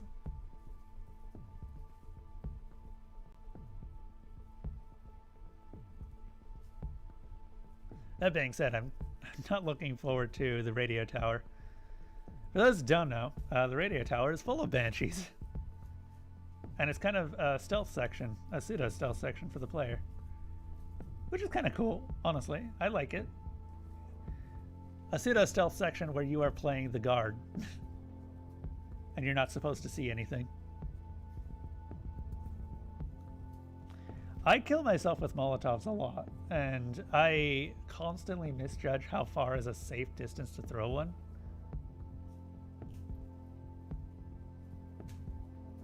So I always have the maximum 3 Molotovs on me if I can, just so that I always do have a response. But it's also just hard. Oh, look at him doing the scritchy. You got it? You got it, Bart?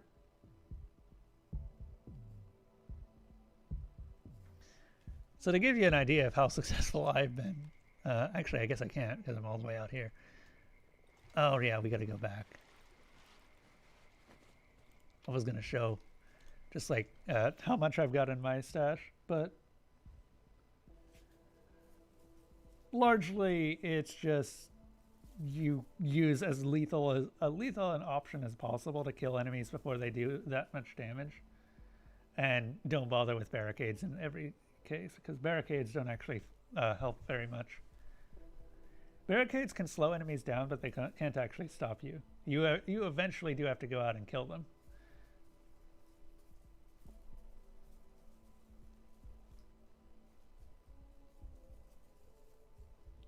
Now, I have died a couple times, so I don't know how good my advice is on the swamp. What night am I on right now? I think I'm on 21 now. The previous playthrough, though, where I wasn't on hard, I got to 33 and had just like so much stuff in my stash I couldn't actually pick anything else up.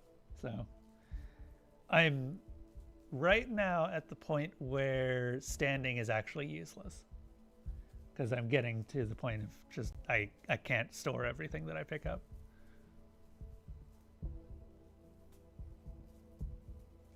The only things that I buy are the ammo each night, rags, and well, I would be buying scrap metal, but I actually keep getting enough scrap metal from bear traps that I don't need to.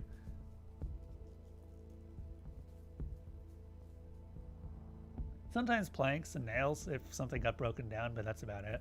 I don't actually need to be buying planks and nails anymore. I have so many nails that I don't know what to do with. And I'm making more each night by surviving than I would.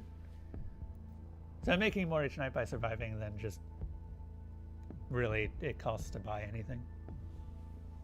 How old is Bart? Bart is, okay, so when I got him, he was 1.5 years old. He's a very young kidder. Elsa, on the other hand, is 5 now because I got her 2 years ago. And she was 3 at the time. Isn't that right, Elsa? I need to figure out what her actual birthday is so I can make kitty cat birthday cakes. I don't know what would go into a cat birthday cake. I know it's not frosting. That'd be real bad for a cat. You know what? Maybe she just grooms the mats out before they become a problem. Is that it, Elsa? Is that why I keep finding mats in your bed? Because she's sitting up there grooming right now.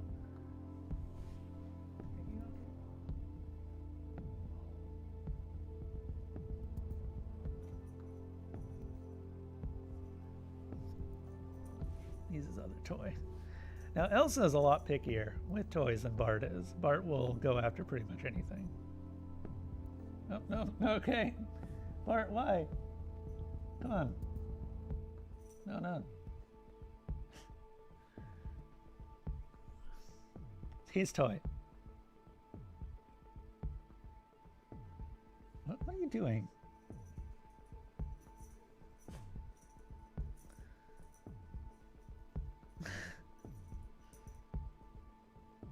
What a cutie.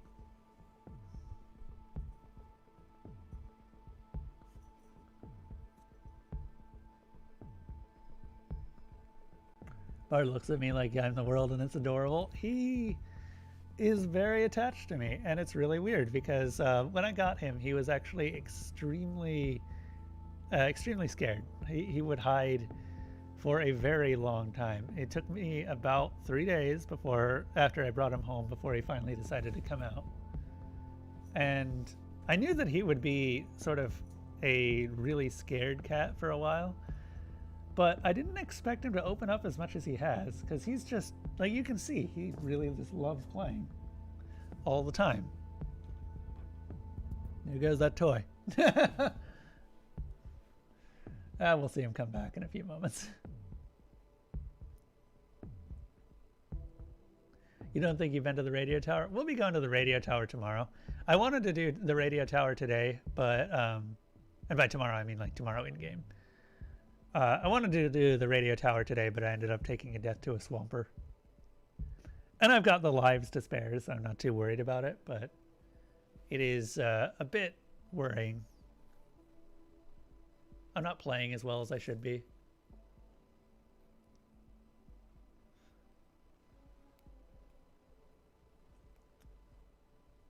The pig woman?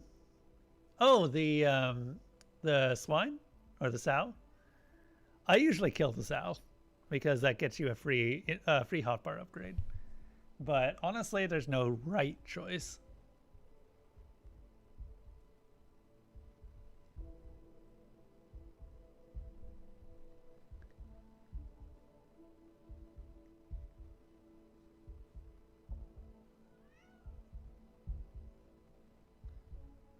Well, so there are consequences to killing the sow, but you don't actually find out about them until you get to the swamp.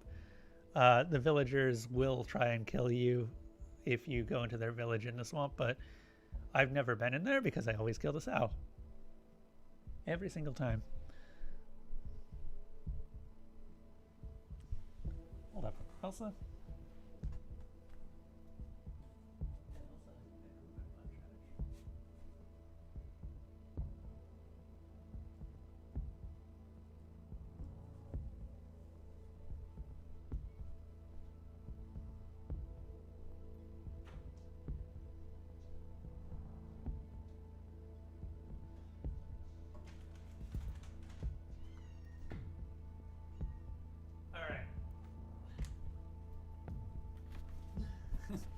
Alright, you may have noticed that Elsa immediately got up, and that's because I have retrieved the treats bag, which, as you can see, Elsa's very excited about.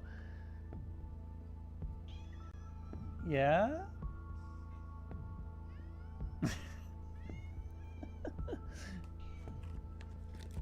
Oh, seriously, fuck those villagers. Yeah, they're worshipping the forest as the god, and the forest is definitely not a god. It's working up to it, though. It is definitely working up to it. Gonna have to vacuum the floor pretty soon here. Yeah, you can see how Bart and Elsa interact here.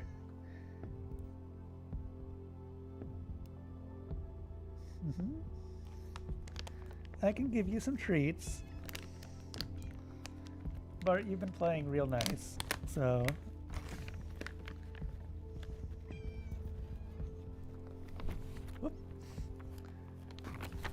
Bart, no. Okay, do you want to meow for everyone who says you're adorable? No? Hold up, I'm trying to get him to meow for chat. What's up? Oh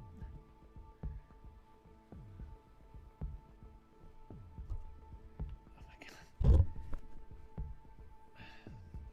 Elsa, come on. Yep. Yeah, there's a lab cat. I'm gonna try and... Okay.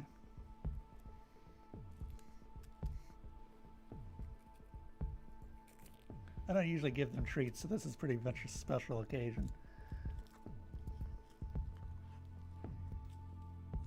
Don't inhale it, breathe. Poor little kitty.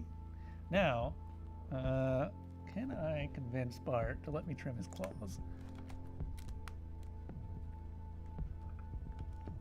Elsa, don't budge the camera.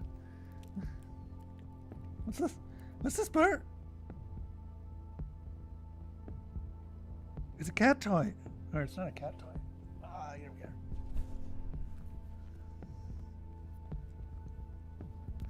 All right, come on, sit down. Oh. He really does, don't you? Now, let's see if we can get Elsa on camera. Hold on. Come on, Elsa. Elsa, come here. There you go. Who's a good girl? And off she goes. There we go. Bart is also a very good boy. If I can actually get him to stay put.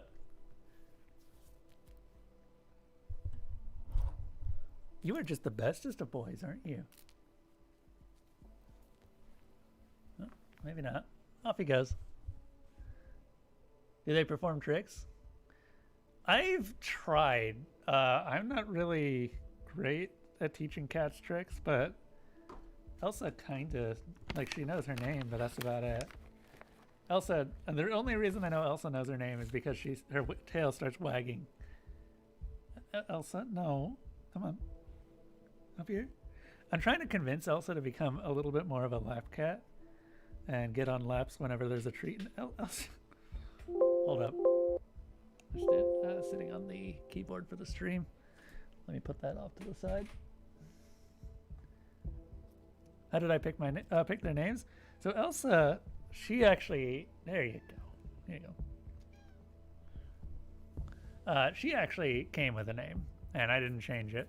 Bart was originally Mr. Bart, what was your original name? I don't remember Bart's original name. I did change it though.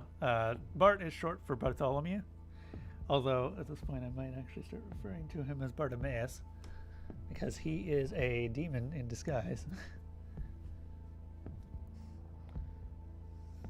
Elsa, do you want one more treat? Come on. Let's say goodbye. Whoop! That is a cat foot in front of the camera.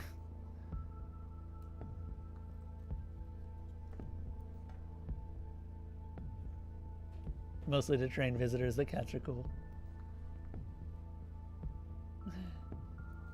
Come on, Bart. Come on, hop on the lap. Oh. Meanwhile, Elsa's just like, yeah, this is mine. Look, there's enough for you to share. Okay. Elsa, do I need to trim your claws too? Jeez. Usually Elsa keeps her claws in, and I just let her have her claws. But when she gets her treats, she gets very claw happy. And there's Bart's butt. Ah. Oh, Elsa, it's Bart's. Oh well. Well, I guess this is what Bart gets for trying to steal all of Elsa's food all the time. Right?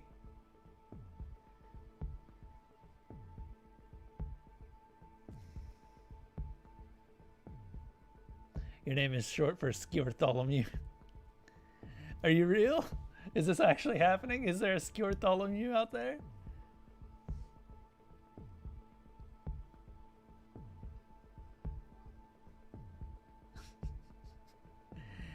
Elsa, I just gave you treats. Why are you so grumpy? She gets so happy when she gets treats. Are you gonna go back to your bed?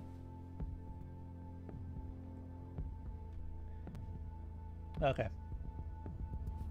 I think that is enough for now.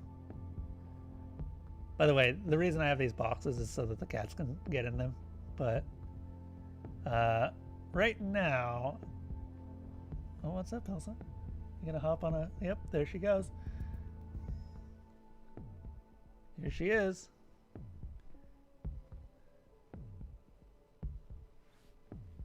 Very happy cats. I do hope that Elsa lives a fairly long. Oh God, do I need to brush you again, Elsa? Oh, I need to get you down out of your cat tree more frequently. She has been the most sedentary cat that I have ever seen. Meanwhile, you got Bart here, who is just like, hi, How you doing? Feed me. Play with me. Possibly both at the same time if I can manage it. And then we just got her. Just being here. She would make for a great library cat. Elsa would find the most comfort in a library ever. Wouldn't you? Yep. They are very, very opposite personalities, which is not what I was expecting when I got Bart. As I was saying, he took 3 days to come out of his little hole in the bathroom. And then when he finally did come out, he just was there to stay.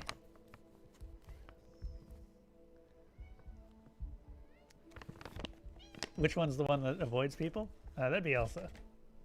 That'd be this one right here. And this one. Whoop. Elsa's grumpy sometimes too. Like, she'll actually growl at Bart, but she will not hurt a fly. I have only had her bite me, like, what? How many times you bit me, what? 3 times?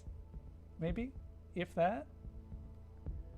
And usually they're just like bites to tell me that I should stop doing what I'm doing, and that's usually fine.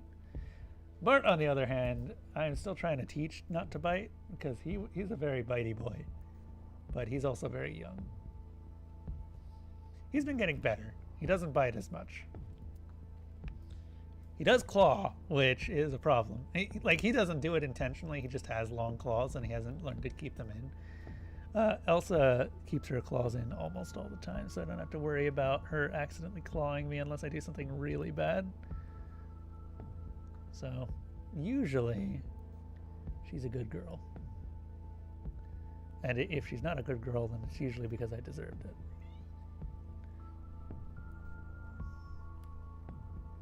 Are you sitting on the...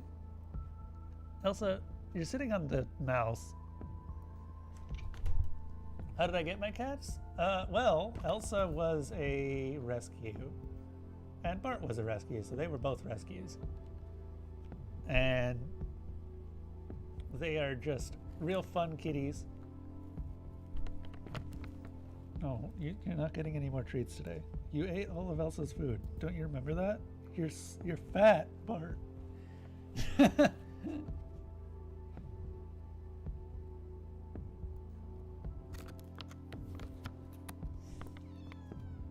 Oh, I know. Bart's also very noisy. I don't know if you guys can all hear that in the background. Just the meow, meow, meow.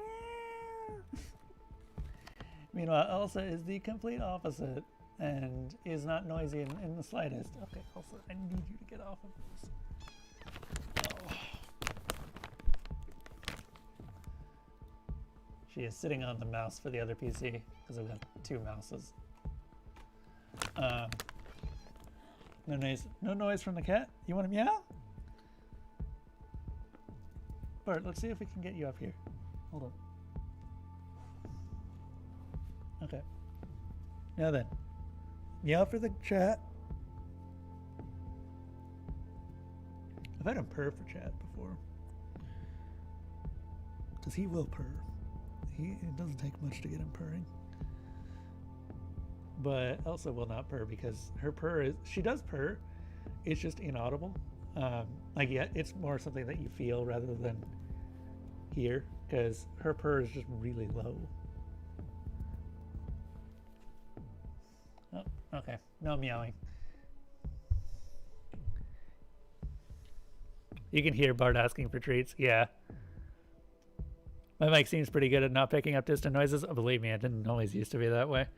But then again, I didn't always used to be using this mic. So, I suppose I'll take that as a compliment right now. And I'm glad that I ended up putting the money into this mic. Alright, anyway, I'm going to go ahead and put away the cat treats. And Bart's going to be our constant companion for the rest of Darkwood, probably. Aren't you? Oh, now you're purring. Look at him. Look at how happy he is. Aww. Happy cat. One of your cat's purrs sounds low, but you swear it's like an earthquake in your arms. Yeah, that makes sense. Elsa will very rarely purr, but she does purr, and there are other ways that she tells me that she loves me, like curling up next to me when I'm asleep. If I sleep on the bed for like more than 3 minutes, she will usually get down from her tower and come over and sit with me, because she likes the companionship. Don't you? Yeah, you do. And then there are other times when she does this. Look at that cat. Is there anything as precious as just a cat licking its lips, just going, maybe I want something? You could play Darkwood confidently knowing that Bart is nearby. He's very good at chasing away things you don't like. Don't swipe at me.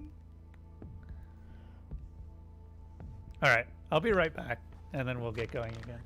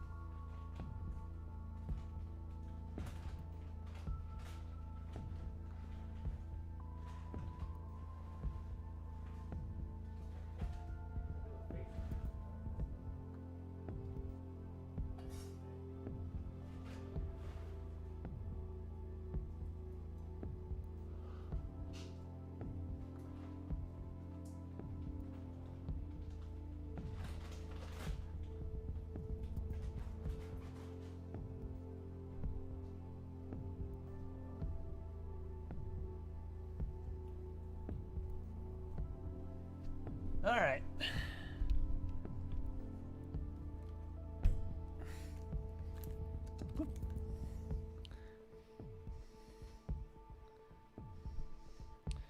Oh god, the keyboard's all wrapped up. Hold up.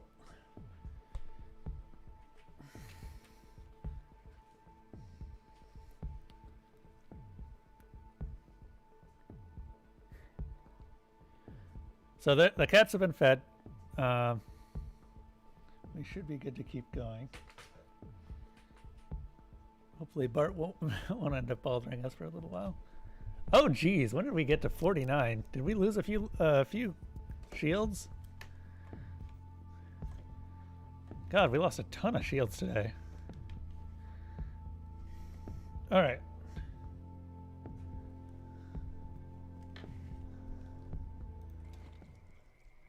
We got to get back.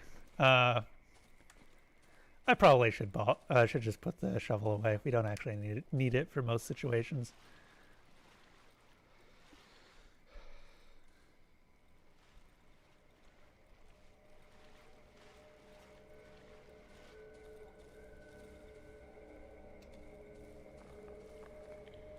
Ooh, mushrooms. I can't actually get those. What the heck is that? Guns. A person? Since the relocation. No one from the side was here. Interesting. But yeah, we don't have enough time to do the radio tower right now. Radio tower costs a lot.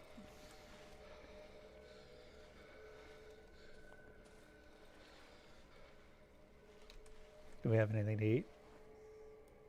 Damn straight we do.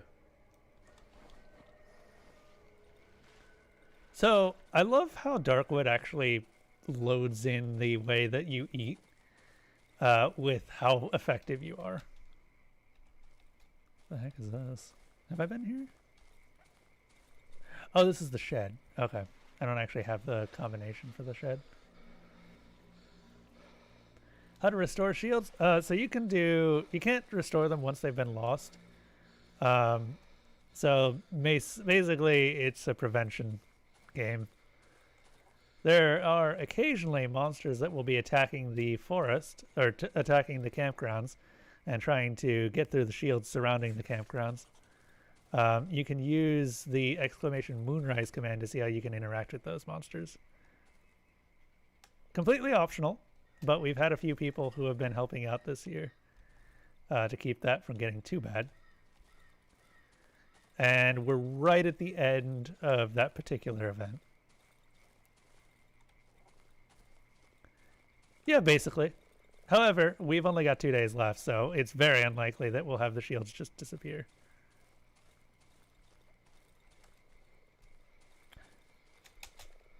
Oh wait, are you talking about the Darkwood stuff? So you don't have to eat to survive. I just say that because it makes it a lot easier. Let me show off kind of what I'm talking about. Okay, here's the something. Man, we really got to get back. It's 1800 already. Yeah, goop. Shame that doesn't affect the monsters. Oh, speaking of which, we made a decision earlier, which I wonder... Nope. Wasn't sure.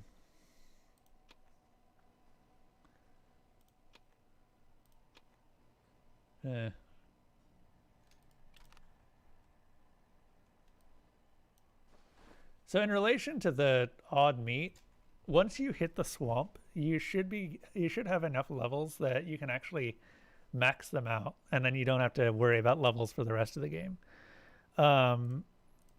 The reason that I say that odd meat makes you more effective is because it gives you armor, and you can also be wearing armor. Armor is incredibly valuable because you don't have much health. And as a direct result, I tend to make a certain amount of it every night. It is the thing that keeps me alive. Now, to make armor, you need shells, which you can get from bugs. Every now and then, you'll have an event where bugs end up swarming into the hideout. That's your opportunity to get more bugs. Okay, we're gonna need more.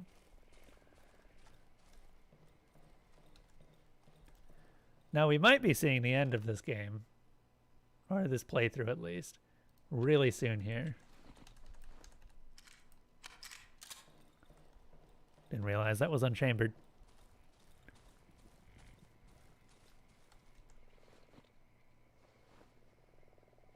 Armor is a lot easier to make now.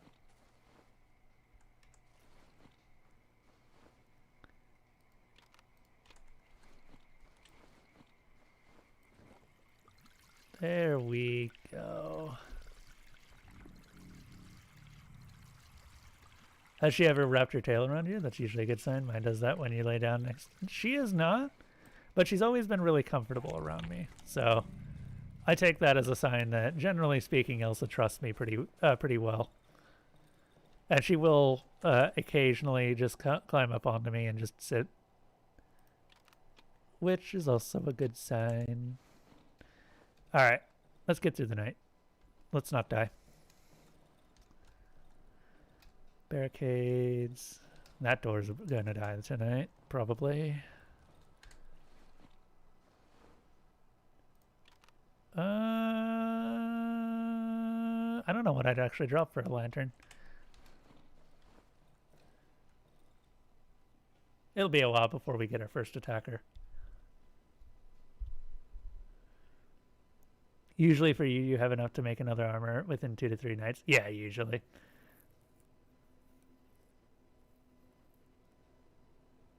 Exactly, yeah. Armor does not last long. It's based on the number of hits you take. I think each armor is about 5 hits. And that can go really fast. The big thing that you actually start to run out of in the swamp is rags. Because there is an almost infinite supply of spiders, or bugs, if you know where to find him, which is right here. Thought it was 3 with chompers. It's not based on the actual enemy attack. It is based just on the number of hits. I'm just gonna... That's kind of the point of the barricade now.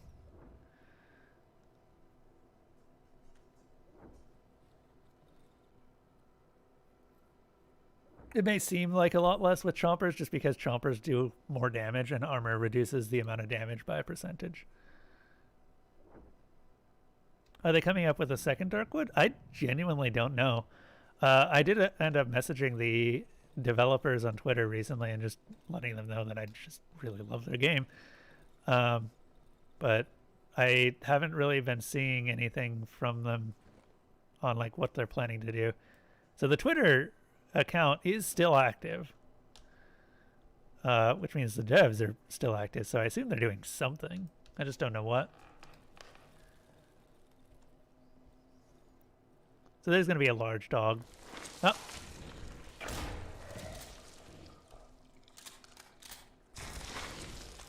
Dead.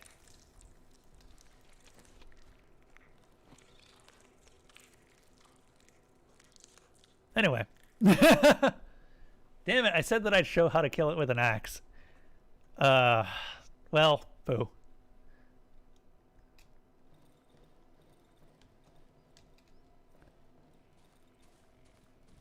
I mean, yeah, but that doesn't actually do anything from what I understand. Like, whether the centipede itself dies or not doesn't really change much. I think the implication is that the centipede is the thing controlling the human's body or something. At some point, you end up actually finding a centipede man in the process of being made. Same with a lurker or a swamper. Now those I'll use shotgun shells on. Can you guys hear that?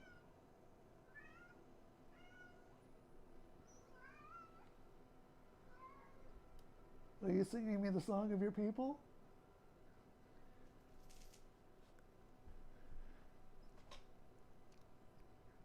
The only way to kill centipedes permanently, from what I understand, and by permanently I mean like make it so the centipede doesn't wander away, is to kill them in water. And oh, hey, oh, sweet. Okay, I'm gonna try and kill this one with an axe. Oh,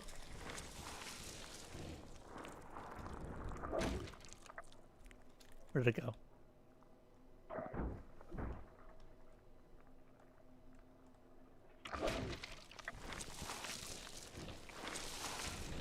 Dead.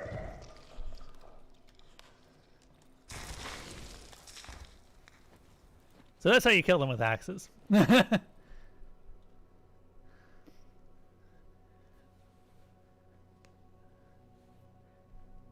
You just centipedes will always try to use their ranged attack if you are within their vision.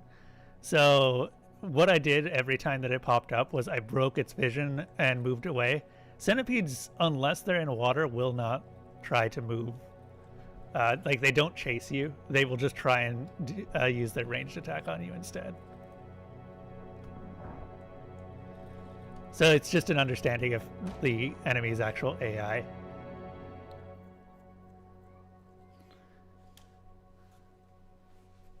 Not bad. Not a bad night. We used 1 shotgun shell, which we can recoup from the actual, from the merchants.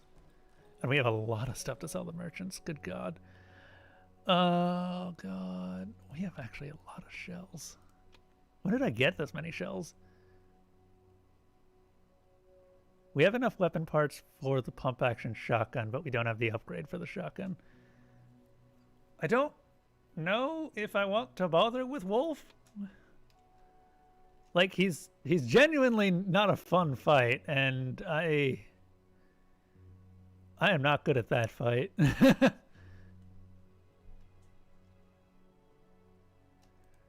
I never use these pills. I don't use a knife. Don't use antidotes.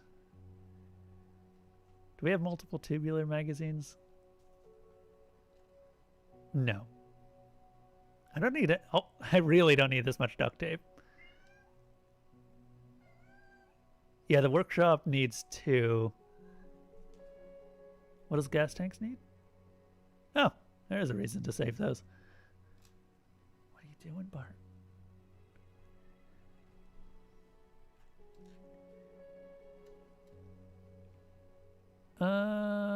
Need this. On the upside, it did end up breaking that window for me. I do love the 3. There's such a weird change in the middle of the game. Like, you don't really know why they killed the old one, and it's assumed that they did indeed, in fact, kill the old merchant. But I suspect it's some sort of territory dispute. There's also the weird fact that despite their name being the 3, there's a 4th one down here.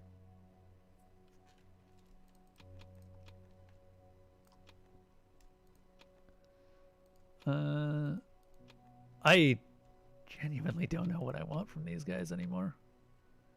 Like, obviously ammo. We'll grab that. Sell the rest of those. Grab rags, because you can never have enough rags. That's what you need for Molotovs. Get rid of that. Get rid of that. Cool. Oh, Stuart, what melee weapon are you using? And are you actually still using a melee weapon by the time you get here?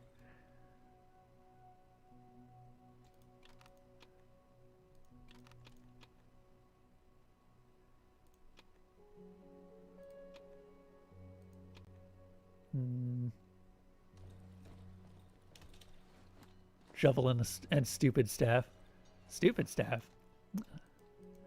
I personally don't recommend the shovel just because the shovel takes way too long to wind up for my liking. It has gotten me killed more often than not against chompers. You can kill chompers with it. It's just I do not like using it against them. I use the pitchfork. Like, you can see my fully upgraded pitchfork right there. In fact, oh man, we can totally fully upgrade this. The time coordination you're not good at. Yeah. The pitchfork gives you a lot more room to learn, I feel, because it's longer than the shovel is, and it's easier to hit since it just is a quick jab in front of you. But it's also very dependent on the person. I'm a pitchfork person. Not everyone is going to be a pitchfork person. Also, Bart, come on. I just fed you.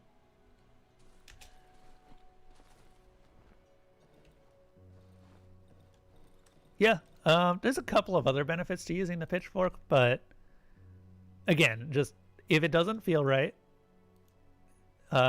just use whatever you can actually feel comfortable with using.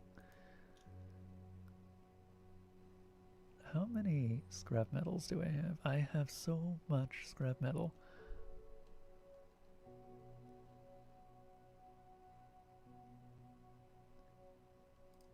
Curiosity. Nope. We did not help the musician this time. Well, we did help the musician this time, but I guess we didn't end up managing to save him. Because we killed his parents instead. Okay, so you can't use it. I mean, we're already through Tunnel 21.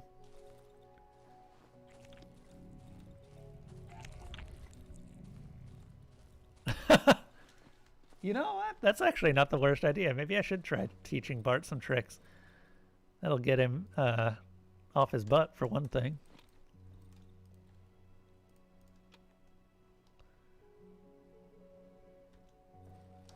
I would like to try and teach Elsa tricks mostly, so that Elsa is not as sleepy of a cat. Because usually she stays up in her tower and stares down at everyone. She will watch people and just, you know, be like that. They also hide when I don't have anyone in the area, or when I have someone new in the area. How many rags do I have? 10. Wow, we've been really stocking up on rags. Makes me happy. Wow. Oh, what? Oh, thank you for the follow. I do appreciate that, Stuart. Just so you know, I usually play CRPGs, so if you are at all interested in those, yeah, you're going to be a good fit for this environment. CRPGs like Baldur's Gate, Pillars of Eternity. We're currently playing Pillars of Eternity 2 when it's not Halloween.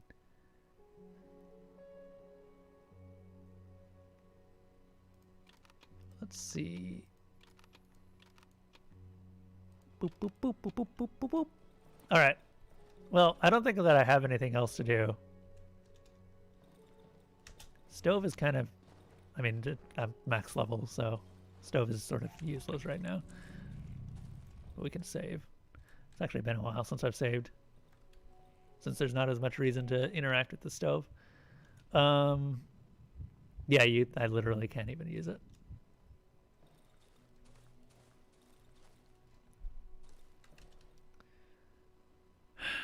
What shall I do today? We are going to the Banshee Village because I want to progress the story before I die. We still have 5 lives left. I started this with 8 and have eaten 2 embryos since then.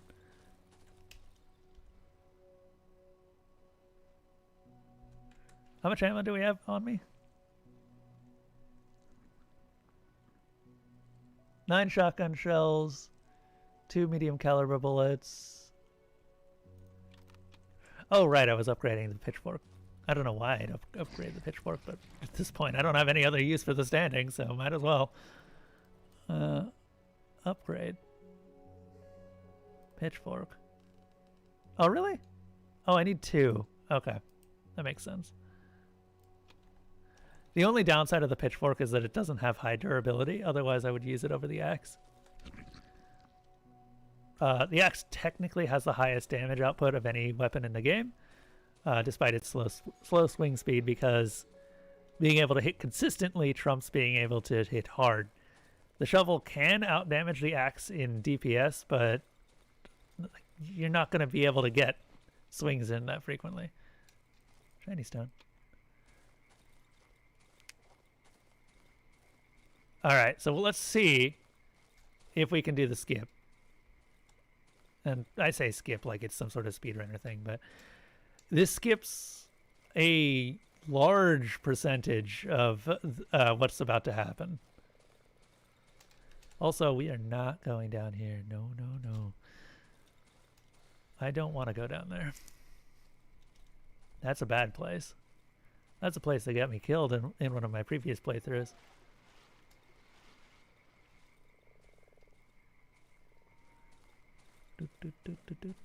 I would actually like to find a monster to kill so that I can just have some food.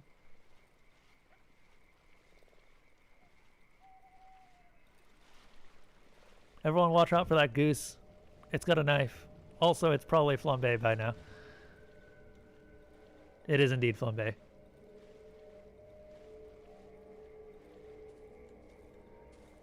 So we could do this today, but you know what? I'm not going to do this today until I find out what happens in the next bit.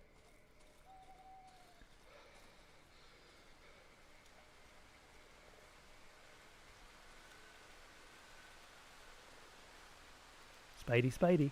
Nope.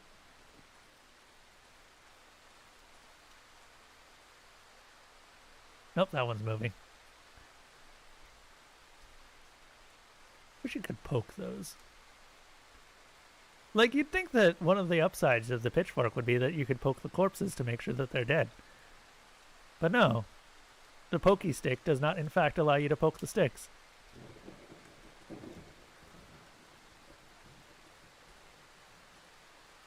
Bart. Just hear him off in the distance. Meow. Meow. Meow. Meow. Meow. Meow.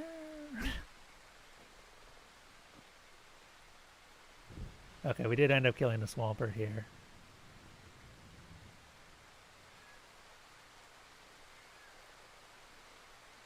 Why is it always raining when I do this? Oh, hey.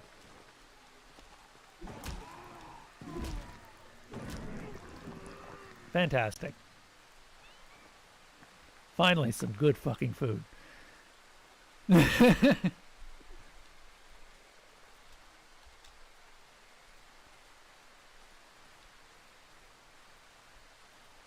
Now, I might not make it out of this alive, but we will see.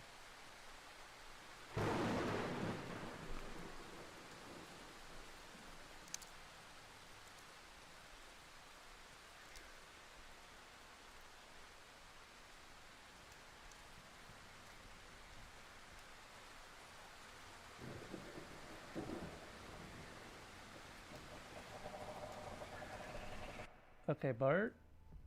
I'm about to be in a very high-stress environment, and I would appreciate it if you calm down.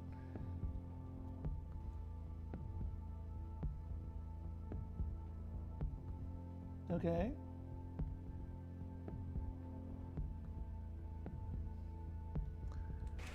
Okay. There might be some spontaneous pausing. So, obviously don't wake up the Banshee babies.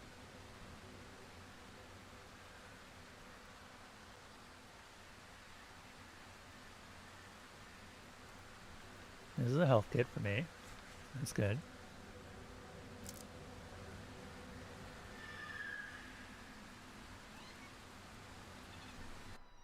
Bart. Oh my god.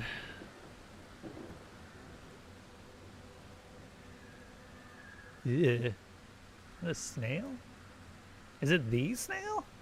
It might be the snail. I don't think that was there the last time that I played this.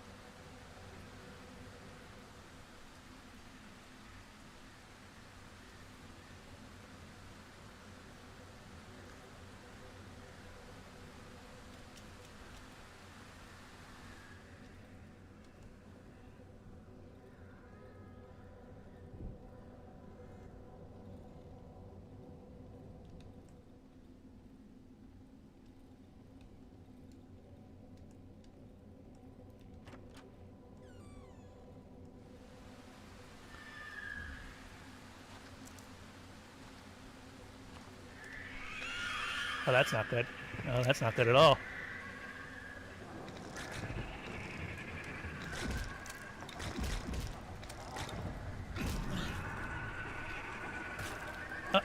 Eat, eat, eat! Oh, god damn it.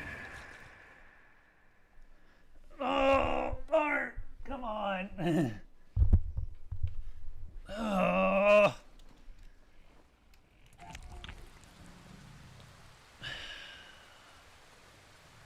So Bart was just on my butt the entire time there. We are going back because we kind of have to. I think we lost most of our ammo. We did indeed lose most of our ammo. This is one of the really big downsides of having a needy cat like Bart whenever you are streaming. Sometimes he wants attention right now. And sometimes you can't give him attention right now.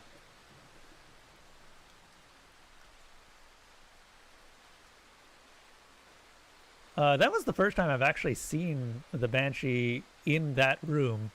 Usually it's in the hallway, and I was very confused as to why it wasn't that time.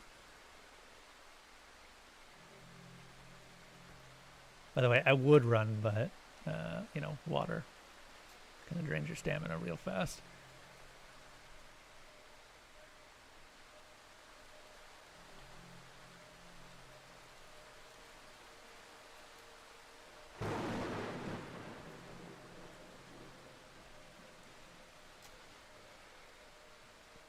That is the first time I've actually died in that area of the Banshee village, too. Which really sucks, because that's one of the easier areas. I just didn't know where the Banshee itself was.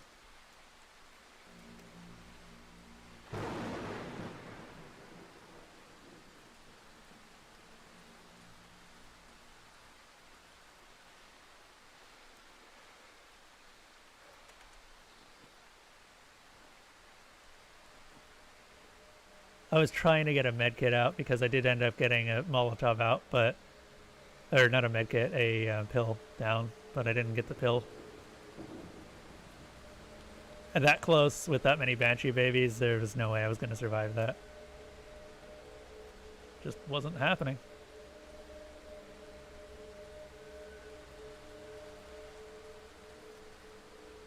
God, why is it always raining?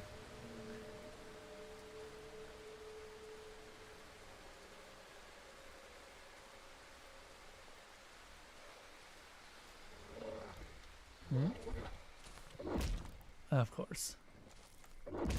Look. Now is not the day. However, I thank you for your gift of meat.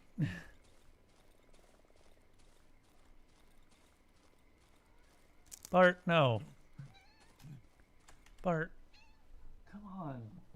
What is it? I fed you. I played with you. Go to sleep.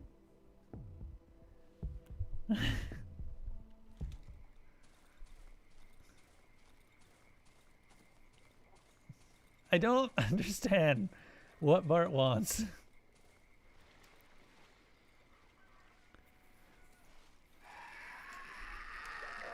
Oh? Oh, fuck. Of course. Of course. It would be this.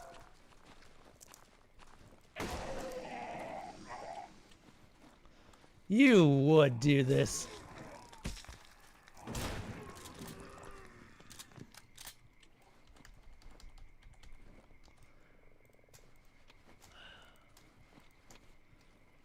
Thought I dealt with that swamper.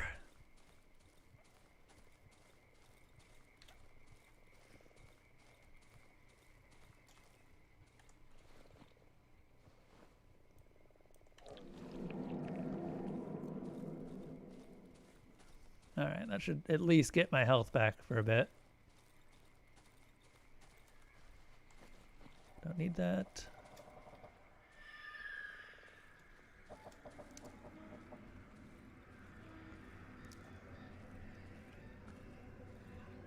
Bart, no. No. Come on.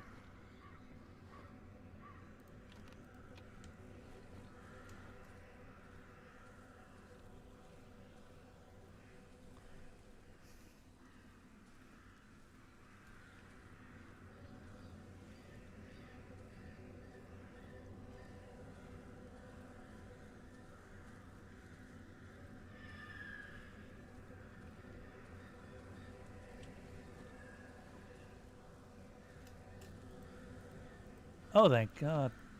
Wait, that's not my stuff. That's someone else's backpack.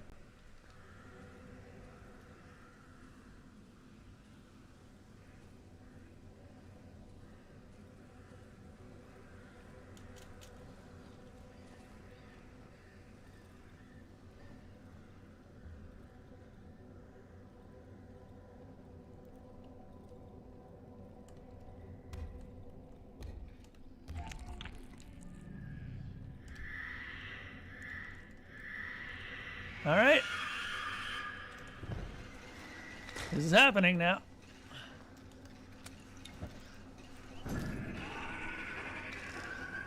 Oh shit. Oh shit.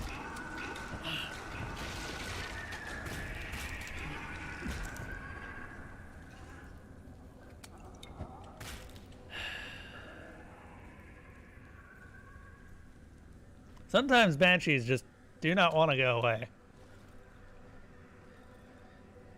Sometimes.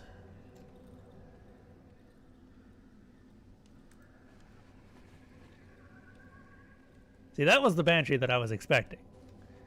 But that one decided... I assume that the... Yeah, these ones are all still alive. Okay.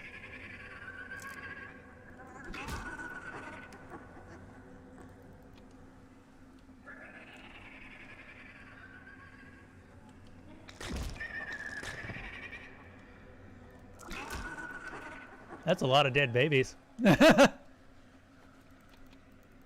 I guess I killed quite a few.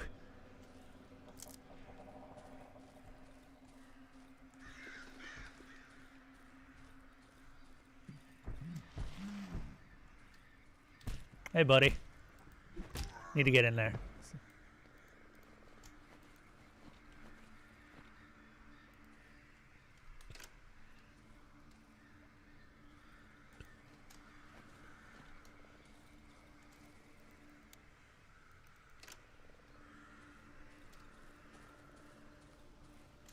I think I remember the code to this door. 8684.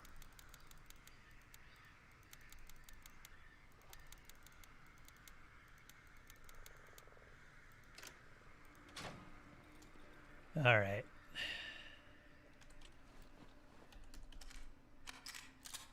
Now, won't actually matter what I brought here. And I'm probably going to die on my way back. But we'll see. They really are.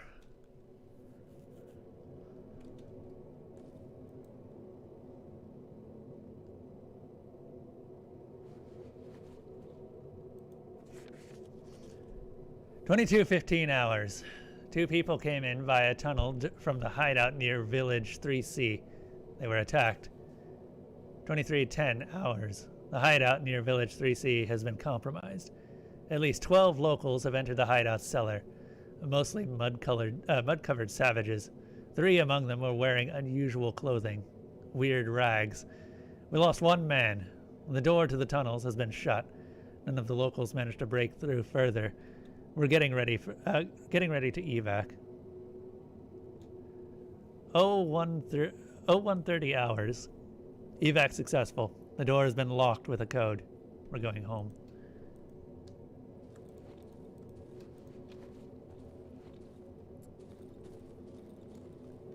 Yep.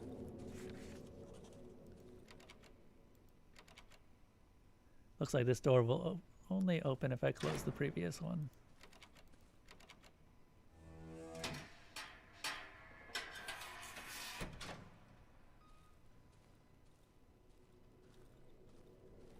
So, somewhat spoilers. Just warning. There's going to be a lot of stuff that's happening in a moment here. Door seems to be blocked from the other side.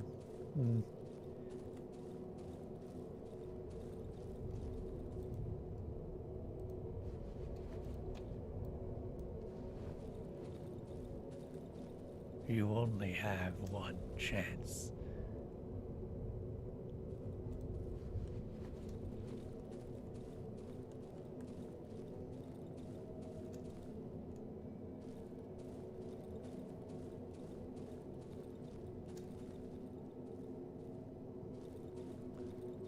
Yes, you are correct about that. And I'm not going to lie. Odds are likely that if I don't make this, I'll probably lose another life. I was really not happy about losing a life on the way in here. But we do still have 4, so. Door seems to be blocked from the other side.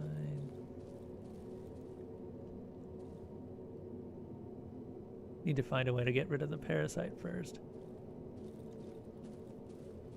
We'll see. We will definitely see. Wait, can I just smack it?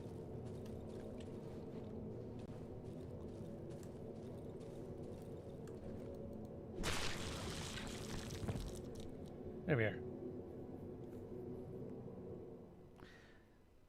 I've done this successfully once.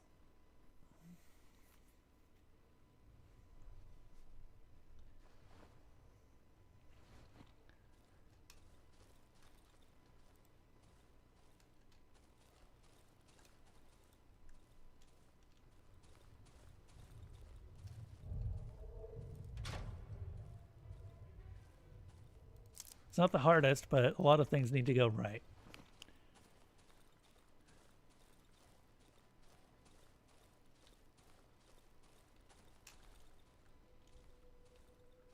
I can hear someone calling incomprehensibly from the depths of the corridor.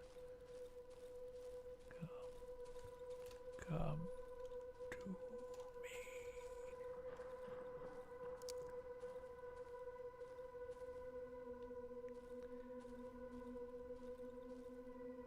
The words, "come to me," have been scratched out on the ground.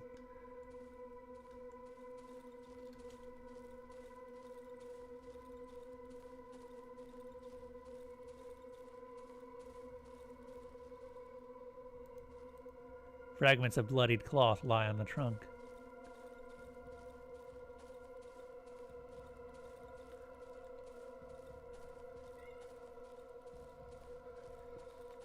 Bart? I'm gonna ask that you don't do that, Bart.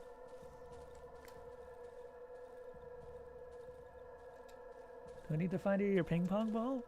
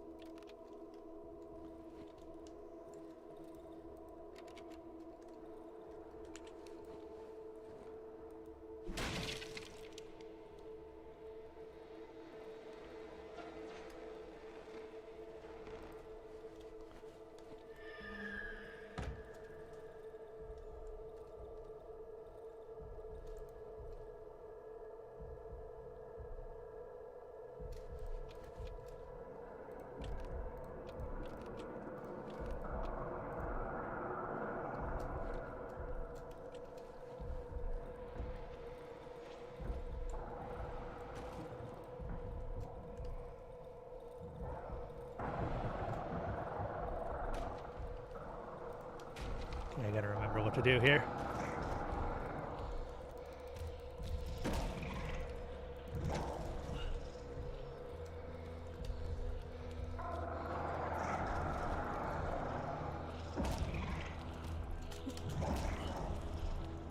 All right.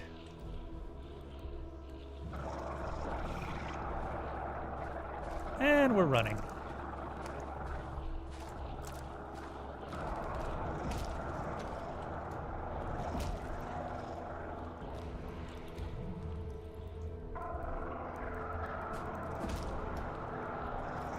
Shit. Oh, fantastic. I glitched them out of existence. That was not intentional, by the way.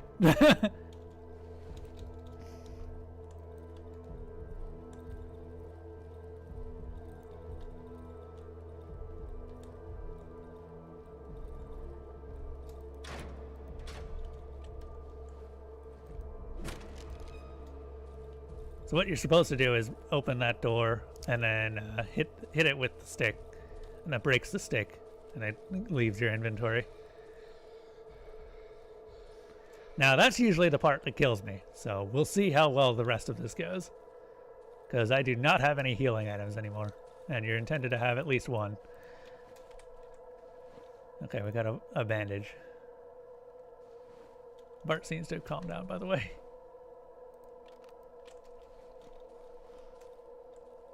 Now, this could actually bug out. I have had it bug out once, and I'm hoping that we don't end up seeing that. There's a gap where you can walk through a wall, and you're definitely not intended to do that.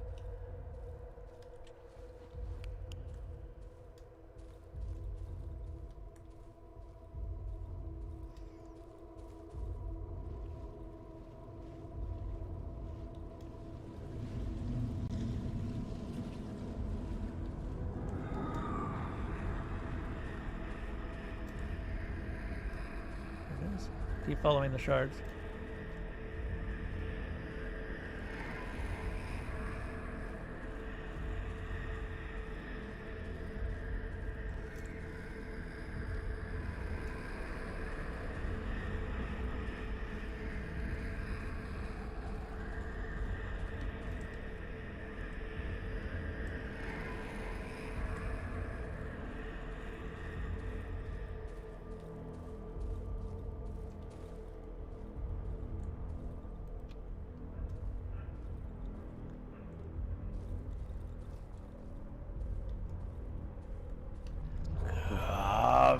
to me!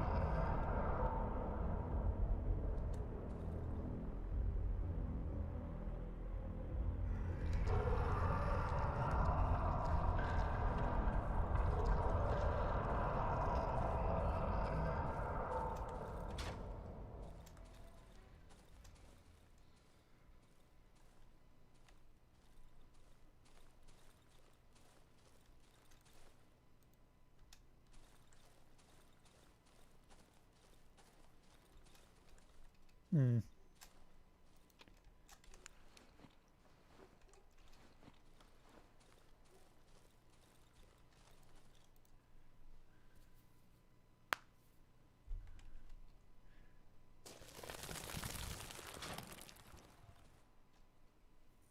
We did it!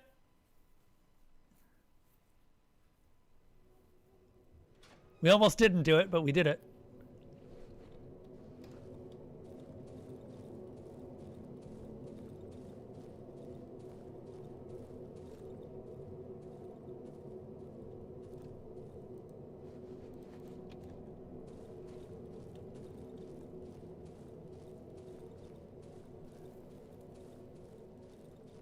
Damn straight. By the way, that means that we've beaten the game. Just in case anyone's wondering.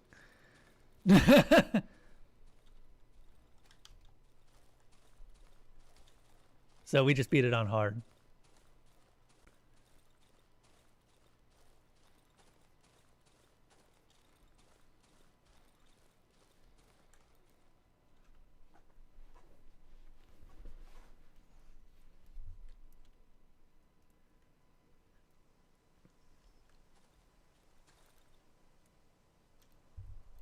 We're just going to go ahead and light that.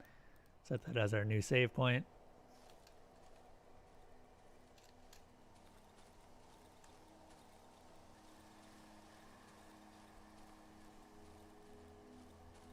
Ooh, what do we get for merciful? Complete chapter 2 without burning the talking tree. I thought I already had that one.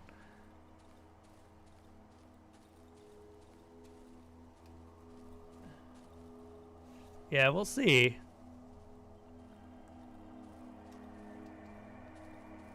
The game's not over yet, though. There's still a lot more to go through, but the hardest part is done.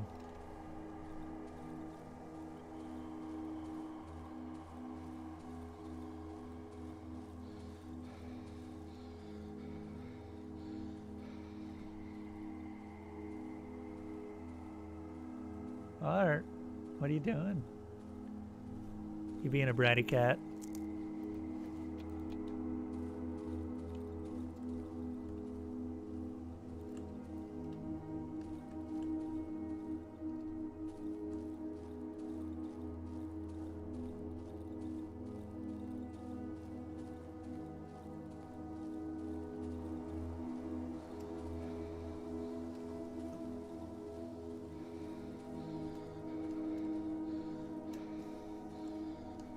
So, I figure what we're going to do is we're going to show off the true ending.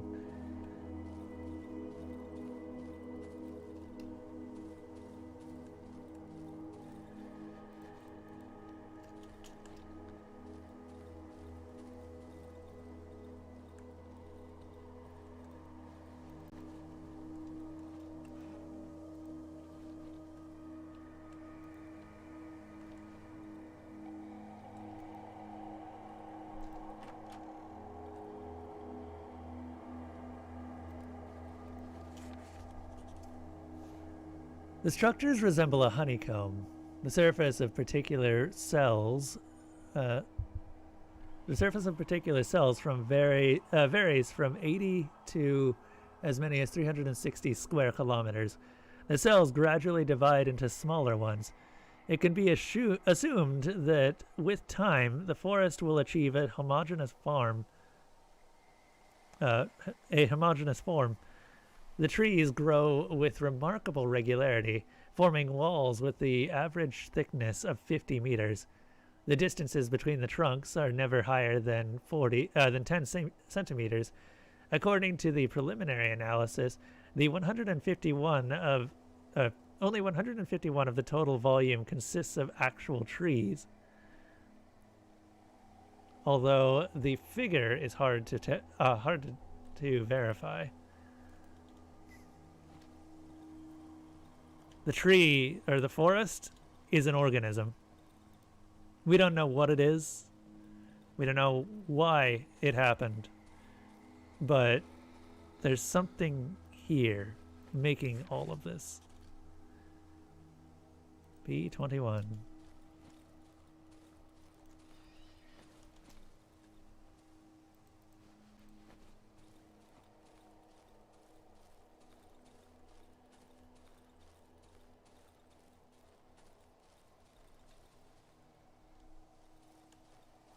They dug up one of the roots.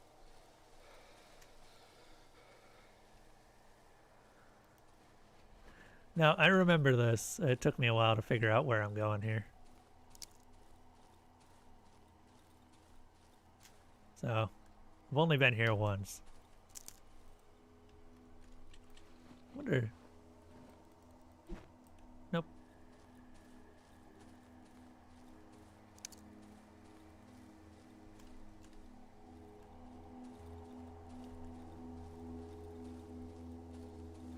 Dug up many of the roots.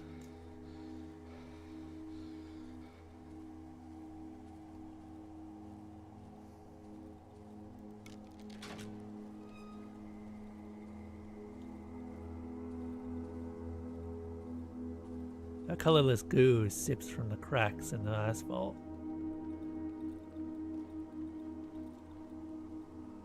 No. Mr. Trader dies at the beginning of the second chapter.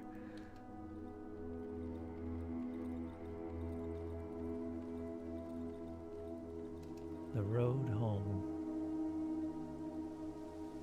We had a picture of it this whole time. But now, we get to see it in reality.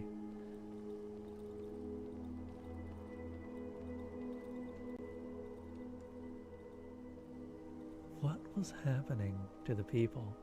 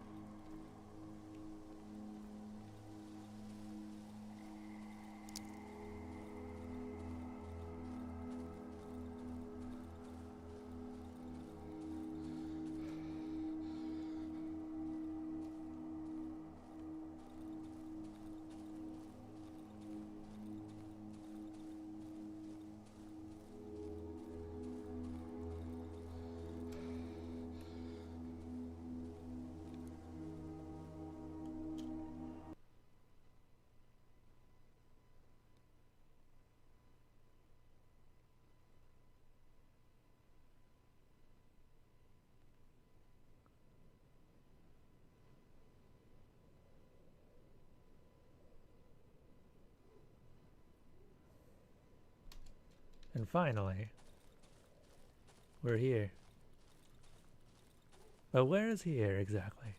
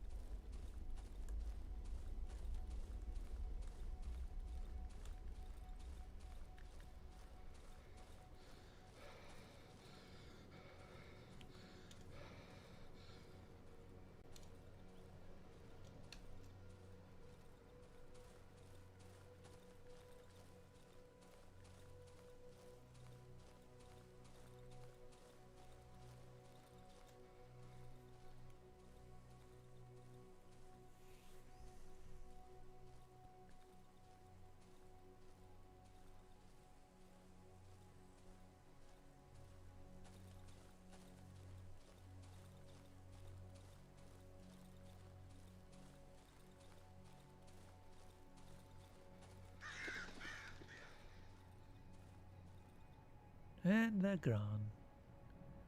Who's going to eat the bread now?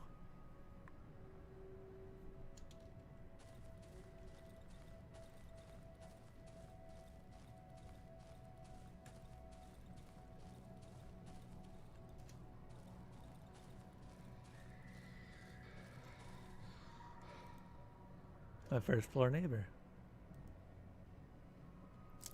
Good day to you.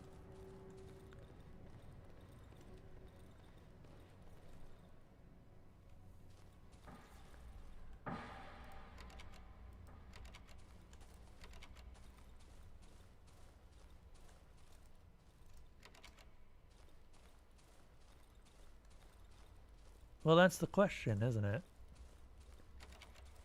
I think I'm going to not spoil anything for a bit.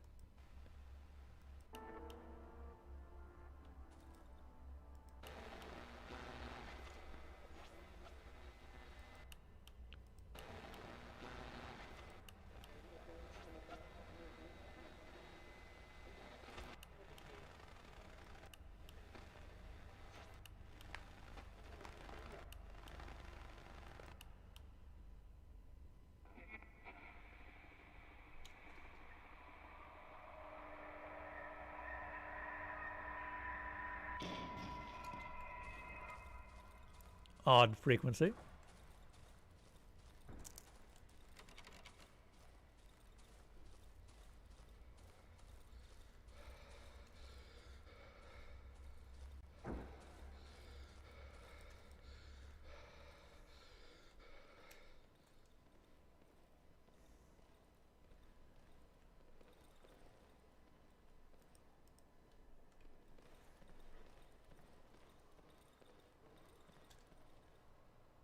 Boss,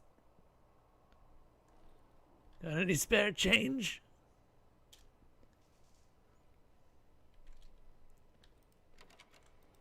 Need a key. Do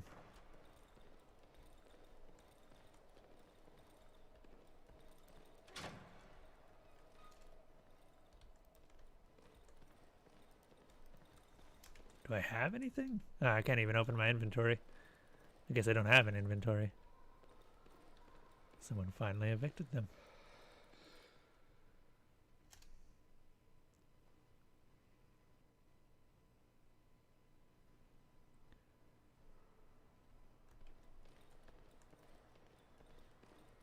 Pleased to see you, mister.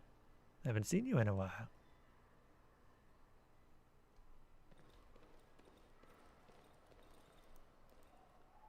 They're still green, even though I've never seen anyone tending to them. Maybe they feed on the discarded cigarette butts?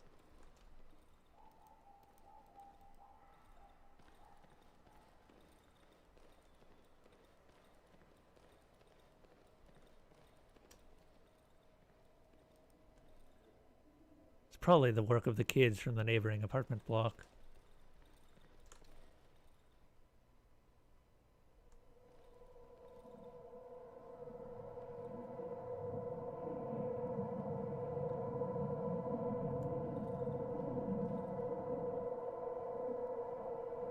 Those chompers. You can just barely make out the silhouette of chompers in there.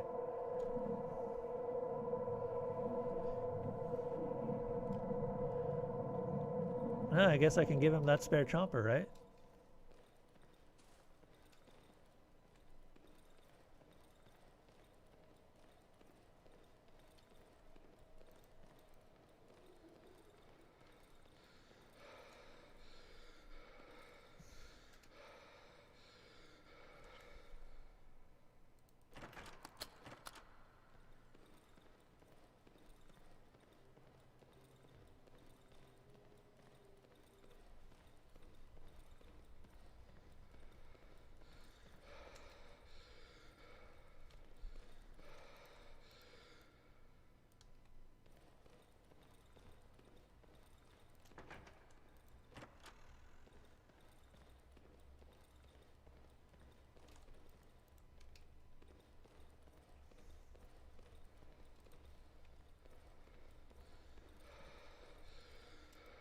Big ass apartment, eh?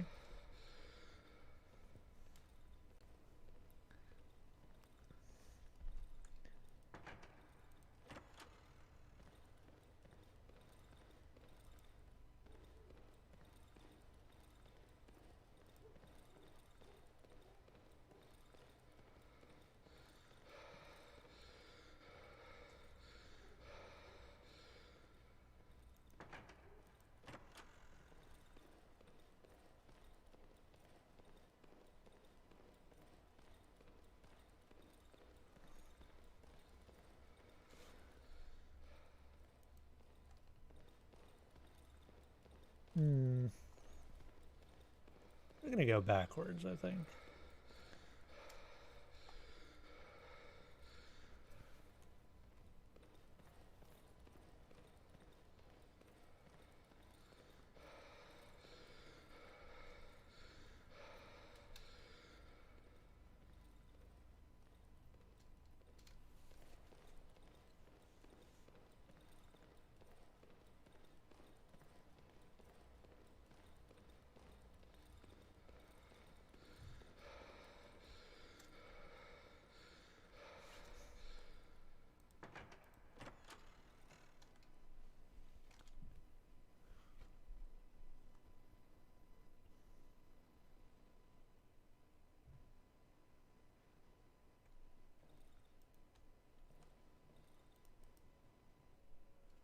It's my wardrobe.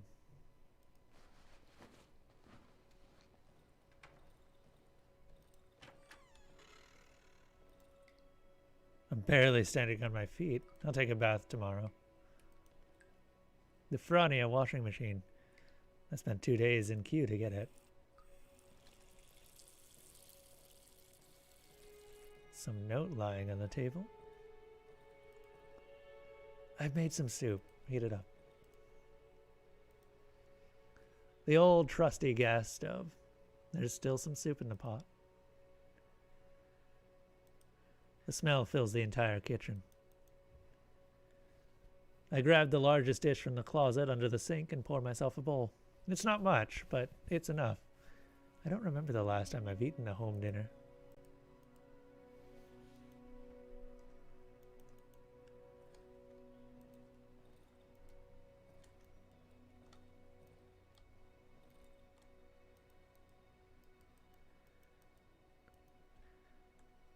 I'm leaving. Game. Game. Oh no.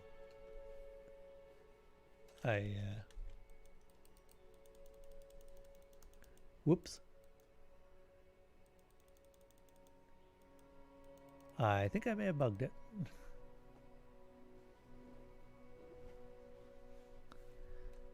Well, if I restart at this point, then it'll just start me in here.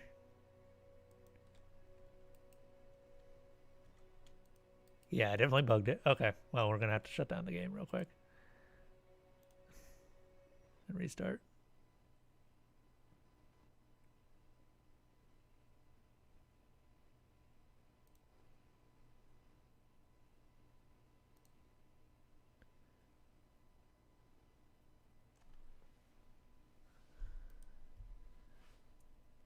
Try that again. Game is definitely not without its bugs, unfortunately.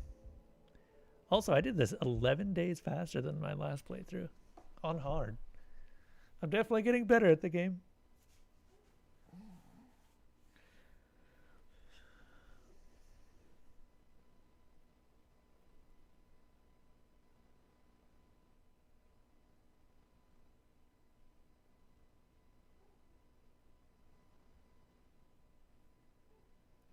There was something I missed anyway, so we probably couldn't have gotten the secret ending.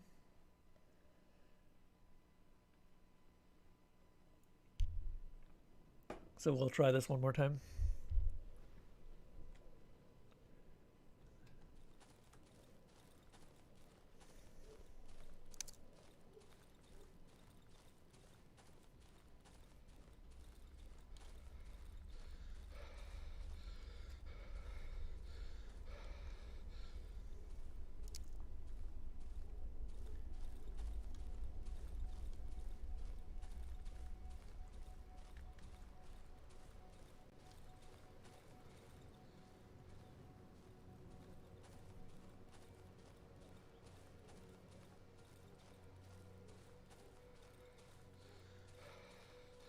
So Tomba, how you doing? Enjoying the Halloween stuff?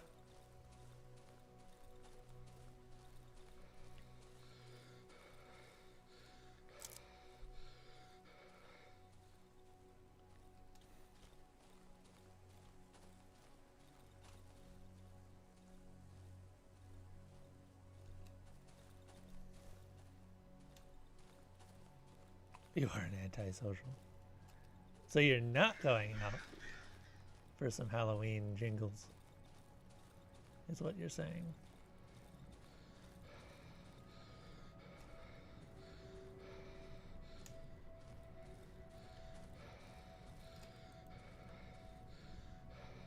I don't have anyone around me to scare the hell out of.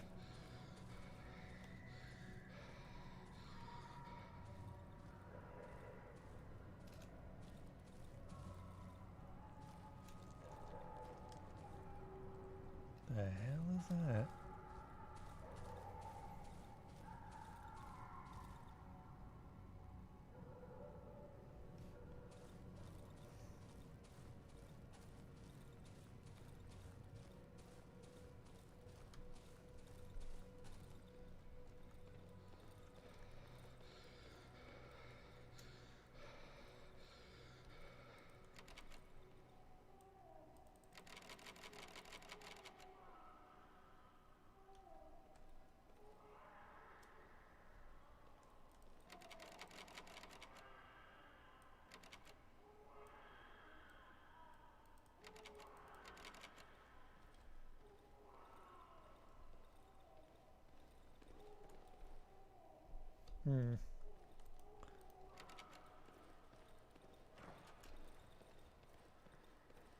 Am I?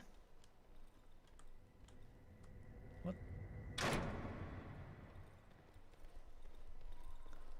Stupid cow. Okay, that's what I missed last time.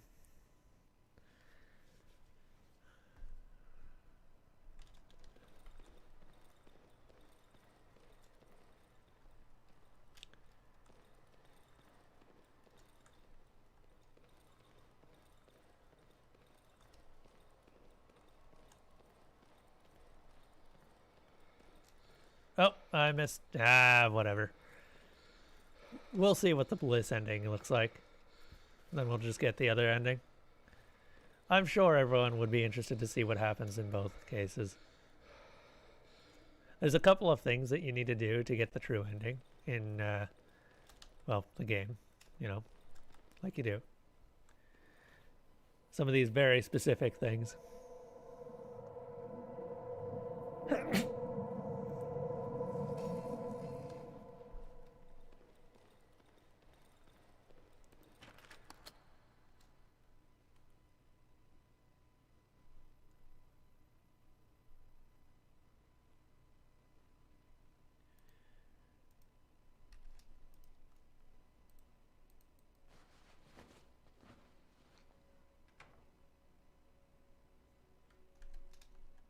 Any particular idea how you might scare someone?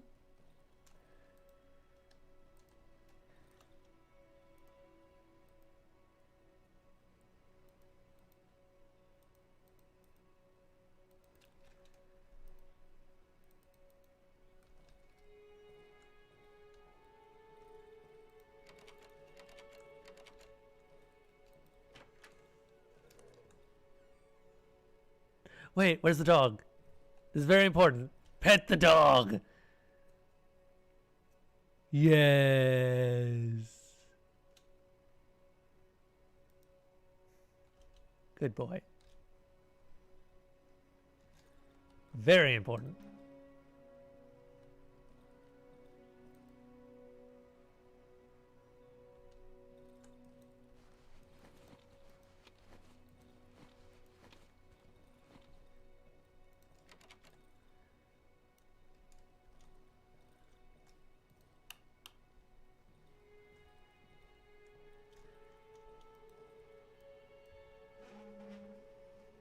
Oh, hey.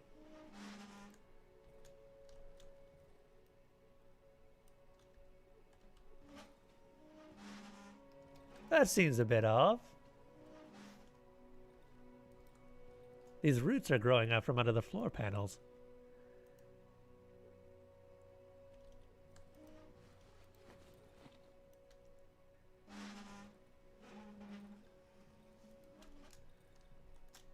That seems a bit off, doesn't it?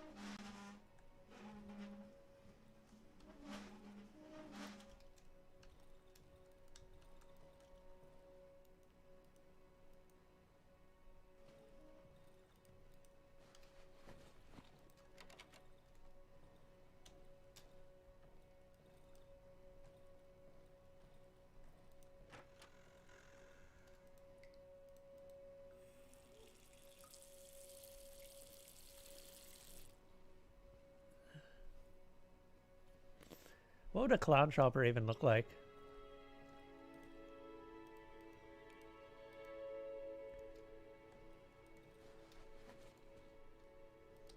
Aha! Large screwdriver.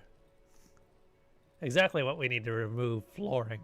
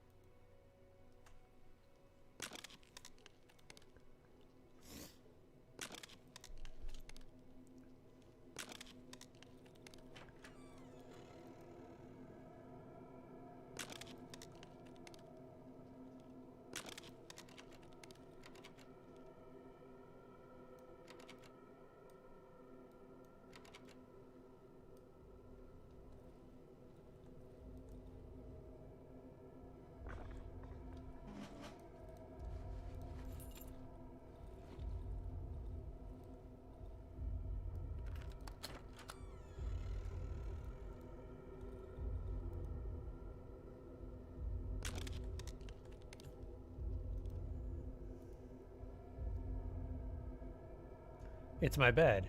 The white, crumpled sheets look as if I've just woken up. At last.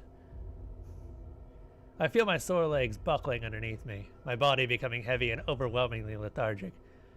It was a grueling journey, 22 days of human torment. Fighting off sleepiness with difficulty, I lean over the bed. The springs creak noisily under the weight of my hand. As I cast my glance on the light brown construct from the plywood, I notice familiar features. They're elongated and arched. I could still smell the fresh sheets and the pleasant warmth of the quilt. I feel a gentle drop coming from the dark gap beneath the bed and the floor. My fingertips brush a thin layer of dust, coldness, moisture. I'm touching something rough. My arm is too short to catch it. I think I need to move the bed.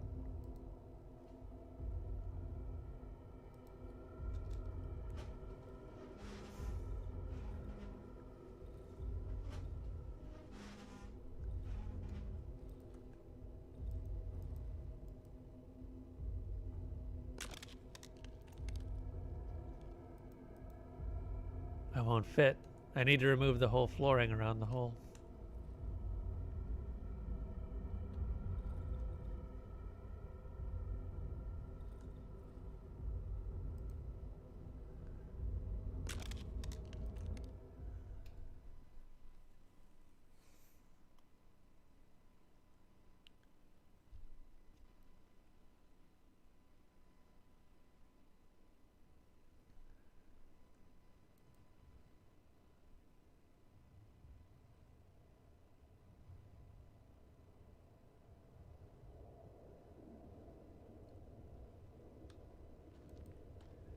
Dirty, clumped hair covers the woman's face. She murmurs in her sleep, clutching a rag doll filled with straw. I'm at the bottom of a huge valley. I feel the dry, dusty earth pulsating under my feet. It clutches a muddy, brass cross in both hands, repeating some incomprehensible words in its sleep.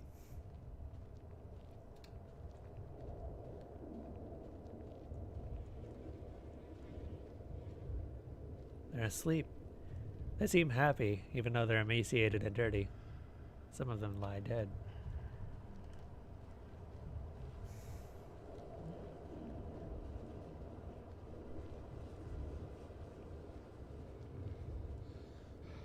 The earth is covered with thick bundles of dry roots that creak under my feet, and old, broken trees.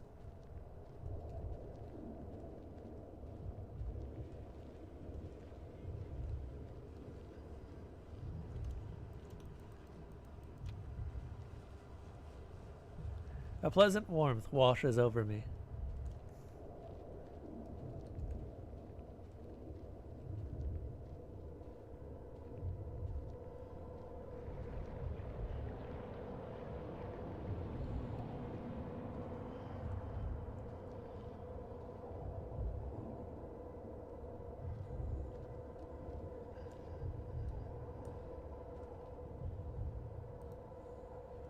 The figure speaks to someone in its sleep, squeezing an old man's photo in its hand. The figure is dead asleep. I'm unable to wake it up. I'm standing in front of an enormous being.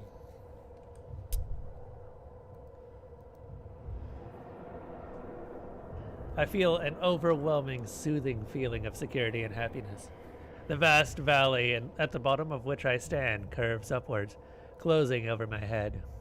The rust of distant trees turns into a single silent murmur. I feel I'm coming home, to my flat, to my room with a window and a bed.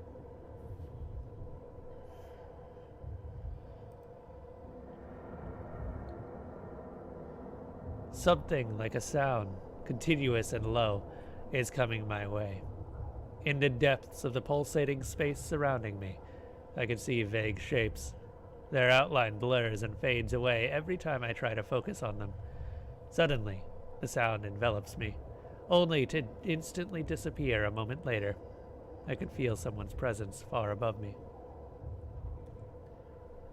Who are you? I'm drowning in an illuminating, pulsating whiteness.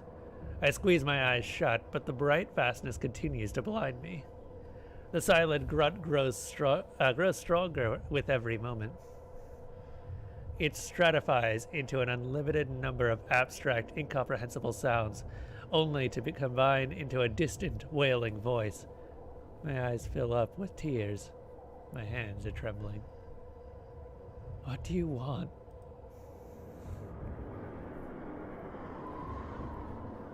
The ever-present whiteness blinds me. It explodes with brightness once more, and then starts vibrating. Suddenly, I realize that the pleasant feeling of warmth has been replaced by coldness. The coldness of the void that surrounds me. Who are you?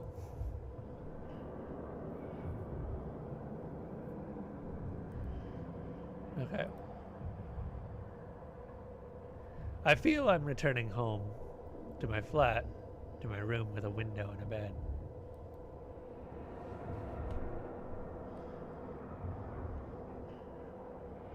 I feel a heat emanating from the being. I sense my pulse slowing down, a calmness. I want to rest, come back home, to my bed. I want to lie down, to fall asleep. I don't want to do it. Still, my hand pushes the being away. The warmth that was emanating from it disappears, replaced by piercing coldness.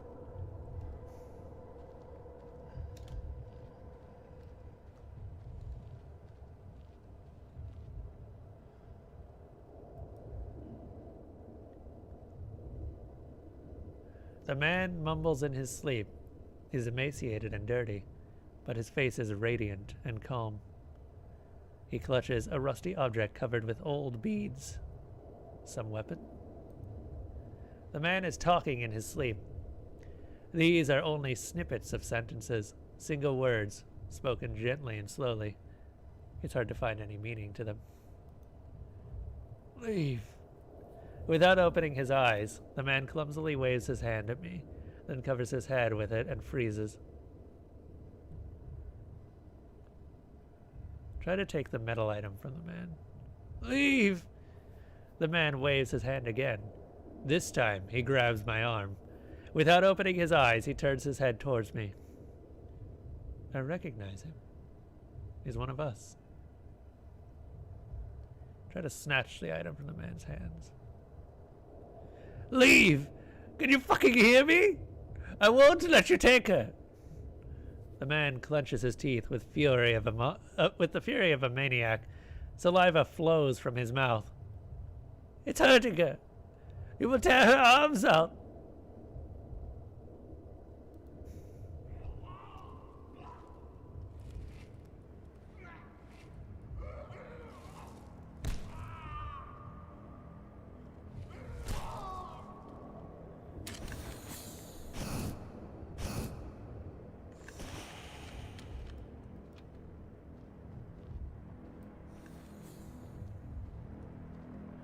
Give her to me.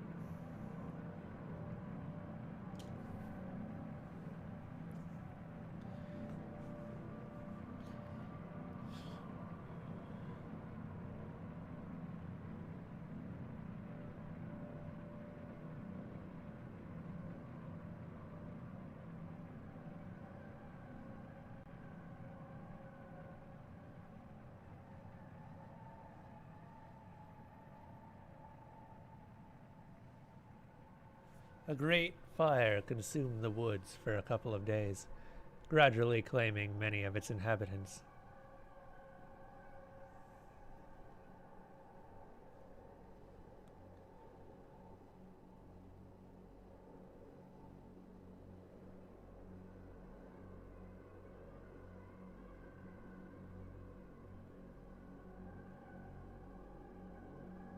The fire consumed the last road leading to the heart of the woods.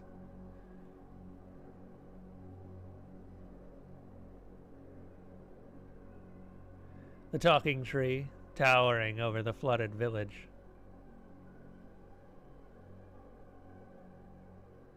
The doctor, who did not wake up even as the flames came closer.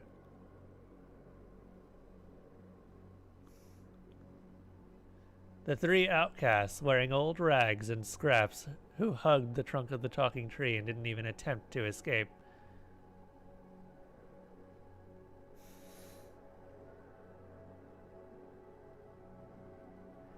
The old lady, overgrown with mushrooms, who, immobilized in her rocking chair, burned together with her hut.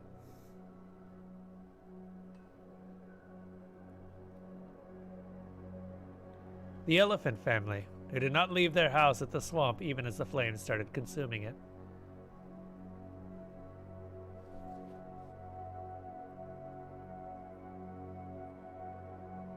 The chicken lady, crushed by the roof when she attempted to carry her sick sister out of the building.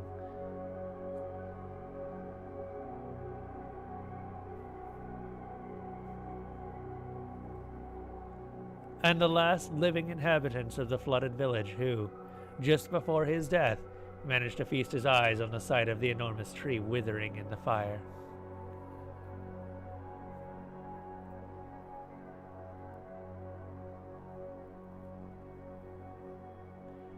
But not everyone perished.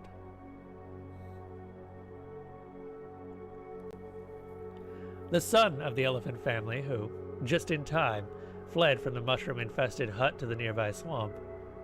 When the fire ceased, the boy set out towards home, hoping the fire had spared his loved ones.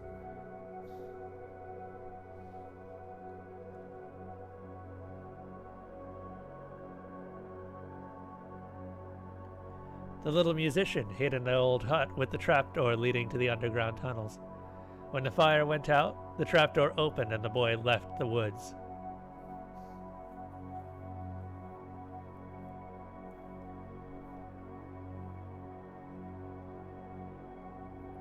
Piotrek did not live to see the fire. Before the flames appeared, he rose above the treetops in the rocket made of scrap. As he looked through the small spaceship window, he smiled for the last time. The Milky Way stars look so beautiful, even now when moving away at a great speed.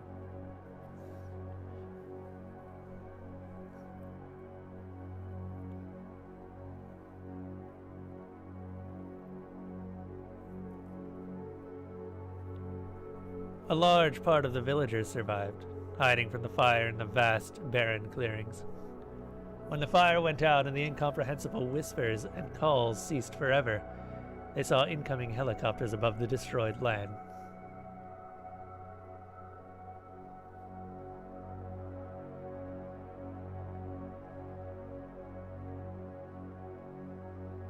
The fate of the man with the wolf snout remains unknown.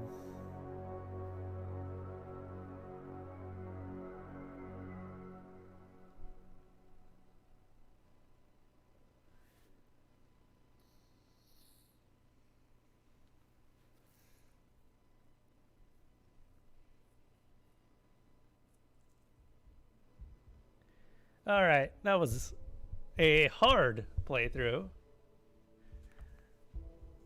Oh, but we did it with 4 lives remaining. I think I can do a hardcore one next year. Or I can attempt. Bodyguard Zurich.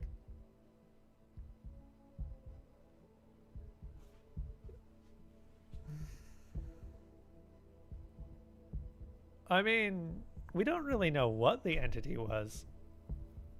We just know that it was slowly turning the trees into some sort of massive organism.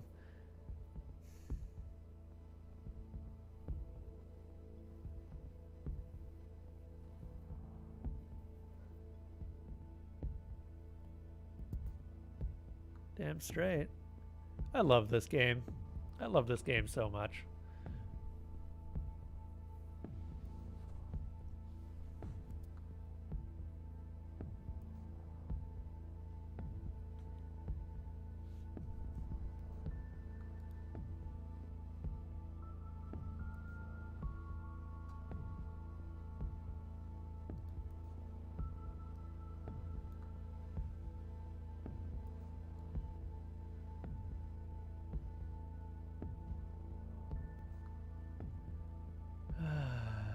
All right.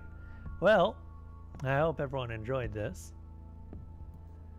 That has been our annual Darkwood playthrough. I was about to say Dark Souls, but no. This is our annual Darkwood playthrough, and I am so happy to have finally beaten it on hard. I have been trying that for years.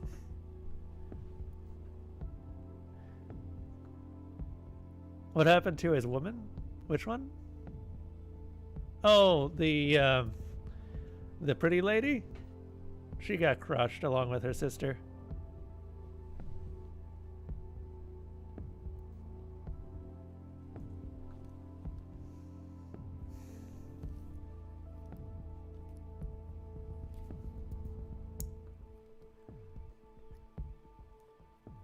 But you know what? The boy lived. The musician lived.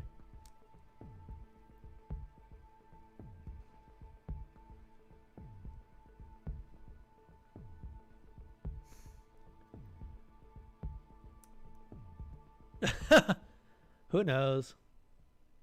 Who knows? I'm actually a little surprised we managed to finish Darkwood in one day. That being said, this was incredibly good, and every single time I play it, I am so happy. Anyway, yeah, let's go ahead and wrap up here. So I want to thank everyone who's been in chat. I really appreciate you all. I know that a lot of you aren't regulars, and to those especially who aren't, I thank you so much. Darkwood is my favorite horror game, and every single year we play it on Halloween, so this is a special place in my heart to have finally beaten it on hard, and I'll be trying for hardcore next year. If you like some of the stuff that I do here, be sure to give a follow, all that stuff. I'm not going to go into the details, you know the whole drill. And thank you to my Patreon supporters, 10ace Games, Zebgrin, Slime Hunter, Walks with Gorillas, my dad, Kremlin Kev, Desalona, Miss Mango Plays, NBFF, Alpha Mango, Kawoke, and Ferritanium. If you would like to support, you can do so at Patreon. And if you would like to be part of the Discord community for the Dark Forest and the campgrounds themselves, you can join the Discord here. As a reminder, everything that I play is chosen by chat. I curate a big list of games, and the ones that end up getting the most votes over time are the ones that get selected. So if you don't like anything that I'm playing, just take a look at the whole vote system. Currently, what do we got next? Of course.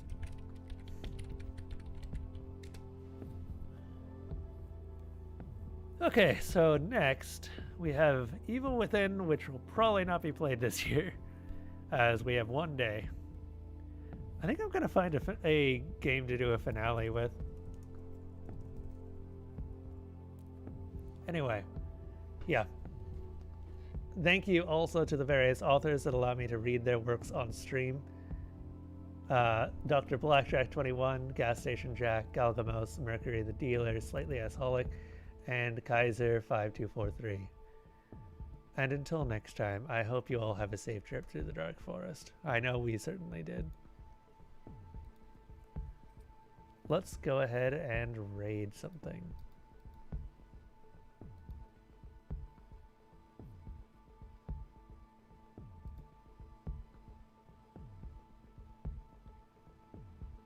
Oh, I'm going to go ahead and raid level 1 alt who's doing Alien Isolation, because why not? Alright, I hope everyone says hello to him. I'm going to be over there in a bit of a minute. Gotta get something to eat too. And until next time, have a safe trip.